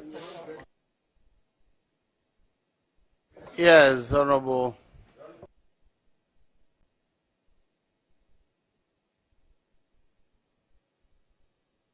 Chairman, thank you very much. If I may be allowed to state some of the companies in Greater Accra. Chairman, we have Nerplus Company Limited, recycling plastic waste, Katamanso, Pong Kantamanso as a district. We have Pong Kantamanso, thank you, sir. We have Atlantic Life Sciences Limited, manufacturer of pharmaceutical products. Hold on, what are you quoting from? I'm quoting from a document, Source Trade Ministry, Trade and Industry This Ministry. document has been placed before Parliament more than 3 times. So it is already on record. Mr. Chairman, then it answers the question that my brother asked. Thank you very much. Yes. It's already. I want him to confirm what he will do about that. Because it's so key, because the people of Medina are listening, and they've heard that the incoming deputy minister is saying that 1D1F projects across board has contributed to reduce unemployment. I want to know exactly. Honorable, with respect 1DF1 project, the minister has to answer on so many occasions. They are private sector initiatives. Probably if you start one, you qualify and you get the finance support to do it. It is not, government says that there are some specific areas where, because of lack, government may intervene. But otherwise, it is expected that you, constituents of Medina, will initiate the project. So, Mr. Chairman, then I want the nominee to know that in Medina currently we have the Medina Job Center, which has initiated a number, which has, oh yes, but it's the community, Medina community.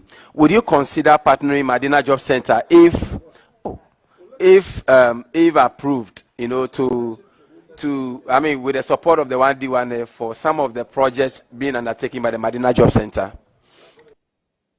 Mr. Chairman, yes. Yes, Thank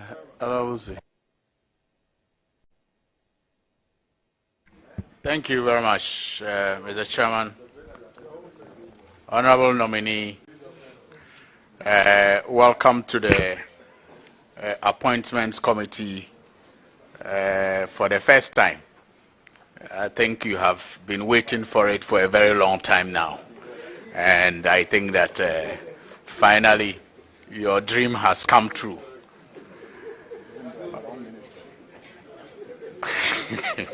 Somebody says it's at the wrong ministry. I don't know if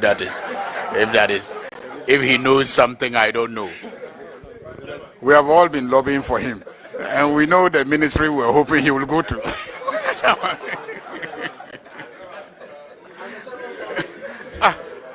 Members, order. Please continue. Of this interjection, unnecessary interjection.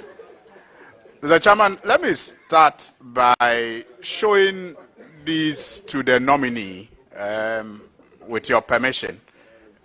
Yes, for his comments and possible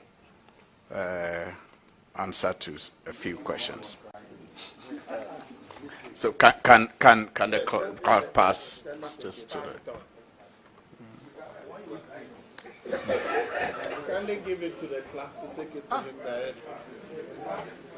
Where is the clerk? And they're all seated.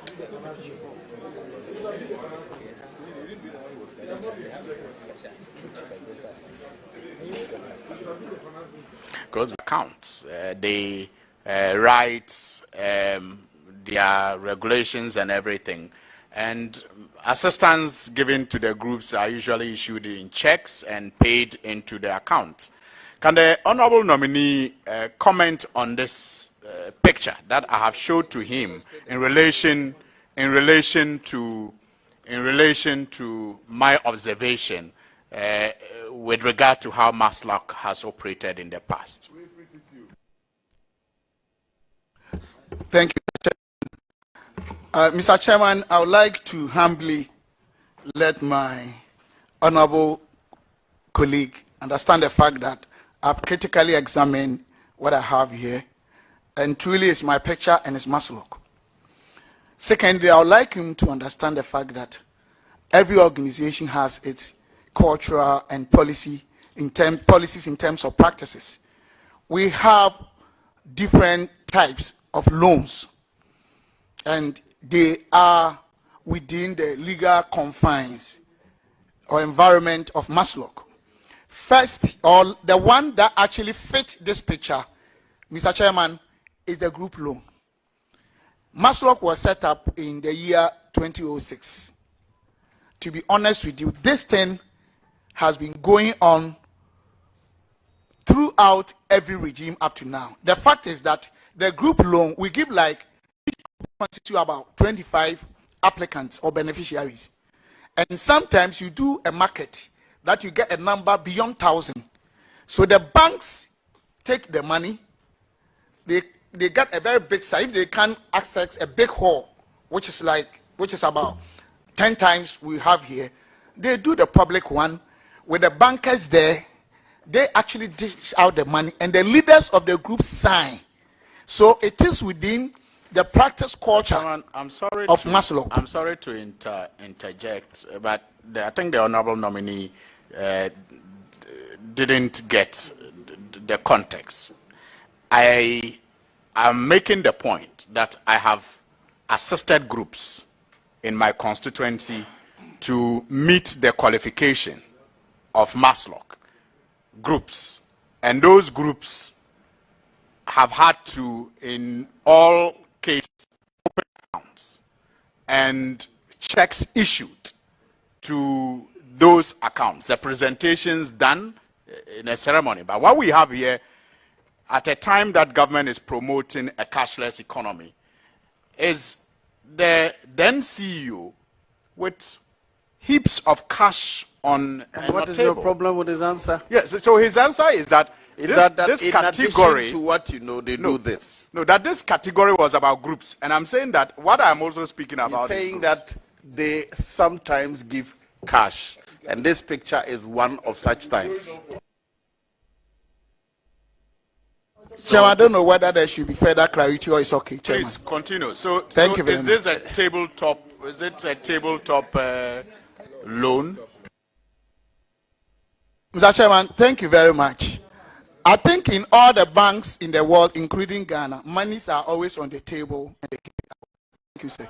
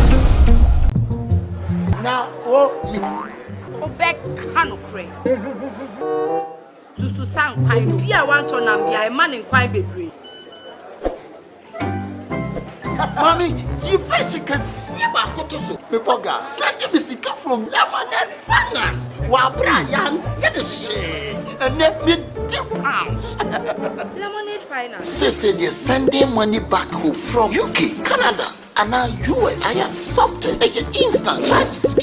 Extinguishing unbeatable. We should make promo code Dr. Like Nenya £10, $10, and $10 Canadian for the first transaction with the Sandy Sika Akofino. Download to Lemonade Finance.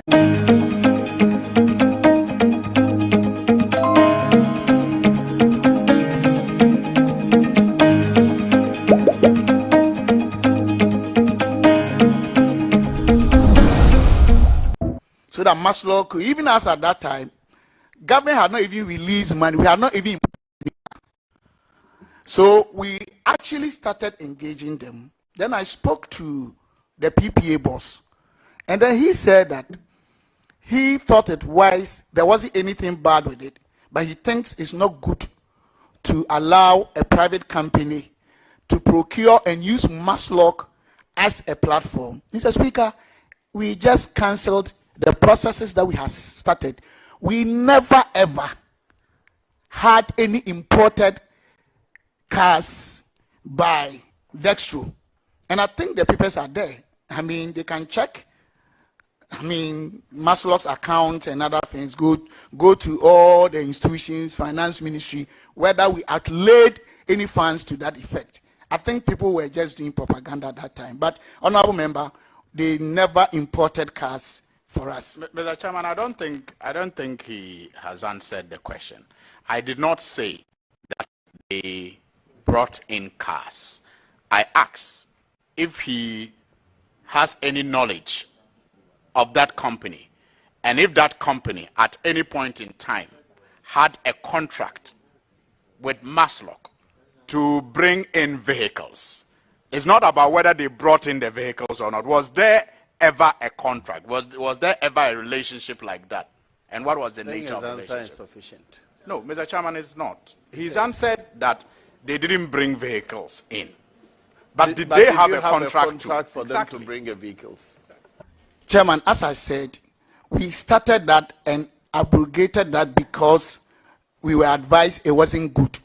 It ended there. And the letters were there to show. No contract was signed between you and them. Chairman, what I'm saying is that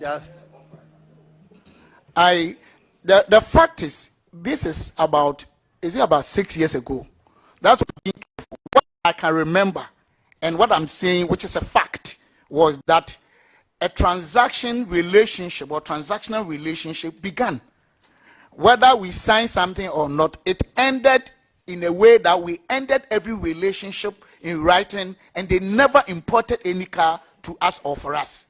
I can say this as a matter. Now, what is an issue was that whatever you started, they did get to the stage where you signed the contract.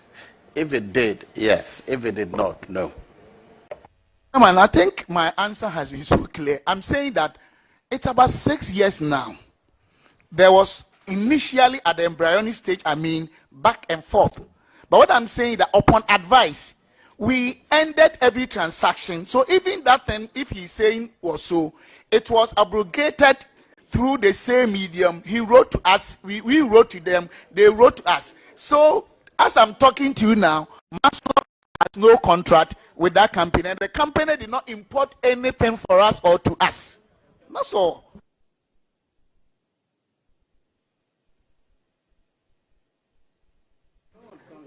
Yes, I mean, Mr. Chairman, if there was no contract, what was abrogated? Chairman, I don't think I've said there was no contract. I've never said that. But what I'm saying is that it's about 6 years ago. There were exchanges. That's why I'm choosing my words carefully. But I can emphatically say that everything was abrogated upon advice. Please? Can you listen to me? And please, don't get worked up. No, don't get worked up. I know your temper. That's why I'm so very careful to advise you not to get worked up. Okay? So, I just want to reflect. Yes, there was a contract, but when we were advised, we abrogated it. Is that the case? Chairman, I'm not prolonging issues. I'm saying that the number of years, if I'm 100% sure, I won't lie. After all, there's nothing binding. And I'm saying that everything that we had upon advice, we abrogated, we ended, and they never imported any car. As I'm talking to you now, Masslock has no contract with them. That's my answer. And I think, to me, it's crystal clear enough. Please, yes, ask your next. Well, there was a contract, there was no contract, you don't remember. The committee will look at that. Just to put on record that when this transaction was also taking place, the board of Masslock was not in place. But to my next question, because Chairman says I should move on. There is a case currently involving your predecessor in court, and I do not want to go into the details of that, process, because it can be considered prejudicial. But an aspect of, let me look at how the case against your predecessor came about. There was a forensic audit at Masslock to look into the records of the institution between 2009 and 2016. This contract to carry out the forensic was awarded Bafwa Ewia and Associate. I hope I'm getting the name right. Bafwa Ewia and Associate. It's an audit firm. The forensic audit contract was awarded to this company.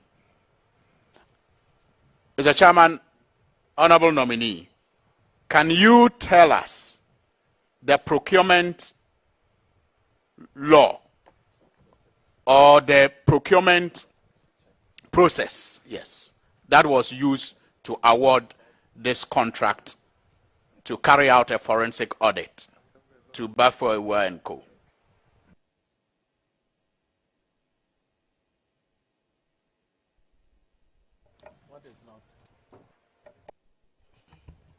Mr. Chairman, my colleague is asking the nominee the procedure that was used in the appointment of an auditor to look into a matter to appoint or procure the services, whichever way you want, in a matter that is sitting before a court of competent jurisdiction.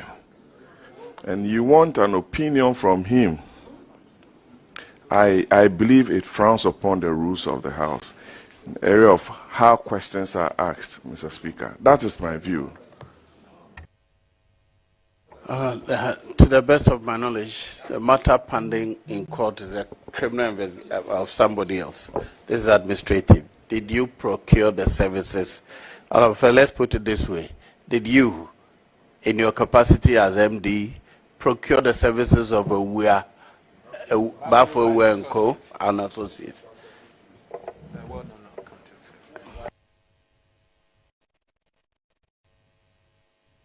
Chairman, yes, the institution procured the services of Bafo and Associates. I was the CEO, sir. The process, the procurement process that was used. Mr. Chairman, I think these are all about 6 years ago. I can get the documents and submit to. I don't want to say something and later on they say that you didn't say exact thing, but I can promise you, whatever it is, I'll go for it and submit to them. Did you use the procurement law in the country?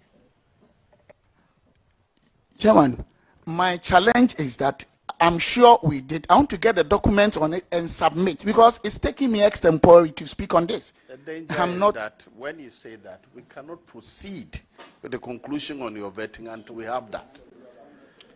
So you move on. Yeah, I think so. I think so. I'll check. I think so. Yes.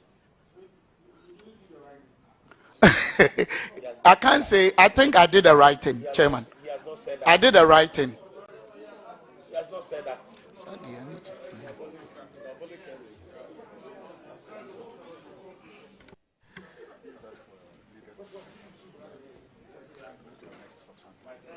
All right.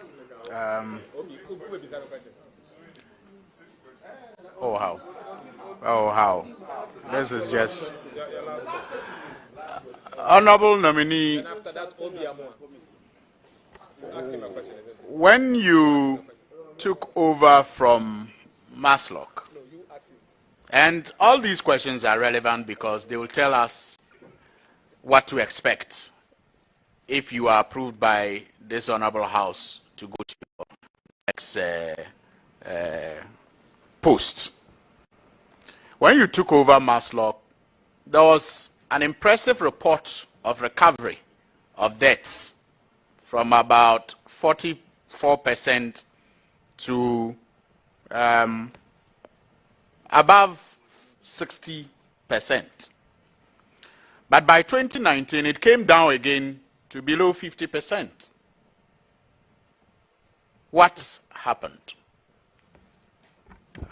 Thank you, Chairman. What my honorable member of parliament is saying, colleague, is true. We had a pilot project and we were actually hitting around 90%, as he's saying. But by 2019, we realized that the entire economy and our market had been affected by the global crisis. Now, is it 20? Sorry, by 2019, by 2019, we had actually extended or expanded our outlays to the beneficiaries. When we're getting about 90%, it was just about Greater Accra and 2 areas in Eastern region. But by 2020, we had covered almost every district in Ghana. And definitely recovery, as we all know, became quite difficult to actually attain in terms of our goal. So what he's saying is very true. The cause of it was the complexity of the expansion in terms of the distribution that we did. Thank you, Chairman. Very well. Leadership. Honorable Amwa.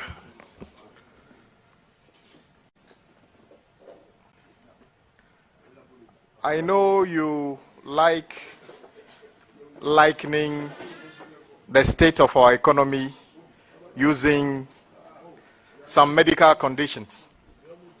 You have used sickle cell before, saying it's like a child with sickle cell. I know you apologize for that one when the Sickle Cell Society talked about it. You have likened Ghana's economy to like having an ulcer.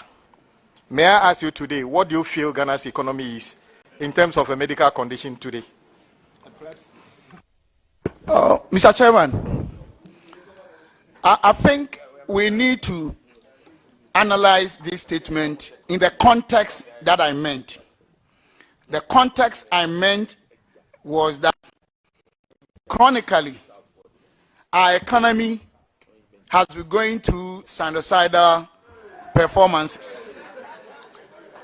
And I'm sure my colleague, Dr. Ato Forsen, honorable member, understands what I'm talking about. We culturally operate a negative tax effective rate. Please. Did you hear the question? What was the question?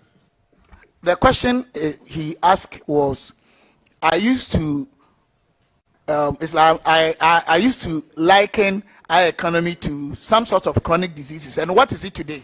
He said, give him an example of a disease the economy now would be like. So just give it. If you don't have anything. No, he never said that. That's what he said. Mr. Chairman, but I think for answer to this, the context has to be explained. For now, I don't think, with the experience I have from that group, I can say any disease. Thank you, Mr.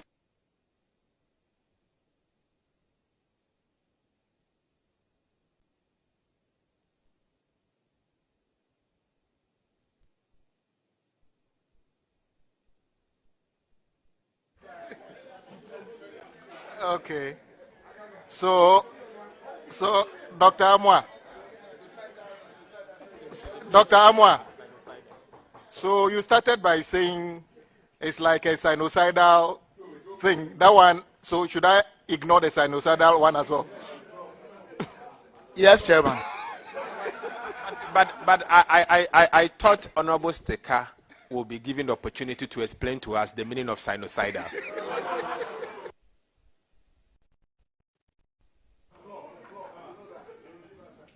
Mr. Chairman, should I go ahead? Or? Yeah, oh no. Okay. Thank you, sir, Mr. Chairman. Dr. Amwa, please, what is the policy rate today? The inflation rate today? What is the average lending rate today? And I would also ask, what is the average lending rate between banks today? I know you are a man of numbers. In any case, you did actuarial science, so I know you like figures. So can you tell us what those rates are today?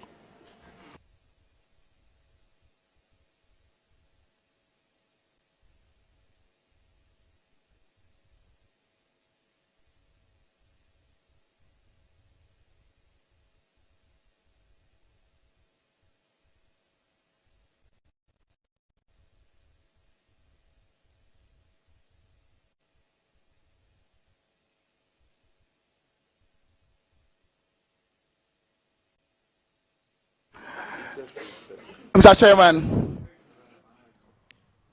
as of today, please, I haven't checked. Thank you very much.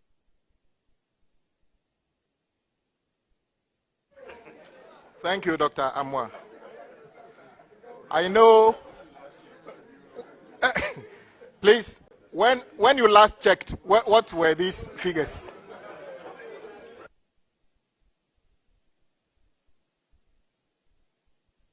Mr. Chairman, I think just as within any physiological setup, I've forgotten. Forgive me. Thank you, Dr. Amwa. I know you have blamed almost all the reasons for our economic problems on Russia, Ukraine. Let me find out from you. Do you eat gobe, like Ghanaian beans? Have you ever bought Ghanaian beans recently, or do you know anybody who told you how much it cost? Mr. Chairman, yesterday I ate Gary, but without beans. In the context of your explanation that almost all the economic difficulties we have is based on Russia, Ukraine. Can you explain why beans, gari, cassava, plantain,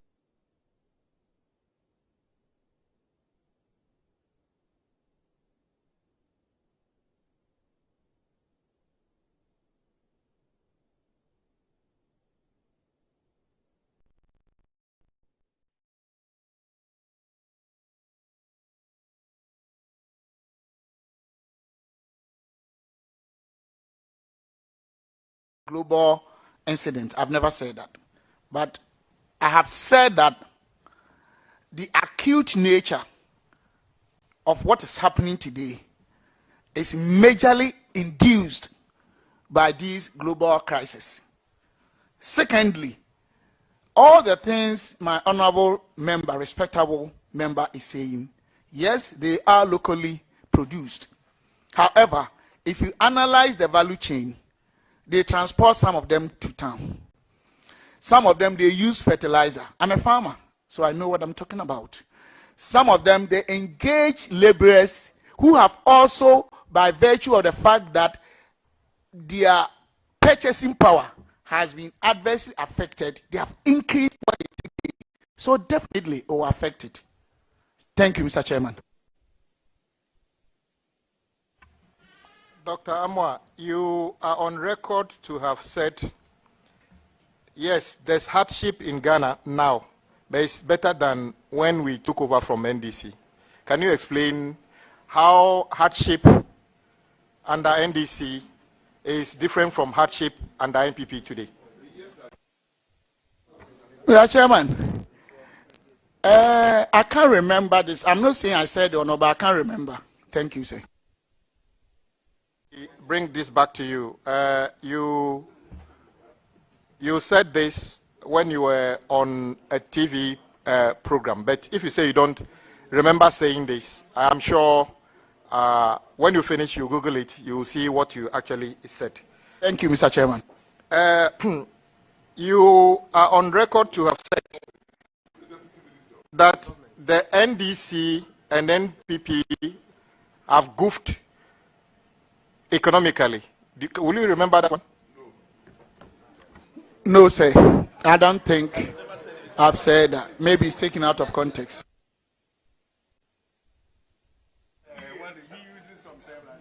Earlier you said that the one district, one factory created tens of thousands of jobs. Can you tell us the source of your data?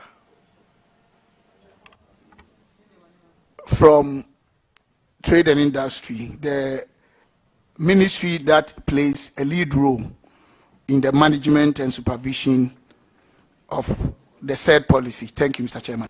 So is it from a document from the ministry or a publication on their website or issued by a responsible personality from the ministry? The one that the ministry submitted to the parliament. That's what I read from. Thank you, Mr. Chairman. Title of that the document, so that I can make reference. I can look for it and make reference myself. Mr. Chairman, I cannot quote all, but I saw 1D, 1F on it.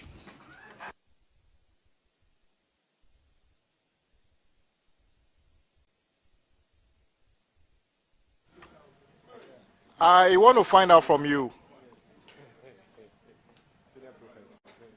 Can you mention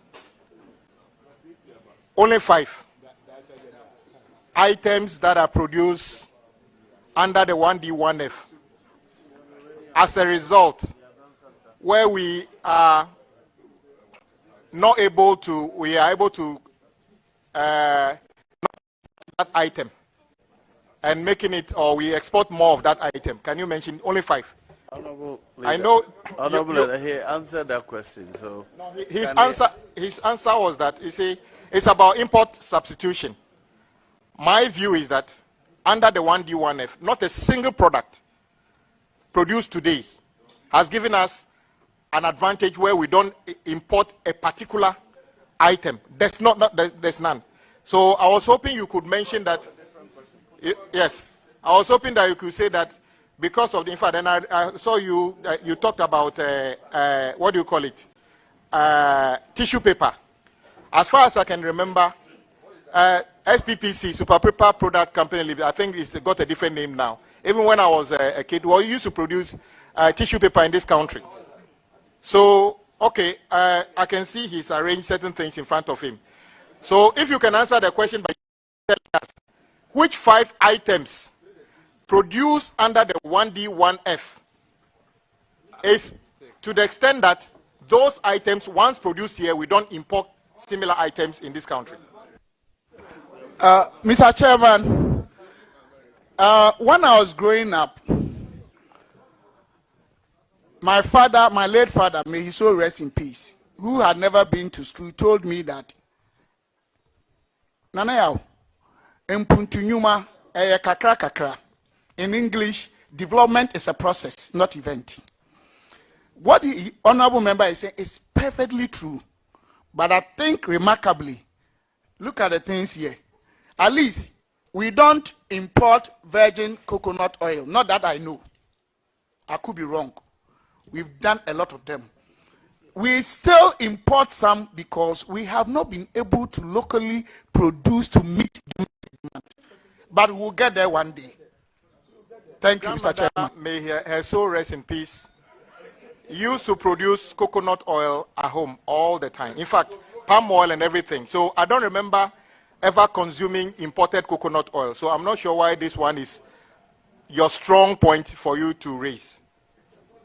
In fact, I lived in London and we used to buy Nkulenu oil, Nkulenu palm nuts and everything exported to UK. So the point is, has 1D, 1F made any impact, which is remarkable? That is the point I'm trying to get from. Yes, Mr. Chairman, thank you. The point is that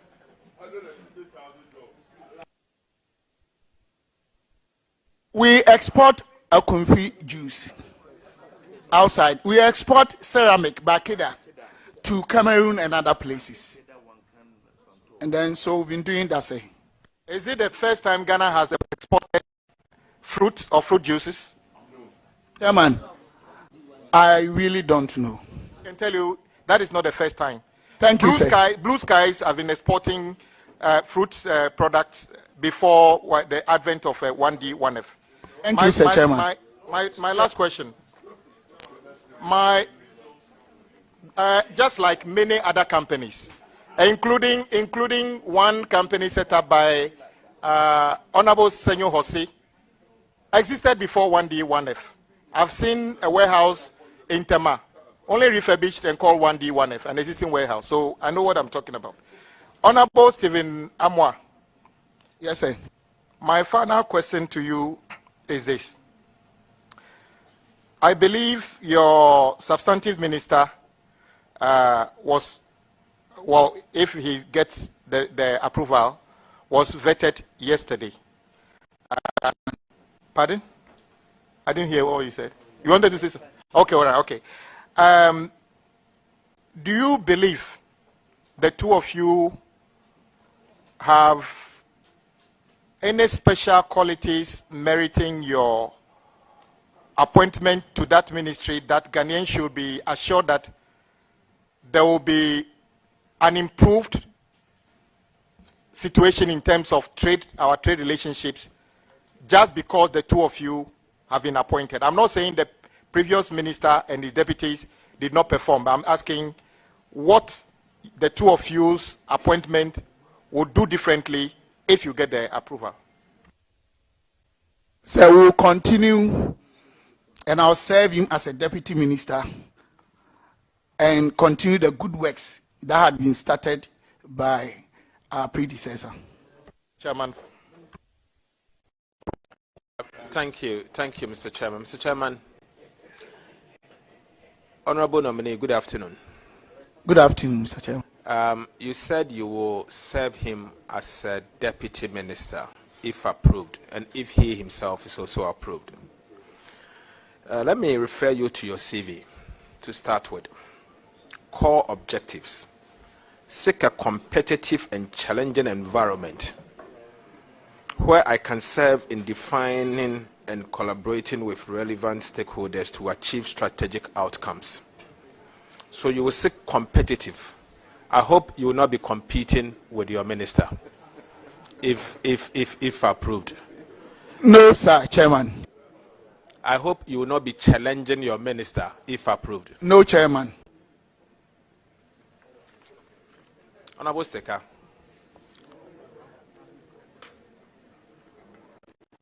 Honorable Stephen Amoah. Yes, sir. Your job, if approved, will be a deputy minister responsible for trade and industry.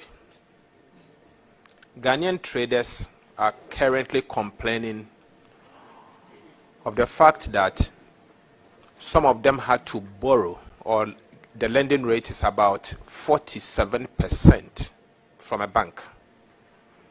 If approved,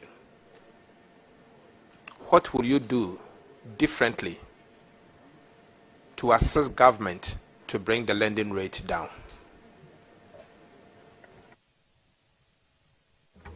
Mr. Chairman, I think it is within the jurisdiction of the Bank of Ghana, probably collaborating with Finance Ministry.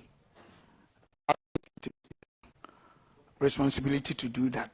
And anything that my minister will want me to do to help in that capacity, if it's within our jurisdiction, Mr. Chairman, I'll do that. Thank you. Honorable Stephen Amoah. The concern of most traders has to do with the stability of our Ghanaian currency, the cedi. You agree with me that in the last 2 months, from January to date, our currency has depreciated approximately 24% in the last 2 months. As a minister responsible for trade, or a deputy minister responsible for trade and industry, what will you do differently to assist the government in stabilizing our currency? Mr. Chairman, can you repeat your question? So I want to know what you can do differently to assist the government to stabilize the Ghanaian currency as a minister, as a deputy minister responsible for trade and industry. Mr. Chairman, as a deputy minister, I'll work with my minister. If anything of what my respectable Dr. Honorable Forcing is saying comes on board and my minister assigns me to, I'll do my best to contribute to that effect. Thank you, Mr. Chairman. Do you have any ideas that you can suggest to your minister, if called upon? Mr. Chairman, yes. Can you tell us the ideas you have you can bring on board? Chairman, if I'm giving the approval, I would definitely do that if I have. As a nominee, can you convince me with those arrangements that or ideas you have so that that can encourage me to support you or not to support you? Mr. Speaker, Dr. Atoforsen is like a brother from different parents. The only difference between us is that he is tall, I'm short. I'll see him in chambers and probably ask more from him, and I'll submit to my minister, who I know operates open culture system, and if it will be good for the country, my minister will do that. Thank you, Mr. What Chair. about similarities between you and him?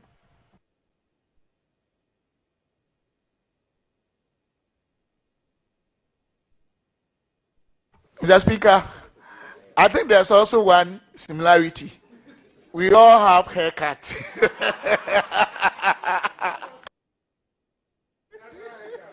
Mr. Chairman, talking about haircut,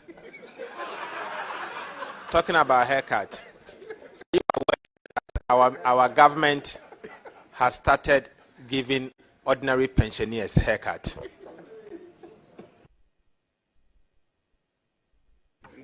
Mr. Chairman, I really don't know what my honorable member is talking about.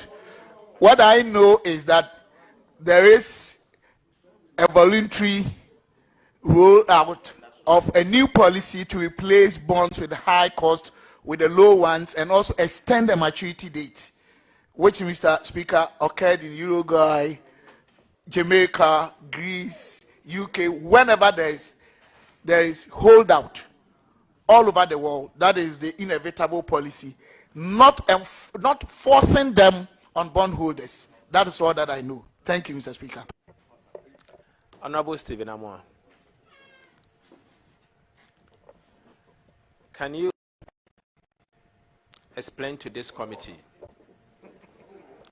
what the government is seeking to do to reduce our debt to GDP from the 103% to 55%, since you contributed to the topic on the floor of Parliament last week?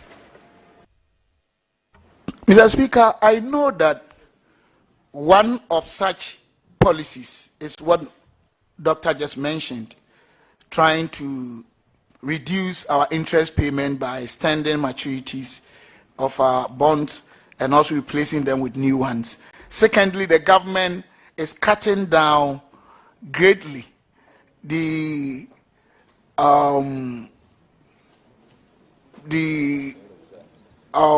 you know, in our budget we have statutory and discretionary. The discretionary arm items, cost items of our budget, cutting emoluments by 30%, reducing fuel by 50%, government not actually initiating non-critical projects in our country. So you realize that the government of the day is doing everything possible within its capability to consolidate our fiscal space by cutting down costs. Thank you, Mr. Chairman. Are you aware that this morning Fitch had to downgrade Ghana from RRD to restrictive default because Ghana government failed to pay debt that they have contracted, interest amounting to $46 million? Are you aware of that? Chairman, I'm not aware, sorry.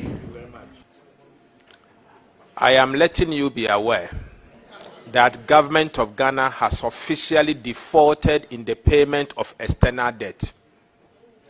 Thank you. Thank you, Honorable, for letting me know. I can send it to you now. Check. If you unilaterally, without the consent of... Don't respond to me. Mr. Chairman,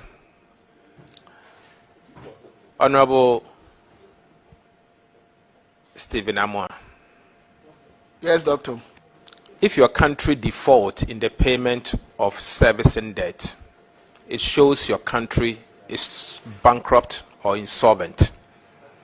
And when the country is in that position, what do you think can the country do immediately to deal with that situation? Immediately to deal with that situation. Thank you, Mr. Chairman. I think talking about Ghana being insolvent, that I don't know. What I know is that our interest payment has gone up, and here I've explained that between 2012 and 2016 it started going up. That is the time we started experiencing that, and then it started reducing up to 2018. Then it started going up again 2019. So you are right, but the most critical factor here is our debt to GDP, which has gone up greatly. If we can recollect, even the developed economies, their debt to GDPs are moving beyond 100. Talk of UK, US, and co. So this is a global issue. But what you need to do as a government is to harmonize the fiscal space variables or parameters. And one of them is to cut down cost, expenditure. One of them is to increase domestic revenue generation, to make sure that you rather consolidate the space by not attracting more debt. That's all that I can say. And I think this government is perfectly doing what I'm talking about. And it's a process, and we'll get there. Thank you, Mr. Chairman. You mentioned that one of the things you do is to raise revenue. This budget introduced, the last budget introduced 24 different tax handles or fiscal measures. At the same time, expenditure is going up by 82 billion Ghana cedis. Can you agree with me that the government, even though they are increasing taxes or increasing revenue through the introduction of taxes, needs to cut down on expenditure, since expenditure has gone up by 82 billion Ghana cedis? I agree with you, sir. Chairman, thank you. So will you sacrifice your salary to reduce that expenditure? Chairman, I think I said something here. My knowledgeable Dr. Atoforsen and I, the only difference is the height. So the way we are brothers, if he sees me on the corridor and he says, "Ah, brother, let's cut," and he cut his, I'll cut mine. Can you consider rejecting or refusing the appointment of the president as a contribution to Ghana's current problem? Mr. Chairman, I'm not a lawyer, but I know that Article 78 mandates the president with approval of the parliament to do as such. I don't think if I'm asked to serve this country, I'll deny the good people of Inshiayeso and this country by doing that. Thank you, sir.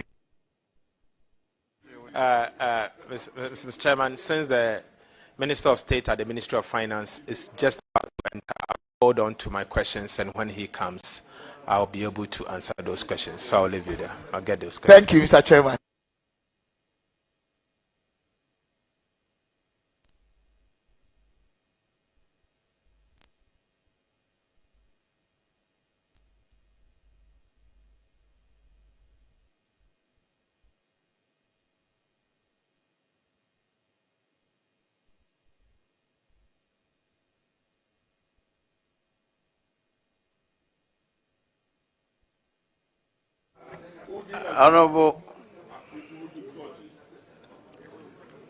Honorable Stephen Amwa. Chairman, I noticed that you have brought all the people who matter in Ashanti region, some of the very old seniors, those I was constituent chairman, some of them are here. I've seen some of the very many seniors in the party because they have faith in you. Now tell me, how will your new position impact Asomasi constituency? Sorry, Inshiayeso constituency. Chairman, thank you very much.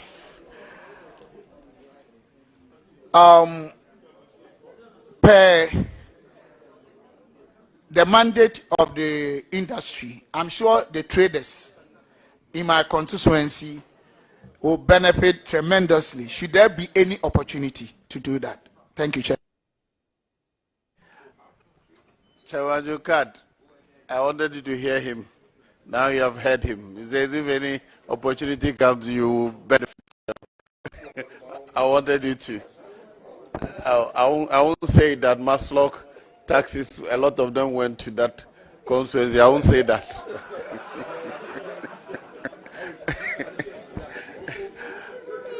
Right. Honorable Sebiamwa, we thank you for attending upon the House. We ignore Neil and Vanderpoy. We thank you for attending upon the House to answer questions. I'll discharge you, but no, he won't say anything more. I will not give him the floor for anything more. I want to thank you for attending upon the House. I want to thank all those who came to support him. There are some I can see, there are some I cannot recognize by face. But all of you who came from the constituency and from the region to support Honorable Sebiamwa. I see a very well dressed Nana behind him, but I couldn't identify who. Nana, you're welcome. And is that the Adedokua? Very well. Okay. Cocoa Board Chair. Yes, Cocoa Board member. You're also here to support him. Is there anybody I can recognize? Well, we thank all of you. Well, Chairman Jokad, I've already recognized him. We thank all of you, all executives who came to support Honorable Semiamwa. You're discharged now. Thank you. Chairman, thank you very much. God bless you. And I thank my colleagues from both political divide. Thank you. God bless all of you.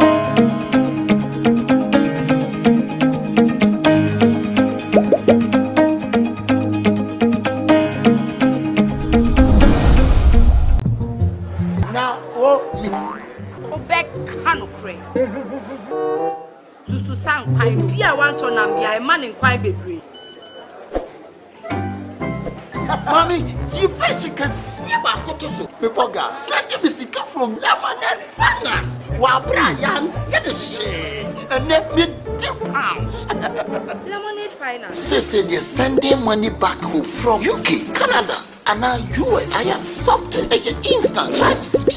Extinguishing in Suya. Unbeatable. We should make promo code Dr. Like £10, $10, and $10 Canadian for the first transaction. With this Sunday cigar coffee, download to Lemonade Finance. You introduced me as being the class prefect, the senior prefect. I would expect members to put up their best behavior. I will put up my very best behavior, and then we'll get into that. I have the class prefect in the chair, so I still remain the class prefect. So you should be well behaved. Well, I think the members of the public know you, and nobody should be surprised that you expect us to put up our best behavior. Other members, now that's our nominee, Honorable Katie Amont.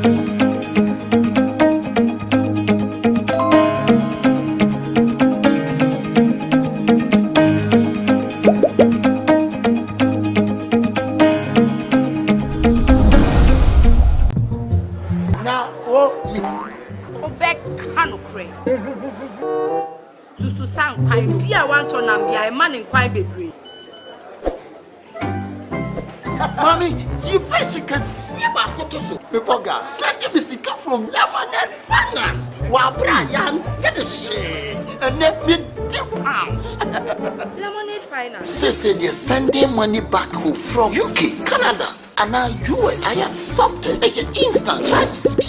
Extinguishing in Suya. Unbeatable. We should make promo code Dr. Like £10, $10, and $10 Canadian for the first transaction. With this Sunday cigar coffee, download to Lemonade Finance. You introduced me as being the class prefect, the senior prefect. I would expect members to put up their best behavior. I will put up my very best behavior, and then we'll I had a class prefect in the chair, so I still remain the class prefect, so she may well be there. Well, I think the members of the public know you, and nobody should be surprised that you expect us to put up our best behavior. Other members, now that's our nominee, Honorable Katie Amont.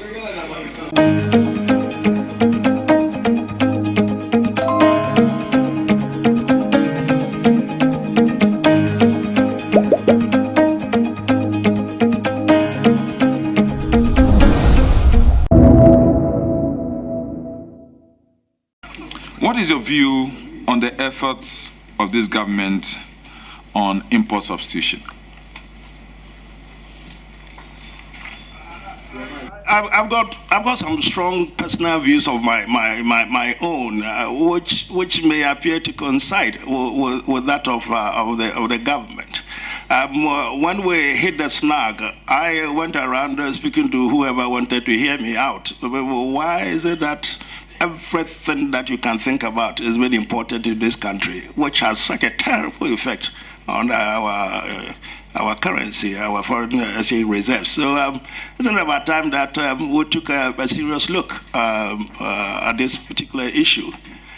Then when my nomination came up and I had to do a little bit more research, it became apparent that Cabinet actually is taking up the issue. I have been told that in October last year, a committee was put together by Cabinet to specifically deal with this matter. And colleagues, when I looked at some of the issues that had been raised, I actually, this is speaking for myself, I was scandalized. I brought two documents. One is that one.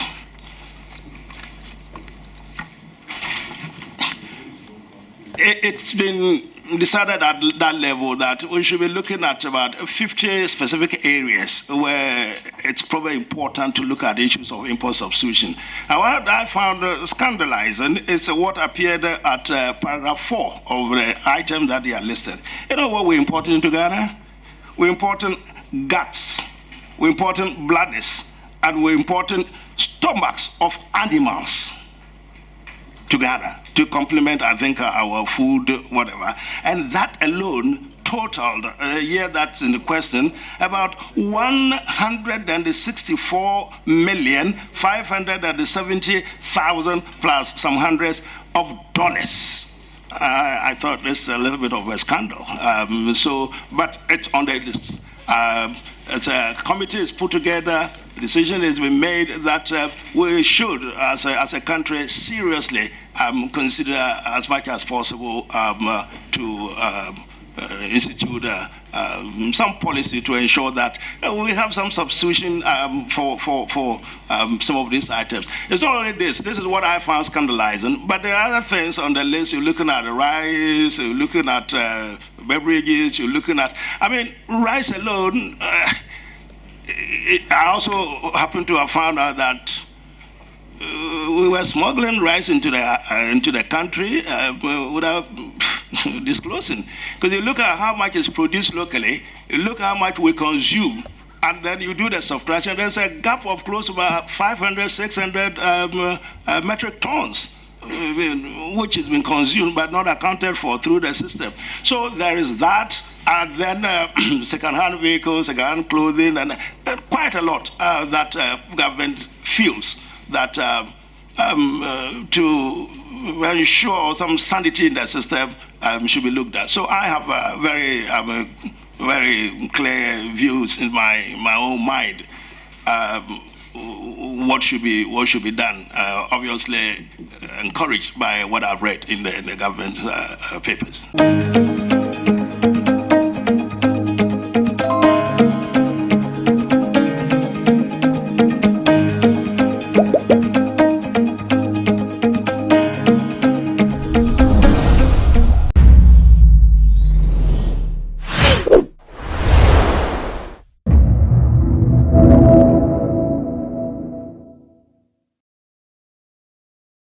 a lot of event organizers are doing event because he wants to do it. Who are you doing the event for? What is the purpose of the event? What do you want to achieve? How are you going to market it? What is your image and your relevance in the market you want to deal with?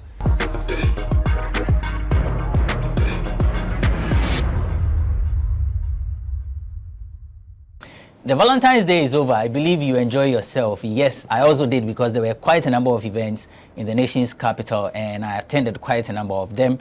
Even before that was the Super Bowl performance by Rihanna, and indeed it has actually courted conversation. A number of people talking about the performance and how Ghana can actually replicate that. How can we do that? We'll have a conversation on this in this episode of eForum on GhanaWeb TV.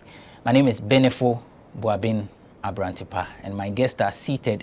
Magdona Nania Asari, aka Romeo, is an event organizer. Madina Social Welfare Assemblyman, and then Koka is also an event organizer. And now he says he's protecting the youth of the country, and that's because he deals with Ebony Condoms. So the company that has actually sponsored almost every event that was organized in the capital. Koka, thanks for joining us. Romeo, thanks for joining us.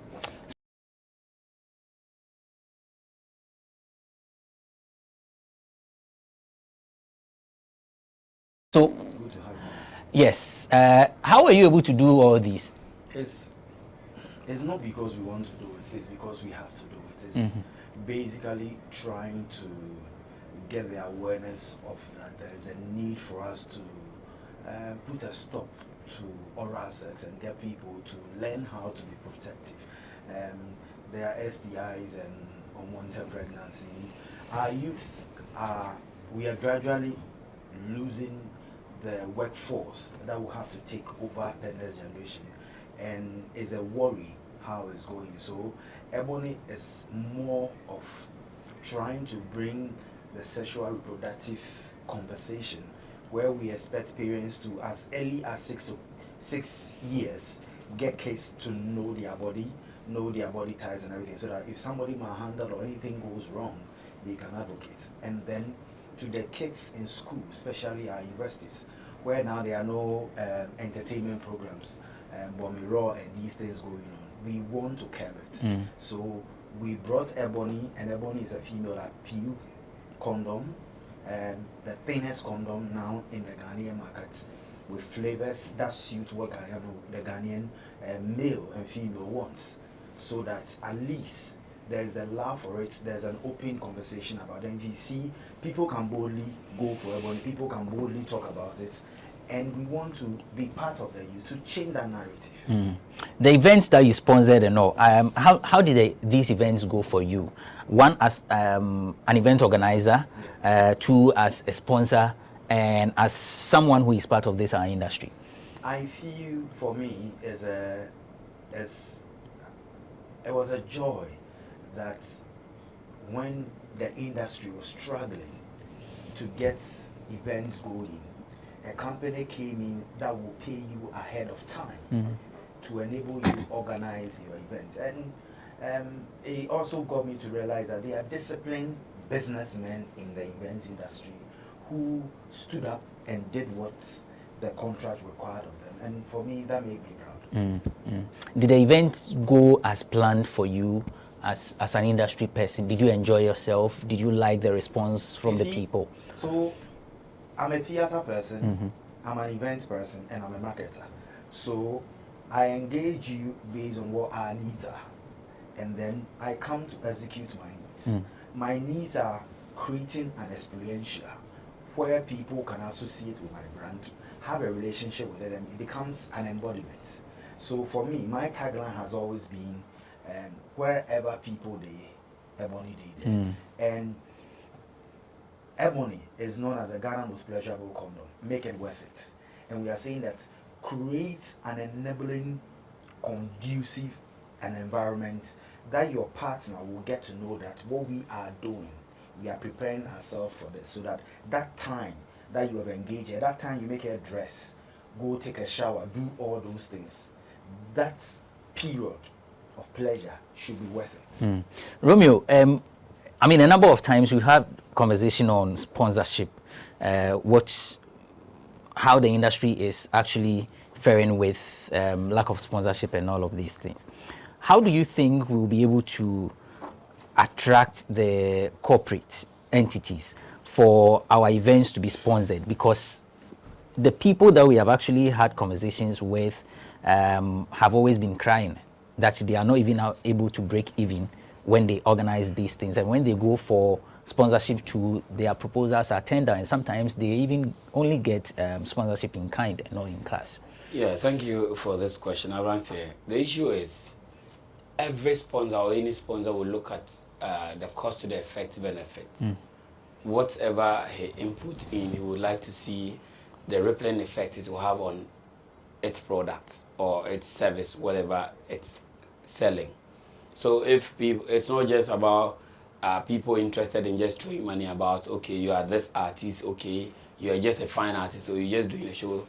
And then, you know, every brand a year under review has this CSR or project agenda they want to embark on. So once your proposal suits and then your outline measures up to their demands or requirements, then voila.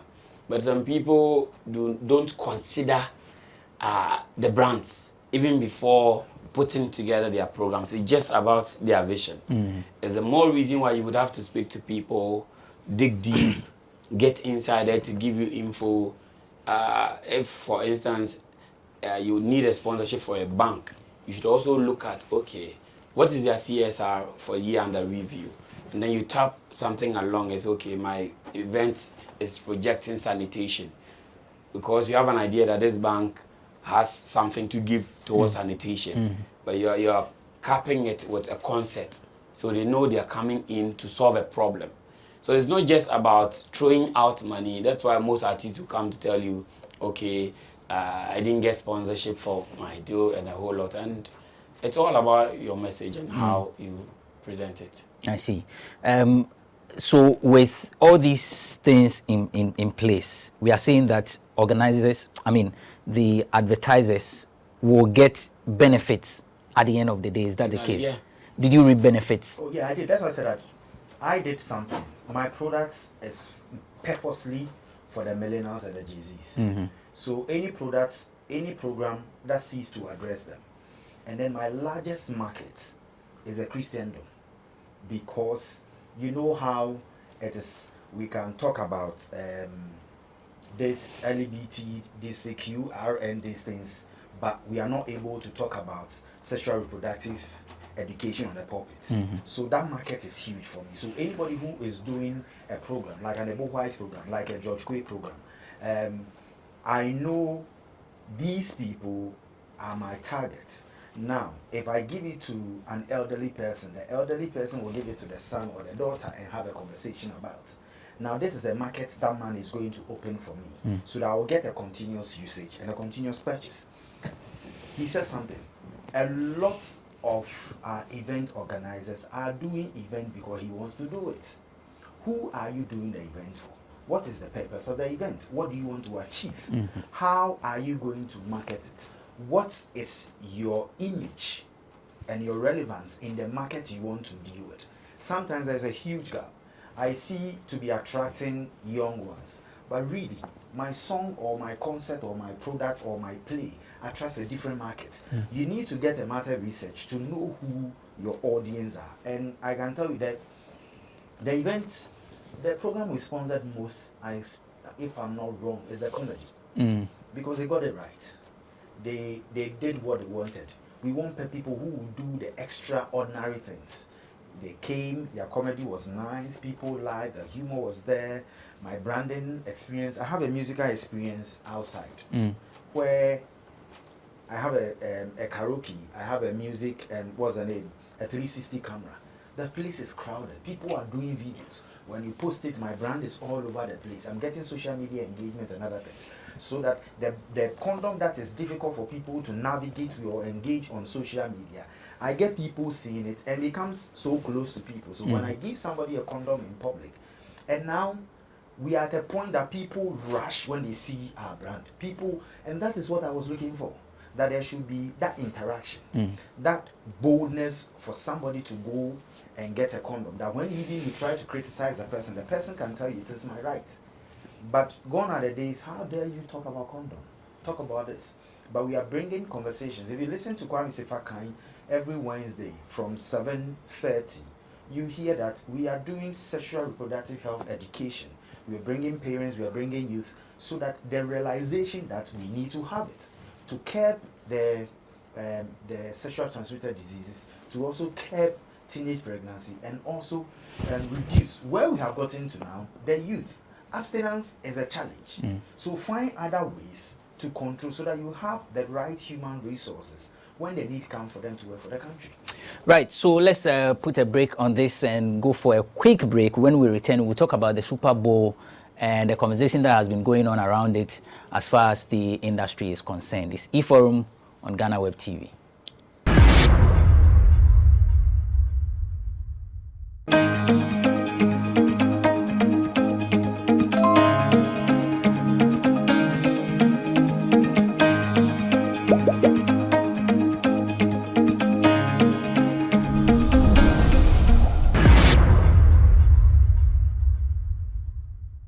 Welcome back. You're still watching eForum on GhanaWeb TV. My name is Abrantipa. I'm here with Kuka and then Magdona Nane Asari, aka Romeo. On to the next topic is about Rihanna's performance at Super Bowl, and so many conversations have gone on.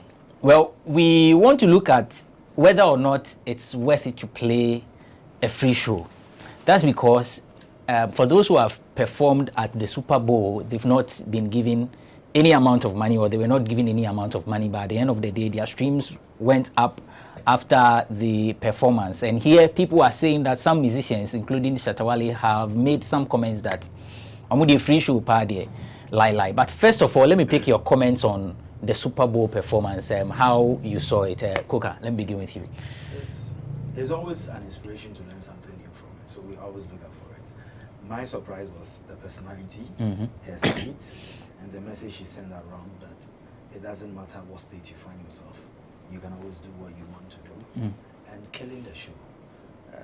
For me, 5 years she's not released a song. All of a sudden, she's the talk of town. All of a sudden, her brands, 2 brands pop up: the makeup, the makeup, and then there are 2 brands. I forget the lingerie. Yeah. All of a sudden, the market sales have gone up, share value has gone up, her streams have become, and she feels it's time to release her song. And even it's gotten to a point that even her husband, who really is not really, or the boyfriend or the partner, who is really not in the conversation, is also benefiting. So it tells you how huge it is. Now look at the numbers in the States. Look at the global numbers globally that this exposure or this thing has gotten to. And then the woman power, getting ready for an International Women's Day and for the platform that she killed it. She has successfully slowed the streams of the last year's performance, and it is more about it. So I think opportunity came and he nailed it. Romeo, what do you make of the performance? Yeah, I think it was a good comeback after a long hiatus, and I feel Rihanna will always be Rihanna. And you see, the difference between these artists and our local artists is that they have structures. And for Rihanna to jump on a Super Bowl is actually a big deal. And doing it for nothing means everything. And the numbers she had, there's about 28 million views, I think, on that day. And it's huge, and I feel it's a good comeback from a long time hibernation, about 5 years, with her pregnancies issues and here and there, and then it also propels her brands, her new babies, the makeups and the lingerie. So for me, and Rihanna always would dazzle the crowd, and she did spectacular. Based on what has happened, is it right for anyone to do that comparison of local acts having said that they will not perform at an event for free? You see, and what happened there. Exactly. When this issue came up, people started questioning Shetawali's comments as to he saying he's never going to play a free show. But there are free shows and there are free shows. I'm certain and sure that Ni would want to play even at the NBA for free because he would want the numbers and he would want the exposure.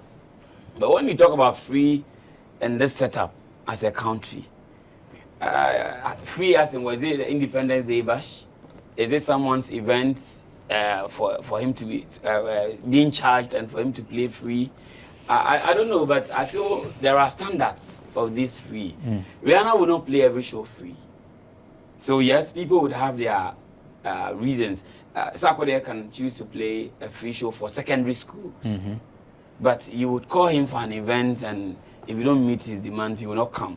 So it's a matter of choice. So if someone says he's not playing free, it depends on the level of free you're talking about. Because even this Super Bowl issue, there are no issues of negotiations like real payments, but certain things are taken care of, which takes off a little burden. But with people coming with their entourage and a whole lot, in this country, you can't play for nothing.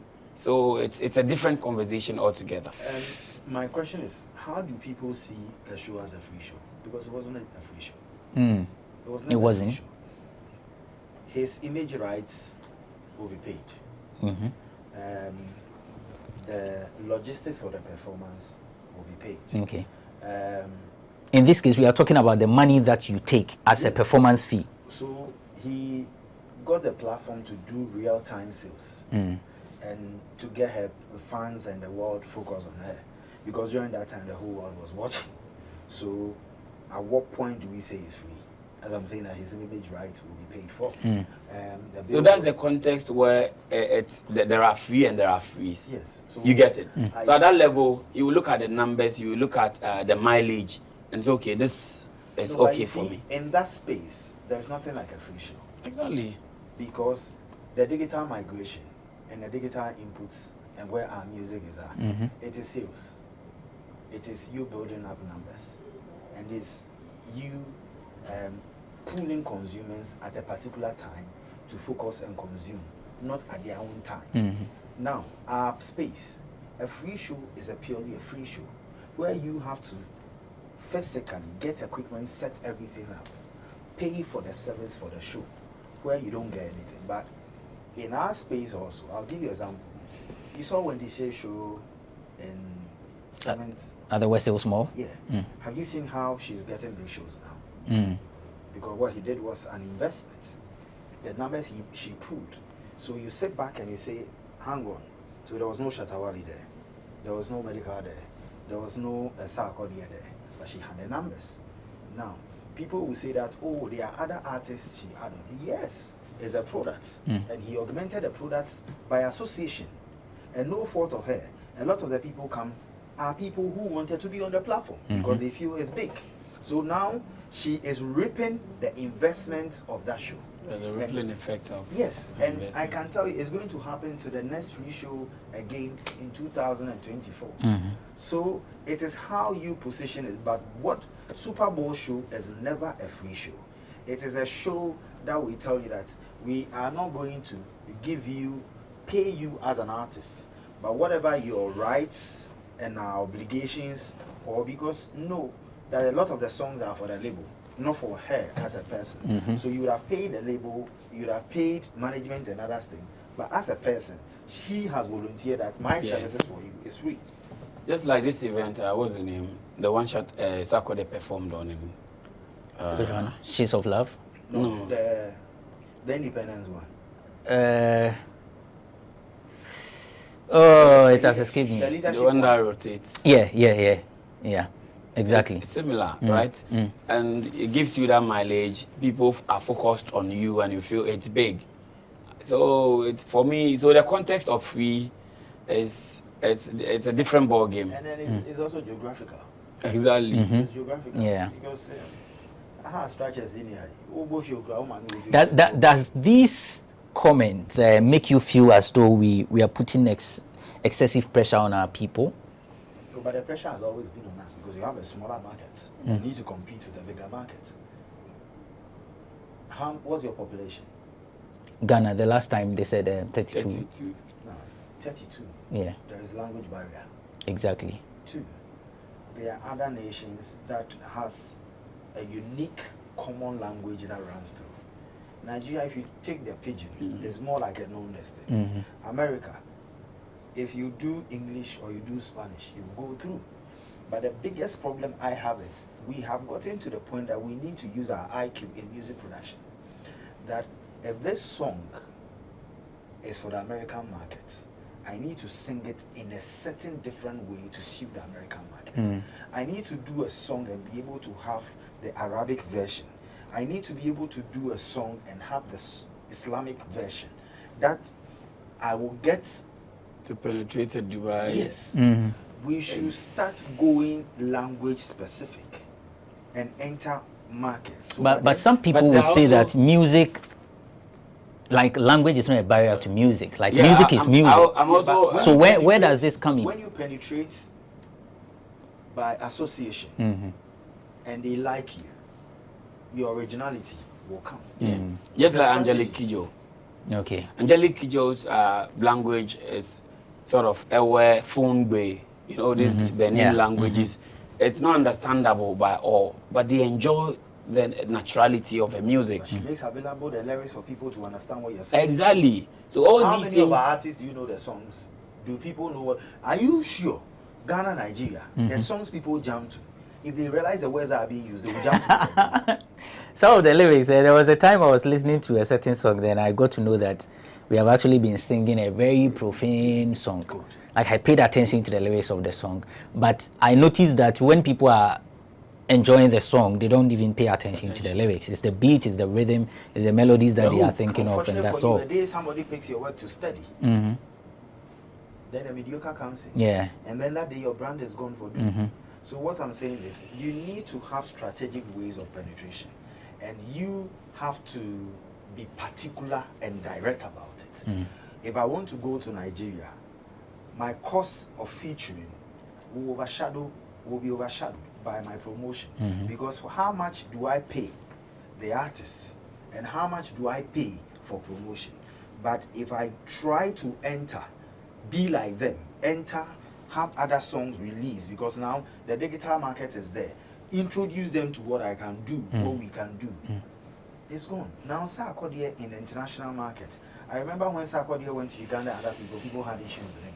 But now he's getting numbers there. When you take when you go to the New Zealand, the Solomon Islands, she is big. Even this girl, Abiana. Yes, Abiana is also there. And the other one, the one who has recently signed for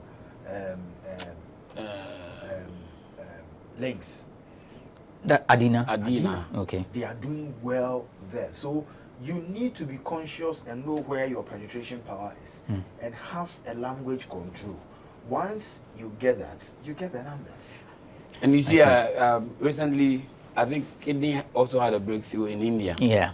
Now, that was a if you huge, check very Mark huge Anthony's collaboration. I Need You, he did another version in Spanish, Teatro, and the Spanish zones from Mexico, South America, they jumped to it, but it was sung in English.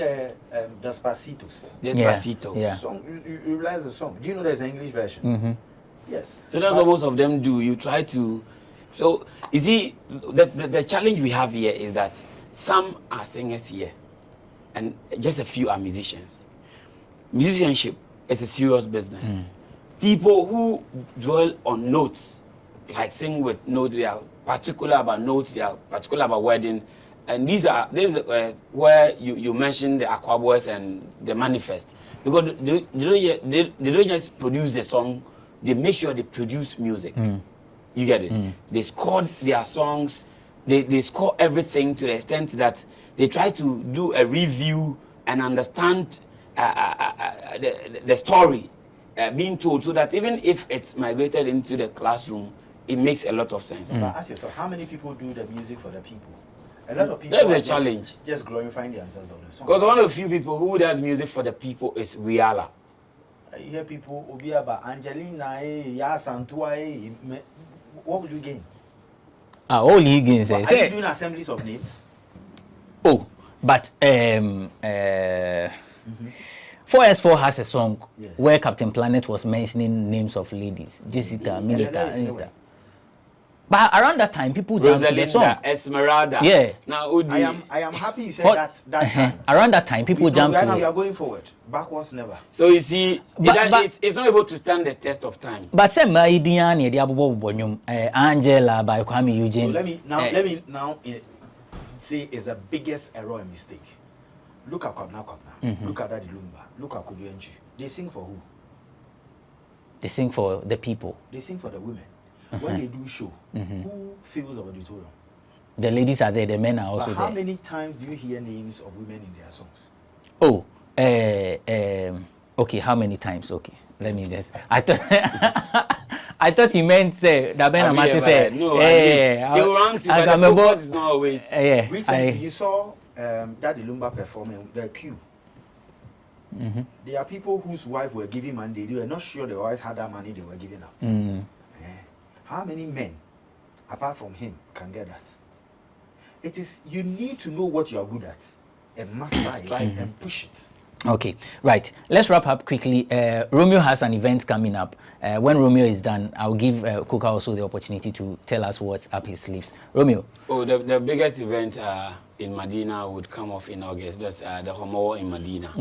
But then on the side, as an assemblyman, what I'm giving back to the community has to do with sanitary pads for teams. Okay. The basic schools and then the slums zones in my area. I'm trying to raise that support to be able to support the young girls. People are taking advantage of them, and these sanitary towels are now expensive that their parents cannot even buy. So I feel it's a social responsibility. It's a court duty. It's something that I just can't watch on. So I'm putting together Widows' Mites just to support these young girls with sanitary towels. At least if I'm able to sort it out for them for a year, it goes on. So maybe every year we can do something for the young girls. Okay, nice one. I like that actually because you know, Edaso also the taxes are still on it, right? Yeah. It's still being taxed. Exactly. Yeah, that's also one thing that people have been advocating. Too expensive for the young ones. that's very. So you also know that it's a company that's producing.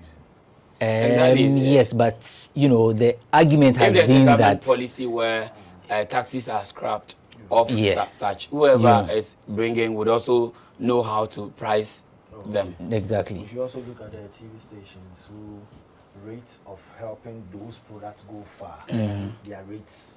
If you do that one first, exactly, it will help. Kuga, boss, what's up? All I'll say is, the youth, we know you want to have fun. And listen, we've all been there. But make decisions that will guarantee you your tomorrow. Make decisions that your parents will be proud of you. You don't need your parents to police you. Yes. HIV, STIs, unwanted pregnancies. Yes, you can say is you've seen somebody who had unplanned baby and now today he's doing well. That might be 1 out of a million. What will be you? Whatever you do, be careful and have protection in your mind. And girls, wherever you go, just have your condom. We have all the flavors there. Just let it in your bag so that when the time comes, we don't know what is rubber. But when you are protected, I am protected. Right, that's Kuka, an event organizer. He's now into marketing. Social marketing. Trying to communicate the healthy new ways of living and impacting society with communication. Thank you for coming, Kuka. Thank you for coming, Romeo. Thanks for watching this episode of eForum on GhanaWeb TV. We'll be back some other time with yet another riveting conversation. My name is Benefo Boabin Abrantipa.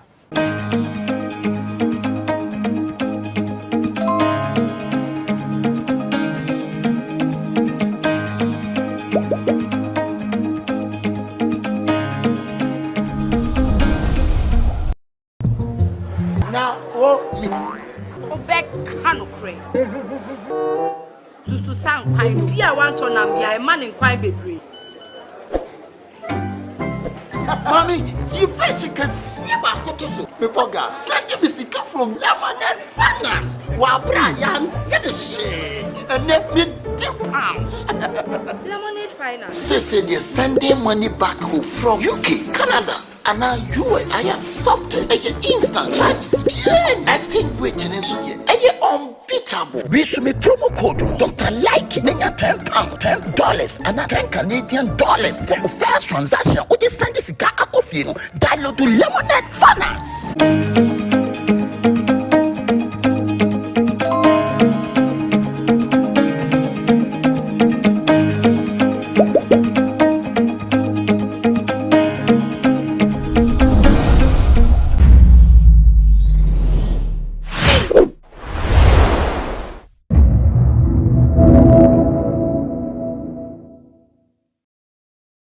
As far as the Volta Link. Which is what you are seeing there? This is just an arm of it. Oh, okay. Yes, but the rest is further behind. I see.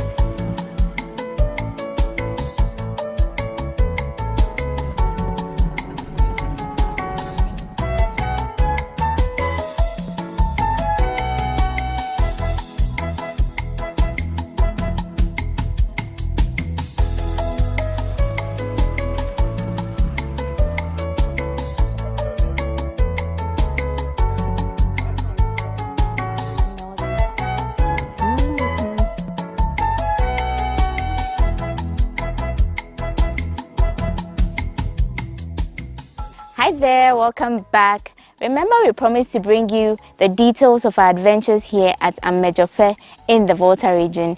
Well, we begin today, and we are beginning with a tour or a climb up the Mount Gemi. So come along with us. My name is Wandami Higan, and this is People and Places.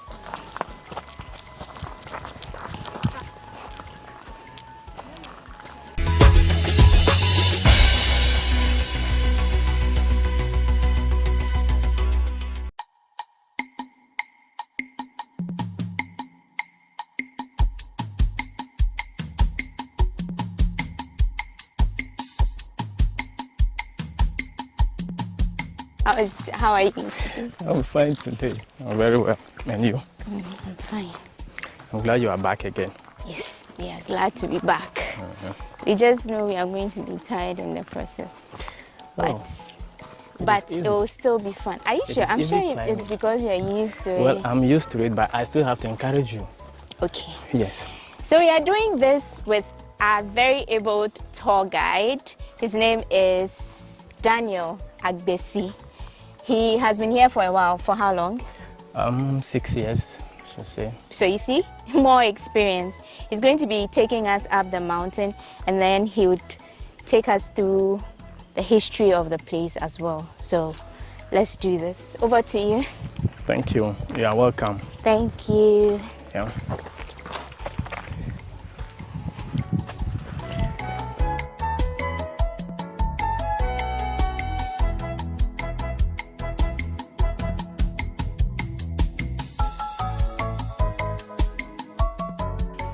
I would, as I said earlier on, that it is very easy climbing up. you know, the community is already on a mountain before this, and that makes it more easier. Your car has brought you very far from the base, as from the next community before you climb up here. And that is why it is easy climbing up. Okay. Yeah. And then at a point too, if you don't want to use the steeper route, you can use the more gentle one, so you don't get tired quickly. So there's a steeper route and there's a gentle one? Yes. So which one are we using now? Well, looking at you, you are energetic, and then I'm sure you've eaten something this morning already. It's the steeper route. So I think we can go with the steeper one. Oh my. You can do it. Let's give it a try. You can do it. Let's see how far we can go. Okay. It's very interesting, but if you are tired, we still can take a rest. Okay. We are not rushing.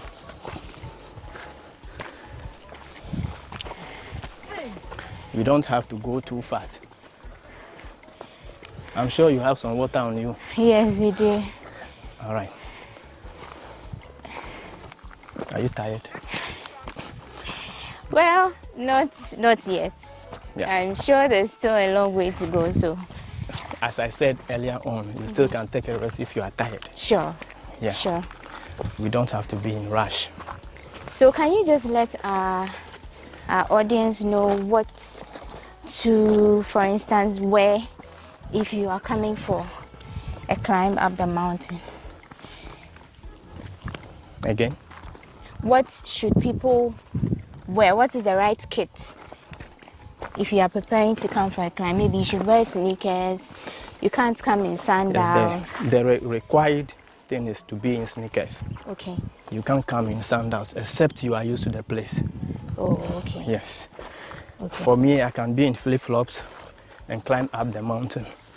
Because you are used to it? I am used to it. Oh, I see. Yeah. And do they necessarily have to have water on them? Of course, you have to come with water.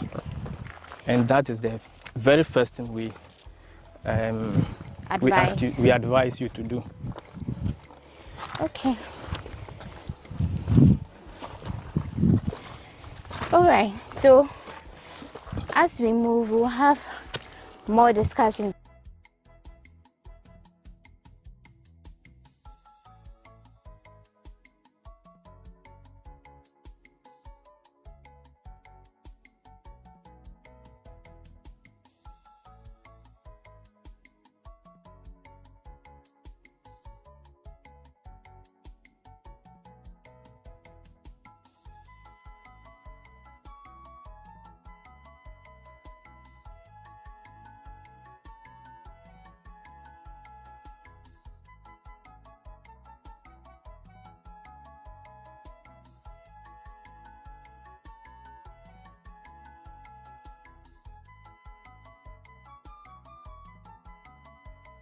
But do we know who found out about this mountain? Because I'm sure there are other mountains around, right?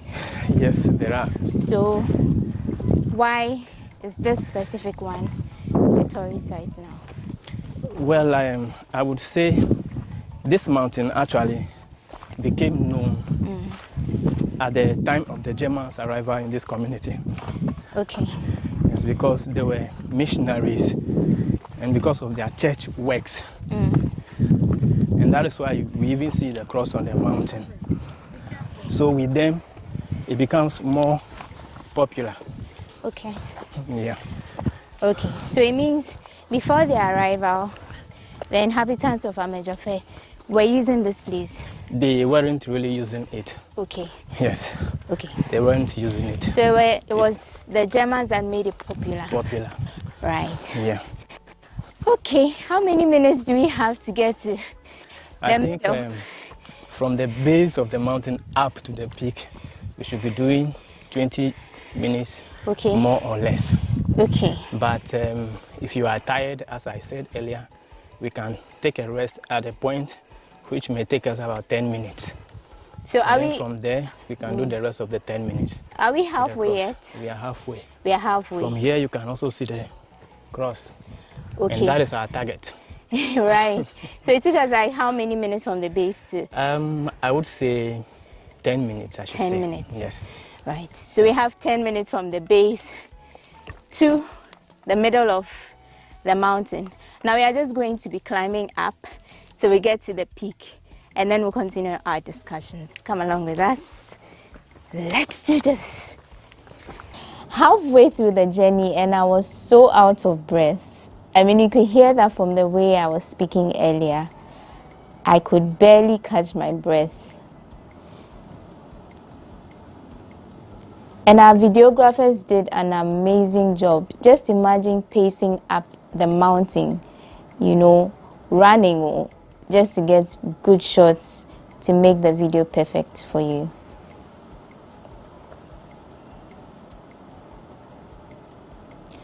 This is my director, Dr. Sankuma. She was our motivation at the beginning of this climb. But like they say, Obia wane master.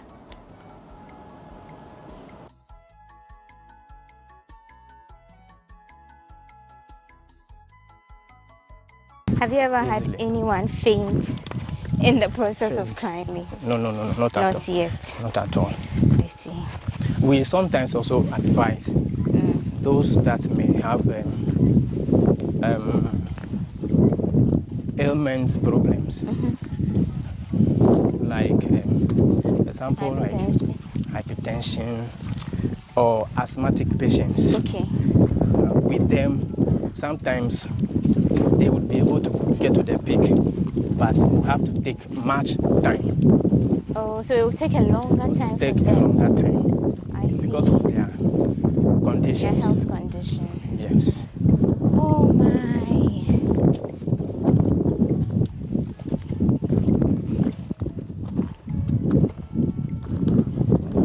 We have a nice view today. It is.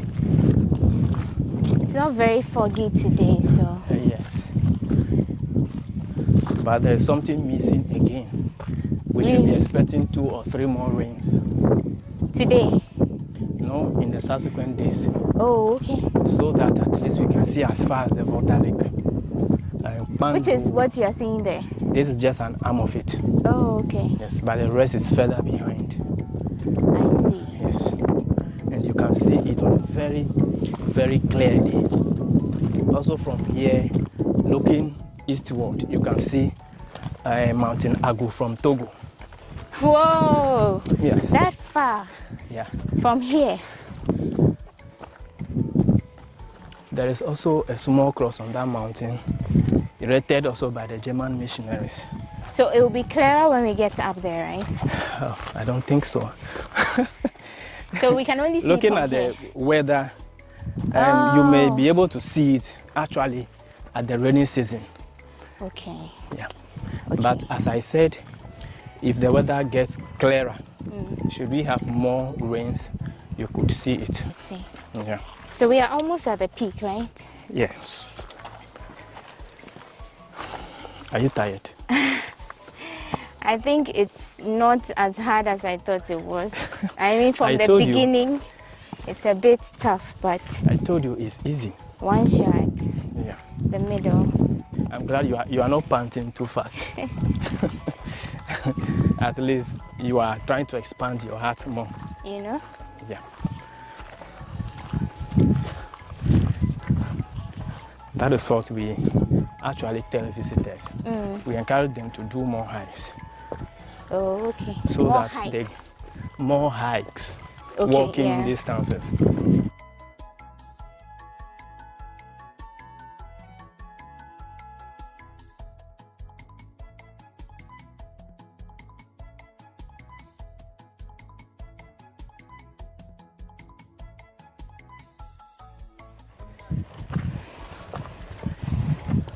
We are there now. Whoa. Aren't you happy? We are here. Woo.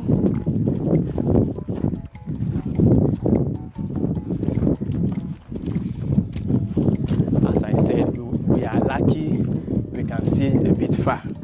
Okay. Yes, but it gets more clearer at the rainy season. So this is the view from the top of Mount Gimi.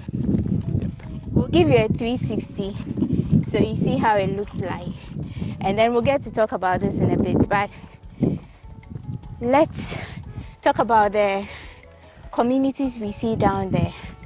How many communities do we have around here? Actually, this area of ours is called Avatime Traditional Area. Okay. And we are having 7 communities making all this area. Under Amejofe?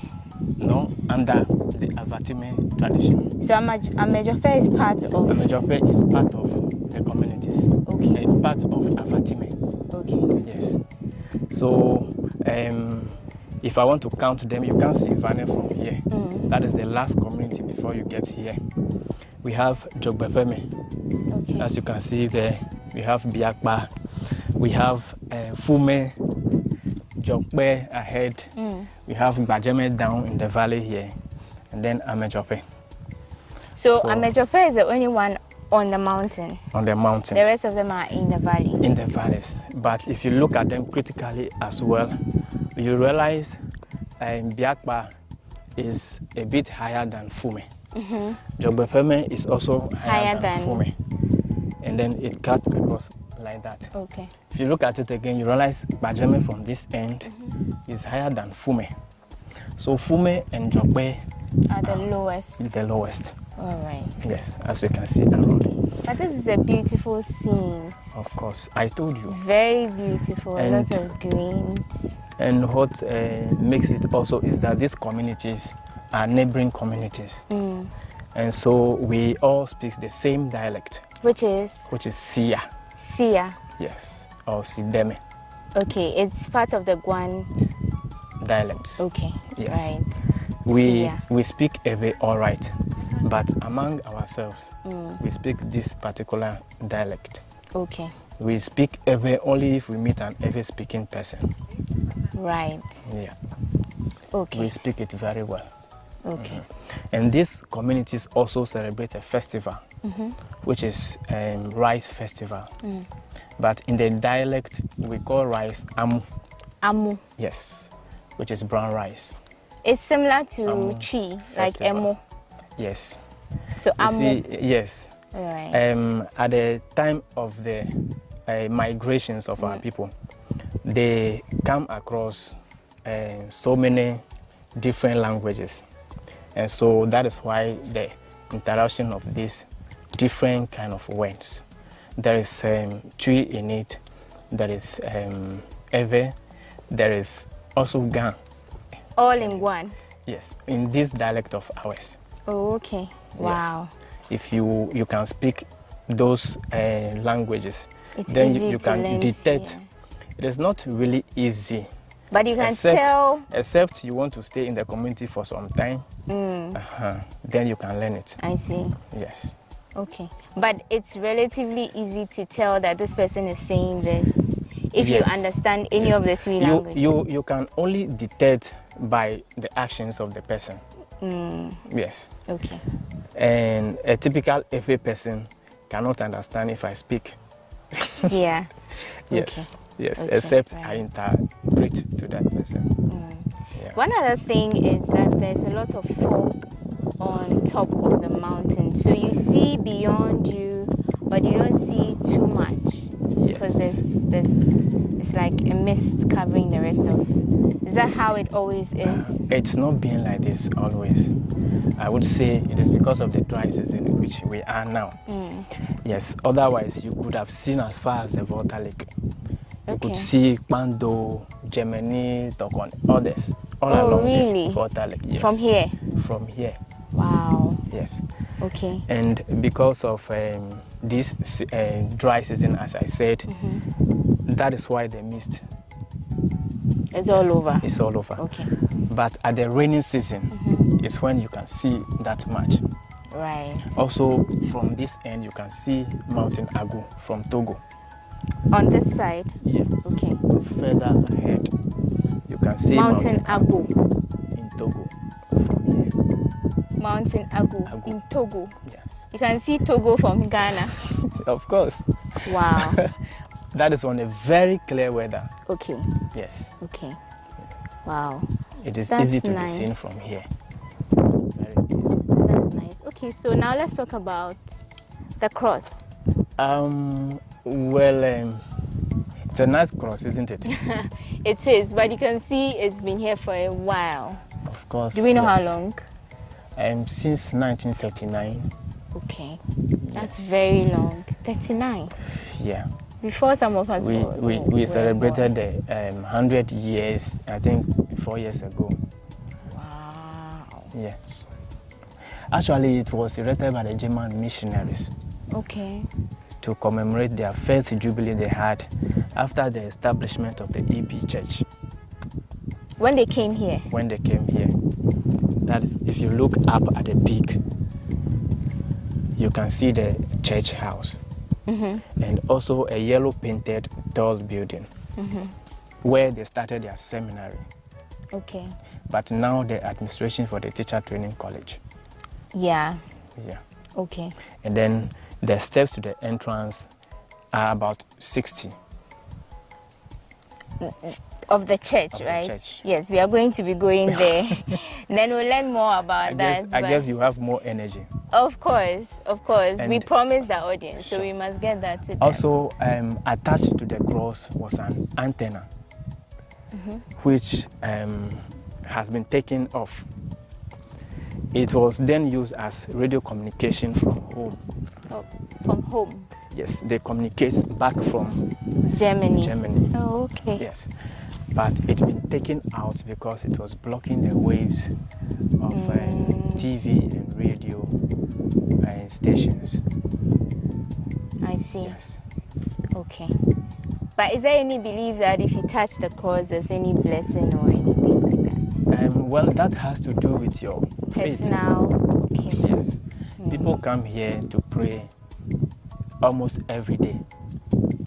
Yes. Wow. And I would say it has to do with your personal faith. Yes.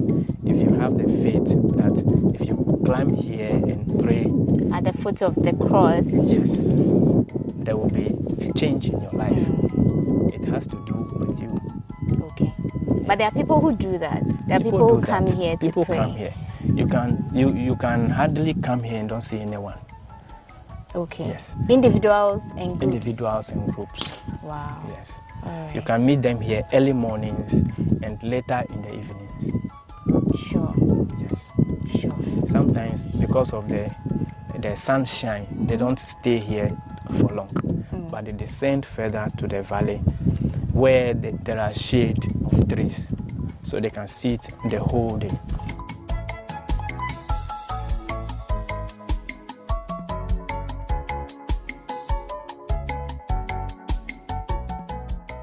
One other interesting thing about this mountain is that the residents of this area, together with people who have moved out of Amejofe to go do their own things in other regions, they all come back on Easter Monday every year and they climb up the mountain. It's an annual ritual where they meet, sing, preach and pray on top of the mountain.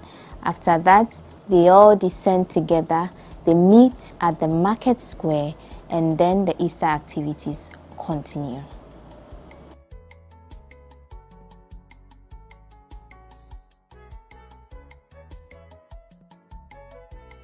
So how tall is this mountain? Well, the mountain is about 2,700 feet above sea level. Okay. Yes. And it's the second highest in Ghana. Wow. So it's about 755.5 meters high. Yeah. But the community, which is the highest habitation, is about 2,400 feet above sea level. That's the highest human settlement. Which town is that? This is Amejofe. I'm talking about Amejofe Okay. community. So that's the one we see in view ahead of us, right? Yeah. Okay. Right. So you can here touch we the are cross. At the cross, not of Calvary. How did you feel? Normal, I guess. I think I'm not applying faith now, so Yeah, but we've learned all about the cross, and we are at the peak of the second highest mountain in Ghana. Yes. Mountain Gemi. Is there a meaning to the name? What does Gemi mean? Gemi actually has to do with certain grass our people came to meet at the base of the mountain. Okay. Yes, and decided to name it after the mountain. And in the dialect, it was a Gemina. Okay. A Gemina. But at the arrival of the German missionaries, they couldn't pronounce the word Gemina, and therefore shortened it Gemi. Gemi. Oh, okay. So there you have it. The meaning of Gemi. Gemi. It's formed from the name of a grass. Yes, elephant grass. Oh, right. Yes. And it is called a Gemina. A Gemina. Okay, so we are all done here. It took us approximately 20 minutes, but it depends on your pace. If you are fast, maybe you exercise already, it will be easier for you to come up. But if you are like me, it may take you some time. You may have to take pauses in between. But the most important thing is that you have your sneakers and you have your water, so you can sip in between when you are tired. So we'll be descending now, and then we'll end our tour of Mount Gemi. But we did this with Daniel. So let's get down there. You've not drunk the water. And then we'll wrap up. Not yet. When you are going out, do that. Sip a bit. Sure. So let's get going. So we were all done on top of the mountain, but of course, we couldn't leave without taking photos, selfies, and, you know, posing here and there after all the walk up this mountain. So we took a little while to do that.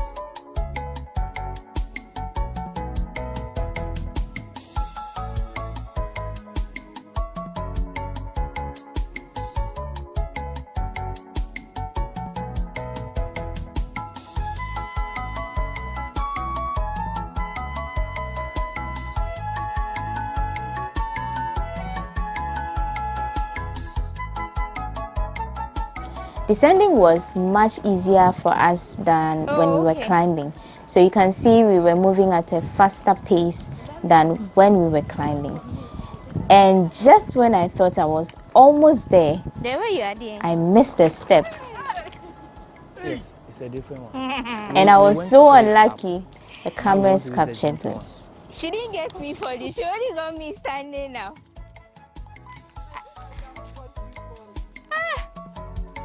What a mistake.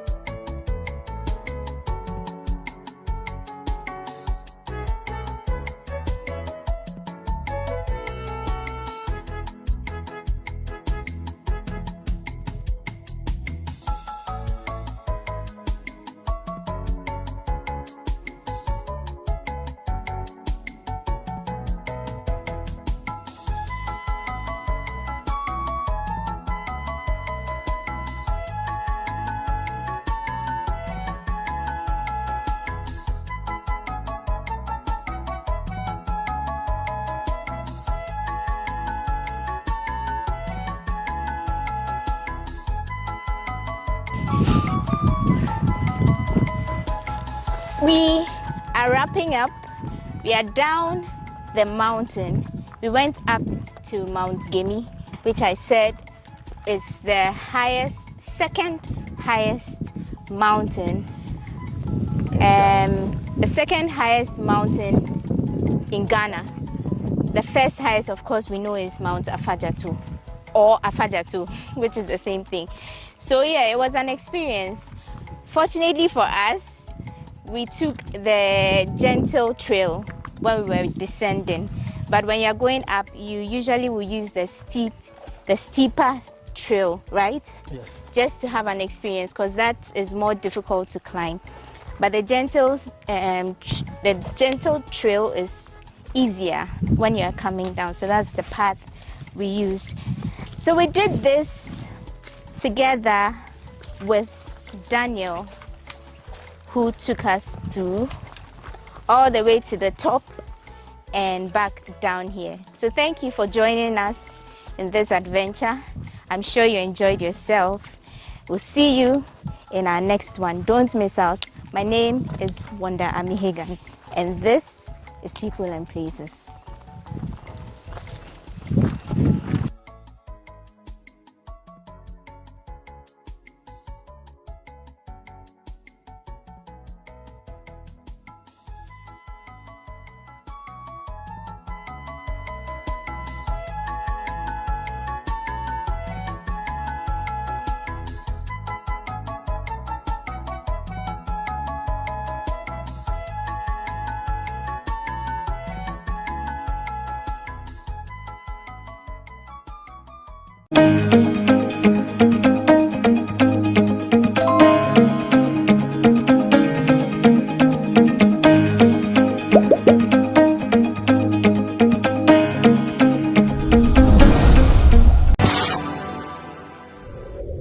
We've been from National Dance Factory, National Dance Ensembles, from backing of musicians to back Slim Basta. We back a couple of musicians, and from there then we jump into music. We have performed with a big art. Casey and Jojo, we performed with Casey and Jojo in London. We performed in Wembley before. Those times there's no social media. We were there. We have done a lot. Our legacy, we want to end it well. You understand me? We want to end it well. Just take your beef somewhere else. We told Mr. Drew this song is gonna hit. We even told him, listen, Mr. Drew, take the song. Let the song own it.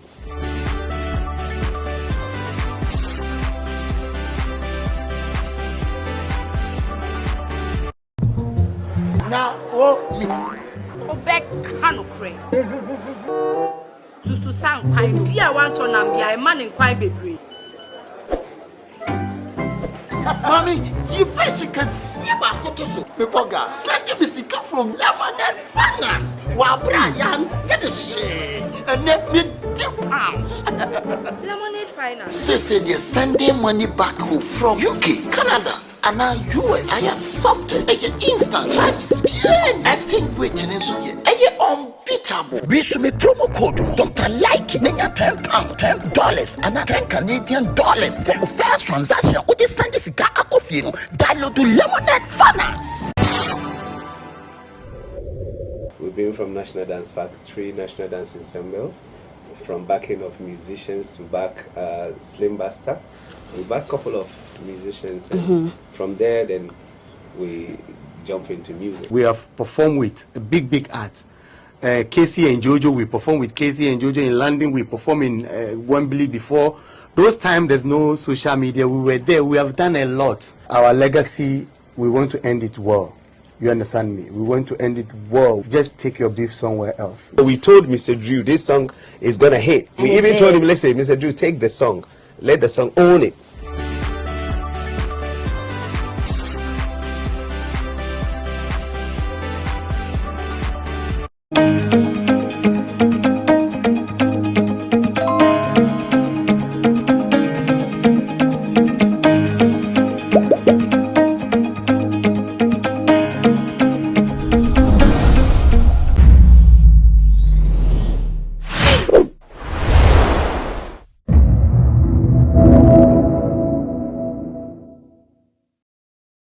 Ghana football needs a complete overhauling. Do you understand what I'm saying? Those ministers should park someplace. He should park someplace. Why? He doesn't know anything about football.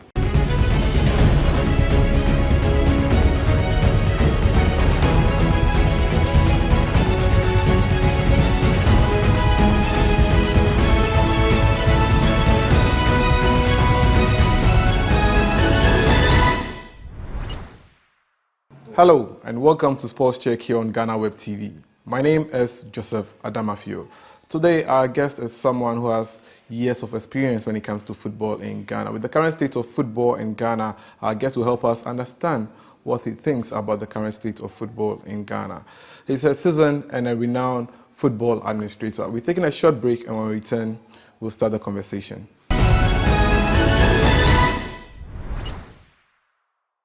Welcome from the break. My name is Joseph Adamafio and you're watching Sports Check here on GhanaWeb TV. I'll let my guest introduce himself. Sir, you're welcome to Sports Check. My guest would definitely like to know who you are. The name is Nana Fitz. Nana Fitz, okay. He's a renowned football administrator. And, well, let's zoom in straight into the conversation. A lot has been said about the current state of Ghana football lately with regards to our performance on the international stage. What do you think is wrong with the Ghana football? Football in this country, to me, does not even exist. Why? Oh, because you see the current form of the football administrators and then what is happening to football and this thing. It's nothing to write home about. But there have been others who say that we've been able to qualify for the World Cup. Black Stars under 20 Women's World Cup too, we were there. I don't want you to say others, saying that you know, that's where the problem is. You know, football is a game, and it ends at the end of the tournament when you're finished. When you say that we have qualified for, at what cost? Is it right the way we went through it? What happened that we only qualified and we didn't go further than that? You know, that's where we have to start from. There is something definitely wrong with Ghana football. Do you understand what I'm saying? Something wrong with Ghana football now. Now, my experience, I'm not a little boy. Me, I was around when Onyejan was around. I've seen a lot of football administrators. I've seen a lot of the way football has been running in this country. You see, it's different now. It's much different now. You know, and then the foundation of Ghana football is being run on now. It's nothing to write home about. We need a complete overhauling before you can even talk to me about Ghana football. I would like you to state some of the things you think are wrong with Ghana football, some of the things you think are wrong. Transparency, accountability, who is doing what, who is doing what. You see, don't forget that football yesterday, 90% of Ghana football fans, we should say, did not even understand the difference between running a club, the Blasters, and the others. Do you understand what I'm saying? You see, Blaster belongs to us. It belongs to you, me, the man standing there, the people on the street, and everybody. That's who owns the Blasters. You see, so the respect that we need for the people who are handling, there's a difference between owning and handling. The people who are handling the Blasters, the respect that they should give us, they are not giving us. It's only respect, accountability, and transparency. That's all. People want to know how their money is being spent, who is spending it, and why. And I don't think these people, they are ready to do that. Do you think the money was spent wisely? Looking at the report that have been coming out that players took 100,000 and some other people on the some higher authority in football were also paid the same amount of money. If it's true that that's what went on, I think the people who took the money and the people who gave the money should bite their heads down in shame. You know, they shouldn't have done that to start with, if it's true. The reason I'm saying that is, look, we gave you the money, you took the money, everybody knows that you took the money from the government, taxpayers' money. And if you know or you think that you did the right thing there, or you are doing the right thing here, all we are asking for is the money that was given to you. Nobody is saying that anybody has chopped any money or anybody has done anything. All we are saying right now is the money that you took, please account. You know, come and make an account to us, to the owners of the national team. That's the public, the taxpayers. Is it a crime? Is it a crime to ask that question? I don't think so. So if they know they did the right thing and the money was spent properly, come and then account for. Let's set up a complete independent commission. You know, they sit down with auditors, and then you tell them how the money was used. And I don't think if you do that, anything will, any talk will come. But until that one is there, Ghana of yesterday, when football is concerned, so far as football is concerned, it's not like Ghana of today.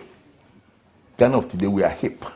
We are opening our eyes. We want to see where every penny went.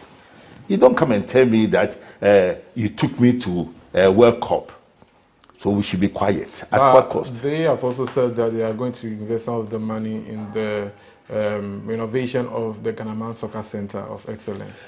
They should put this thing on paper. Is that too much for anybody to ask? You have the accounts there, account department, you have the president, you have the vice, you have the community, you have the management committee, you have them all there. How long will it take for you to give us a respect? That's what we are asking for, respect. Do you understand what I'm saying? Respect. Give us respect. Just come out and say that the money that I took to, when we went to the World Cup, this is how much money it cost us. This is how much taxpayers' money that it cost us. And this is the breakdown. Is it too much for us? How is it difficult for us to go around this and people are fighting and then they are threatening to go to court and they are doing this thing? All we are asking for is come out and tell us.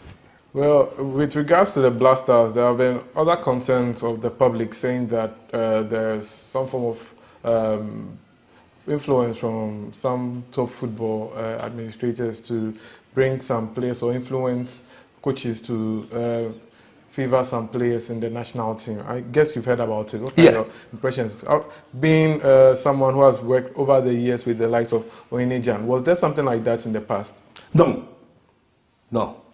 Because those days, we didn't have this kind of FIFA rules.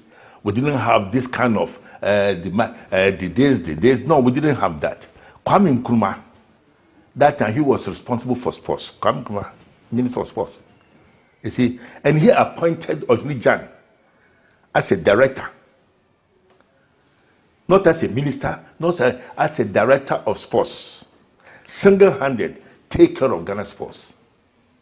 And because there was some truth, you know, because that time there was nothing like lying about it. And you didn't hear all this. Everything went on smoothly. And they won cups. I remember I used to pray for cornerstones. When we traveled from Kumasi, Accra, Kumasi, Takoradi, wherever we go, we have some reps at all the centers. So Saturdays and Sundays, the schools are closed. So the players will go and sleep there on the table. You put table together and sleep on it. Don't ask me about pillow because we didn't have it. They give you only blanket. And they want cups. But look at now. We are paying these bonuses, the allowances, the management committee, the wine. If you put the management committee, if it's true that they took 100,000, taxpayers, please listen to me. If it is true that they took 100,000, if you convert 100,000 to cedis nowadays, do you know how much? About 13 billion old cedis. Me, I'm a whole guy, so I'll talk about OCDs. 13 billion for about 6 people. You know, it doesn't include the plane fare. It doesn't include the bonuses, the per diems that they were taking. It doesn't include the hotels. It doesn't include the food that they ate and all these things.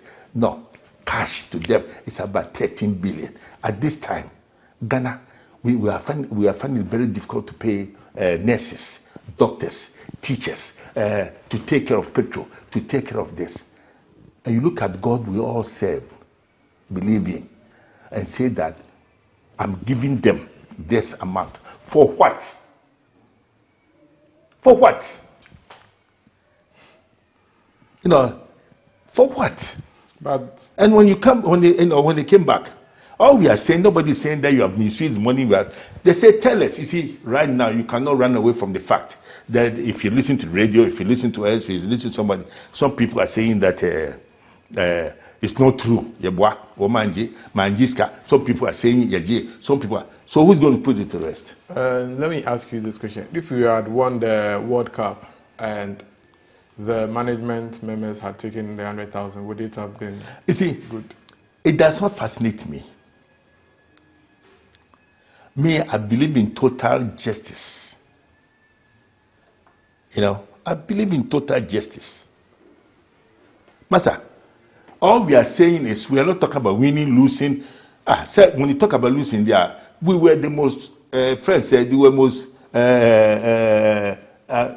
me with the adjective that I want to use. We were the most... lowest ranked. Okay, lowest team. And how much did it cost us? And we are saying that, look, it's a privilege for us to have chance to go to World Cup. We did well by going to World Cup and so. We are saying that the money it took, was it enough? How did they spend it? Do we have to go to court on this? Well, we'll come to that, but let's take a short break, and when we return, we'll continue with the conversation. You're watching Sports Check here on GhanaWeb TV. My name is Joseph Adamafio.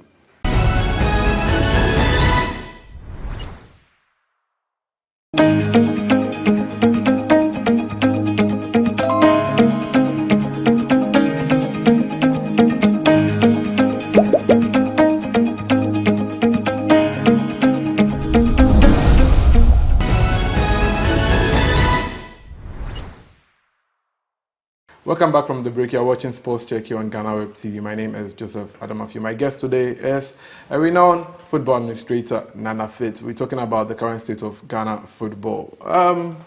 So, what do you think about the Ghana Premier League?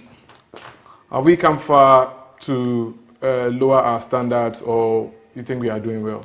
We are descending 380 miles per hour, going down.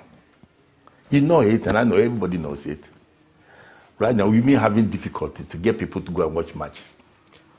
Back then, how were the past club and football administrators? Look, when they say Kotoko and Haas are playing, or Kotoko and Dwarfs, Kotoko and any team, when they say they are playing, Haas and any teams they are playing now, if you are not at the stadium around 10 o'clock, 11 o'clock, you won't even get a place to sit. Because the people loved the game, they understood the game, and then they knew that they went and watch a genuine football. It's not like today. What do you see? A player playing football, he turn around and score his own goal and say that I did that because I'm protesting. That the top people are betting, they are using us to bet. They are making, when these things comes out, do you think anybody will go and pay money to go and watch? Why don't we tell them the truth? We know why they are not. We know why it's like that. We know it. Everybody knows it. You know why people have lost interest. There was a time Black Stars, they were playing in Cape Coast or something. It came to a point where they have to hire some buses, go to the universities, get them, pay them to come and watch the match. It has never happened before. Never happened before. How about officiating in the Ghana Premier League? Officiating is bad. Everybody knows that, because the players are not being paid well, because the owners of the teams, they don't have enough money to keep the boys in shape, to keep the boys, let them know that they are playing, they are working. All these things We said we'll talk about the negative, we'll say a lot, but what do you think should be the solution? What I think should be a solution is very, very simple. Accountability. And let the money go where it's supposed to go. You know, right now we have a lot of people are blaming the government for, oh, we don't have stadium. Oh, and then the stadium is bad. They have turned off the lights at Cape Coast stadiums. They have done this, they have done this. And then you go.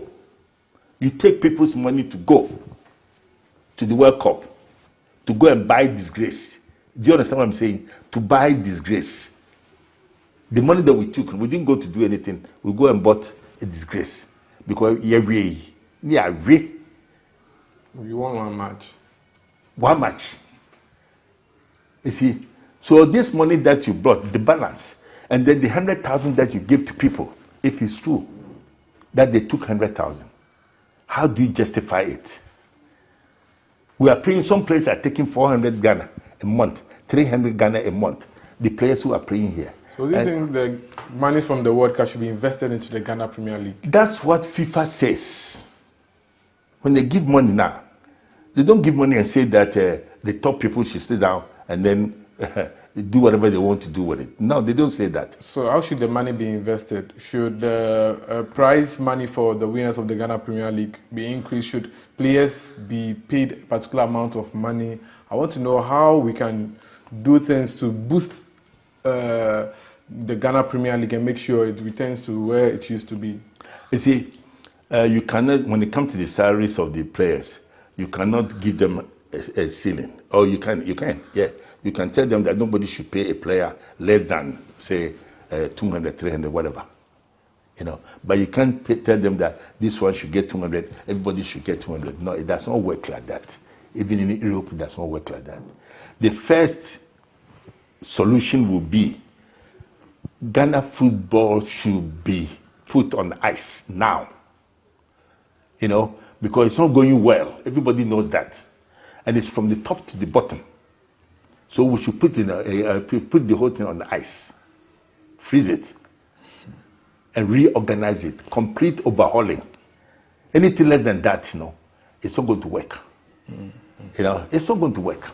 Back in the days, we saw Sike Jemfi and the likes of other great players play a number of years in Ghana before they got their breakthrough to go and play abroad. Do you think player exodus is one of the reasons for the Ghana Premier League not being exciting? Because today you go to the Accra Sports Stadium, you go to any match venue, you go there, you hear of this particular player, he excites you. Tomorrow they said he has been transferred to another club outside Ghana. You see, those days, it didn't happen like that. There was nothing like that. The Ohijan formed Republicans, and they had top-class footballers. Do you understand what I'm saying? Yeah. Top-class footballers. And they were playing top-class football. You see? So it didn't even... Osekofi Kotoko went to London some time ago, and they saw Osekofi. Was good, was this. They were going to... Those days, they were going to give him more money, big money to say. He said, no, I love Kotoko, so I'm coming back. I didn't go. Because Kotoko, at least, he loves them. They can't play like Europeans, but they pay him enough. They give him enough for him to stay.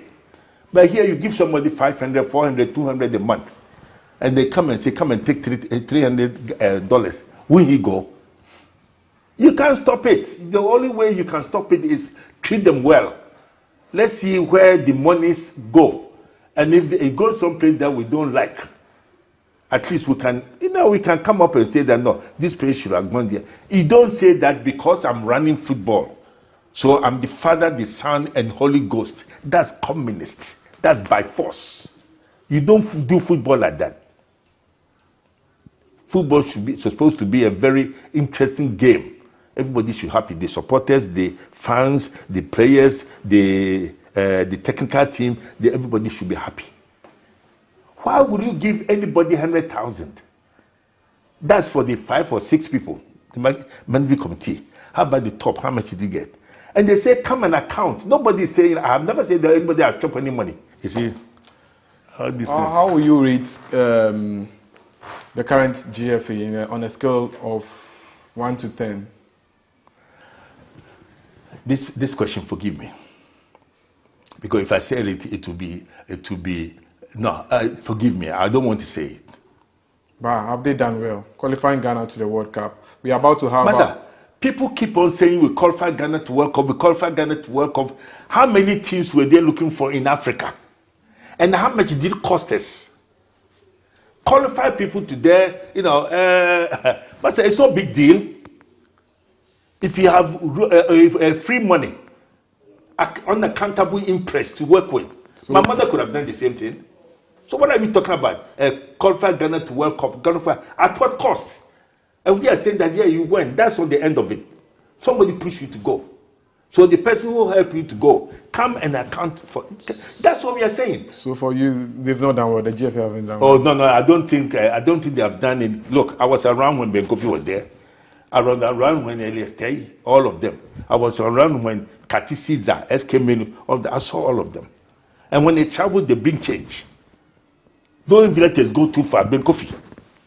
They give me money, FA travels, they come back and say, this is how much I spend, this is what I get. It never happened before. What's so difficult about that? And you want to tell us, my brother, Ghana football needs a complete overhauling. But this case, if you allow this case to go on like it's going on now, unchecked, Ghana football is going to be like a place where if you need money, you hustle, you go there, you become rich.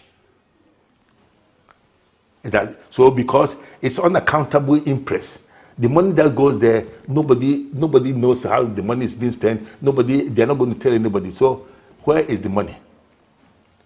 This at this time that we are, let me tell you something. Mm-hmm. The only way that Ghanaians will be satisfied, won't talk, is forget the past. It has happened, it's gone. But they are still repeating it. They should come out, allow themselves to be audited, right? Audited. Yes. Allow themselves to be audited. Tell us how much. Transparency from now on, transparency. And then the big monies, the 100,000, they should bear their heads down in shame. At this time of the game, is Ghana football in the right hands? No, it's not in the right hands. You know that. Why are you asking me that question? I don't why are you asking me that question? You know it's not in the right hands. So why are you asking me? These are some of the things that is happening in Ghana football. A lot of people are afraid. I'm not saying they go and lie. God forbid, I will never do that. I don't even want anybody to do that. Don't lie on somebody.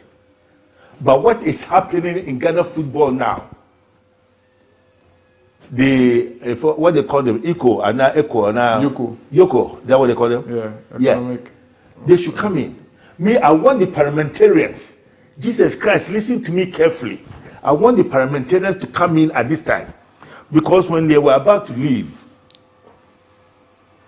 the sports people, the people who have chance to talk on radio, administrators, all of them were saying that when you were going to take the money, at least you told the public that you needed money, you have sent the budget to the government and then the government. So when you took the money, we are asking you, it's good that government are giving the money. How much did they give you? It took the intervention of the parliamentarians to straighten it up, right? Because the minister says, Mekoba, and nobody has any power to talk. But what about the sports minister? He's also over there. The sports minister should park someplace. He should park someplace. Why? He doesn't know anything about football. The sports minister don't know anything about football. Because look at what is happening. My friend, my brother. No, you are not my brother. You are my son. Yes. Look at what is happening. And you're asking about, is it not the same sports minister who took the budget and presented it to the government? Is this not the same minister who came out to say that Mekoba, when we come back, I'm not going to tell anybody how much you are going to spend, how much money was given to Mekoba. When they came back, why don't the same place that he went and told the whole world, why don't him just take the budget? Do a budget, no budget. Do how you spend the money. And the minister is not sitting there. So you think he's... Was he not aware that they were paying 100,000? Was he not aware of that? Probably, maybe the president will set over the years. Was he not around when the money was being paid? Was he not around? You asked me a question. I'm asking a very simple question. I'm sure he was. Thank you very much. What did he say? What has he done? The government, as at now, me personally, I want to appeal to the parliamentarians that we should not let this thing die. Because anything happens today and nobody says anything, tomorrow it will happen. I know your concern has to do with the money aspect. What about the coaching aspect of the Blasters? Since the current GFA came in, they came to meet Coach Kwesi Appiah. He went, Siki Akono, Milovan Rajivac, now Otuado has left. 4 coaches under 1 term. Now we're about to appoint our 5th coach. Why do we want to sit down, and allow the same people within the short time that they've been in office to appoint 4 coaches? Dismiss all of them. Not even one of them were given the handshake that at the time of your office, all of them were sacked. Otuado resigned himself. Yeah. And then you, the same person, we are giving you a chance to go and appoint another coach. Me, I say it from my experience. I say that Kwesi Appiah is qualified. There's nothing wrong with Kwesi. But you see, they sack Kwesi Appiah. On what grounds did they sack Kwesi Appiah? You see, on what ground, what did he do? Now, Kwesi Appiah says, I want to come back. Does it mean that he has gone to rectify the mistakes, or why does he want to come back? Because he feels that injustice somewhere was made. That's why he wants to come back. He won't call them bluff. If you want to dismiss me, give the people the reason why I was dismissed. It's as simple as that. Look, my friend, all these things that we are doing, I'm saying it again. Ghana football needs a complete overhauling. Do you understand what I'm saying? Okay, I understand you, but do you think if we don't take care, we'll return to Nyantechi's era again? We are there. We are past them. What are you talking about? We are past them. Really? Oh, my friend. Look, I'm telling you, I was part, and I always feel ashamed. Some people even reported that I lied. No, I didn't lie. When they say that the government should allow non-government people, civilians, to run it, I was part of the people who were making noise. No, I'm and then they changed. If I knew it was going to be like this, at least I would have added my voice. I would have been first to say that no, let it stay there. Right now, football stinks. Do you understand? What does it mean? Stink. What does it mean? Thank you very much. That's exactly the position that we are in now. There's absolutely nothing you can do until a complete revolution. Not that somebody takes a gun, not that somebody takes a pistol, not that. Complete revolution means complete overhauling. Let's put ice. If I have a power and I'm in a place where I can make a decision, this African Cup and all these things, because the same people are going and they come back, how much are they going to share this time? Tradition without representation, unaccountable impress. They are going now again. They are going. They will take another budget to go. 40 years without AFCON. Yeah. I'm sure you've definitely seen Ghana win AFCON before, and definitely it didn't cost us much to go and win AFCON. No, it's very easy. Massa, CK Jemfis, he formed Republicans. The coach now, he's here. Every month he takes his pay. Now we play matches, like Basta will play matches three times a year, 3-4 times a year, something. And 90% of them are from abroad. So when he leaves and go, what does he do? What does the coach do?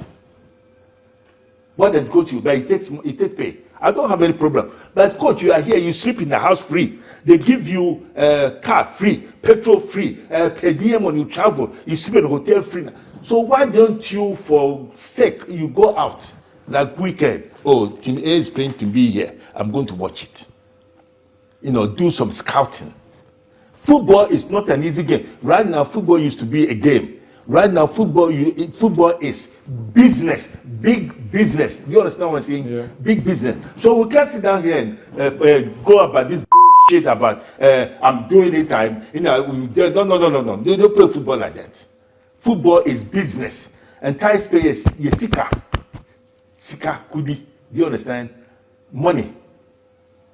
That's why we are talking. That's why some of us we are saying. I cannot say this time about House of Folk. I can't say about Kotoko. I can't say about Duas. I can't say about any team because my money is not in there.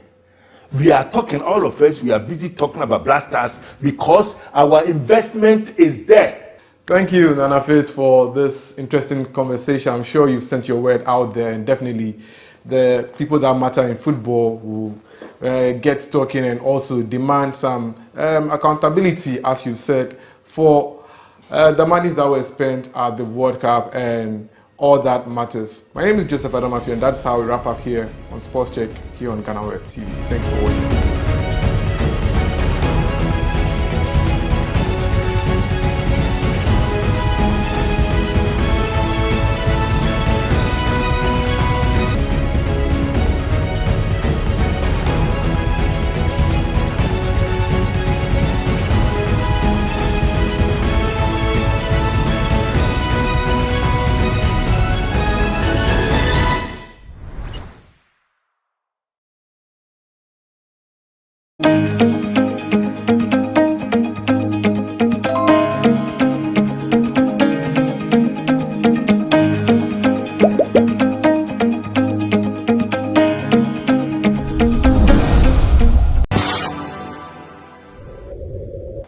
National Dance Factory, National Dance Ensembles, from backing of musicians to back Slim Basta. We back a couple of musicians, and from there then we jump into music. We have performed with a big art. Casey and Jojo, we performed with Casey and Jojo in London, we performed in Wembley before.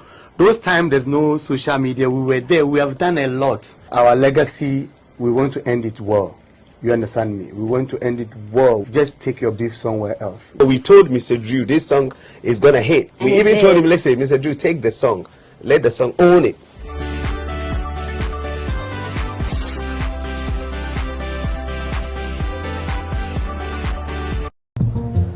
Now, Obek Kanokre. Susu sang pine, Pia want to Nambia, a man in quite baby. Mommy, you basically see about Kotoso. People got send me sick from Lemonade Finance. While Brian did the shit and let me £2. Lemonade Finance. Say they're sending money back home from UK, Canada, and now US. I accepted a instant charges. Extinguishing in Suya. Unbeatable. We should be promo code Dr. Like £10, $10, and $10 Canadian for the first transaction. What is send this guy? Download to Lemonade Finance.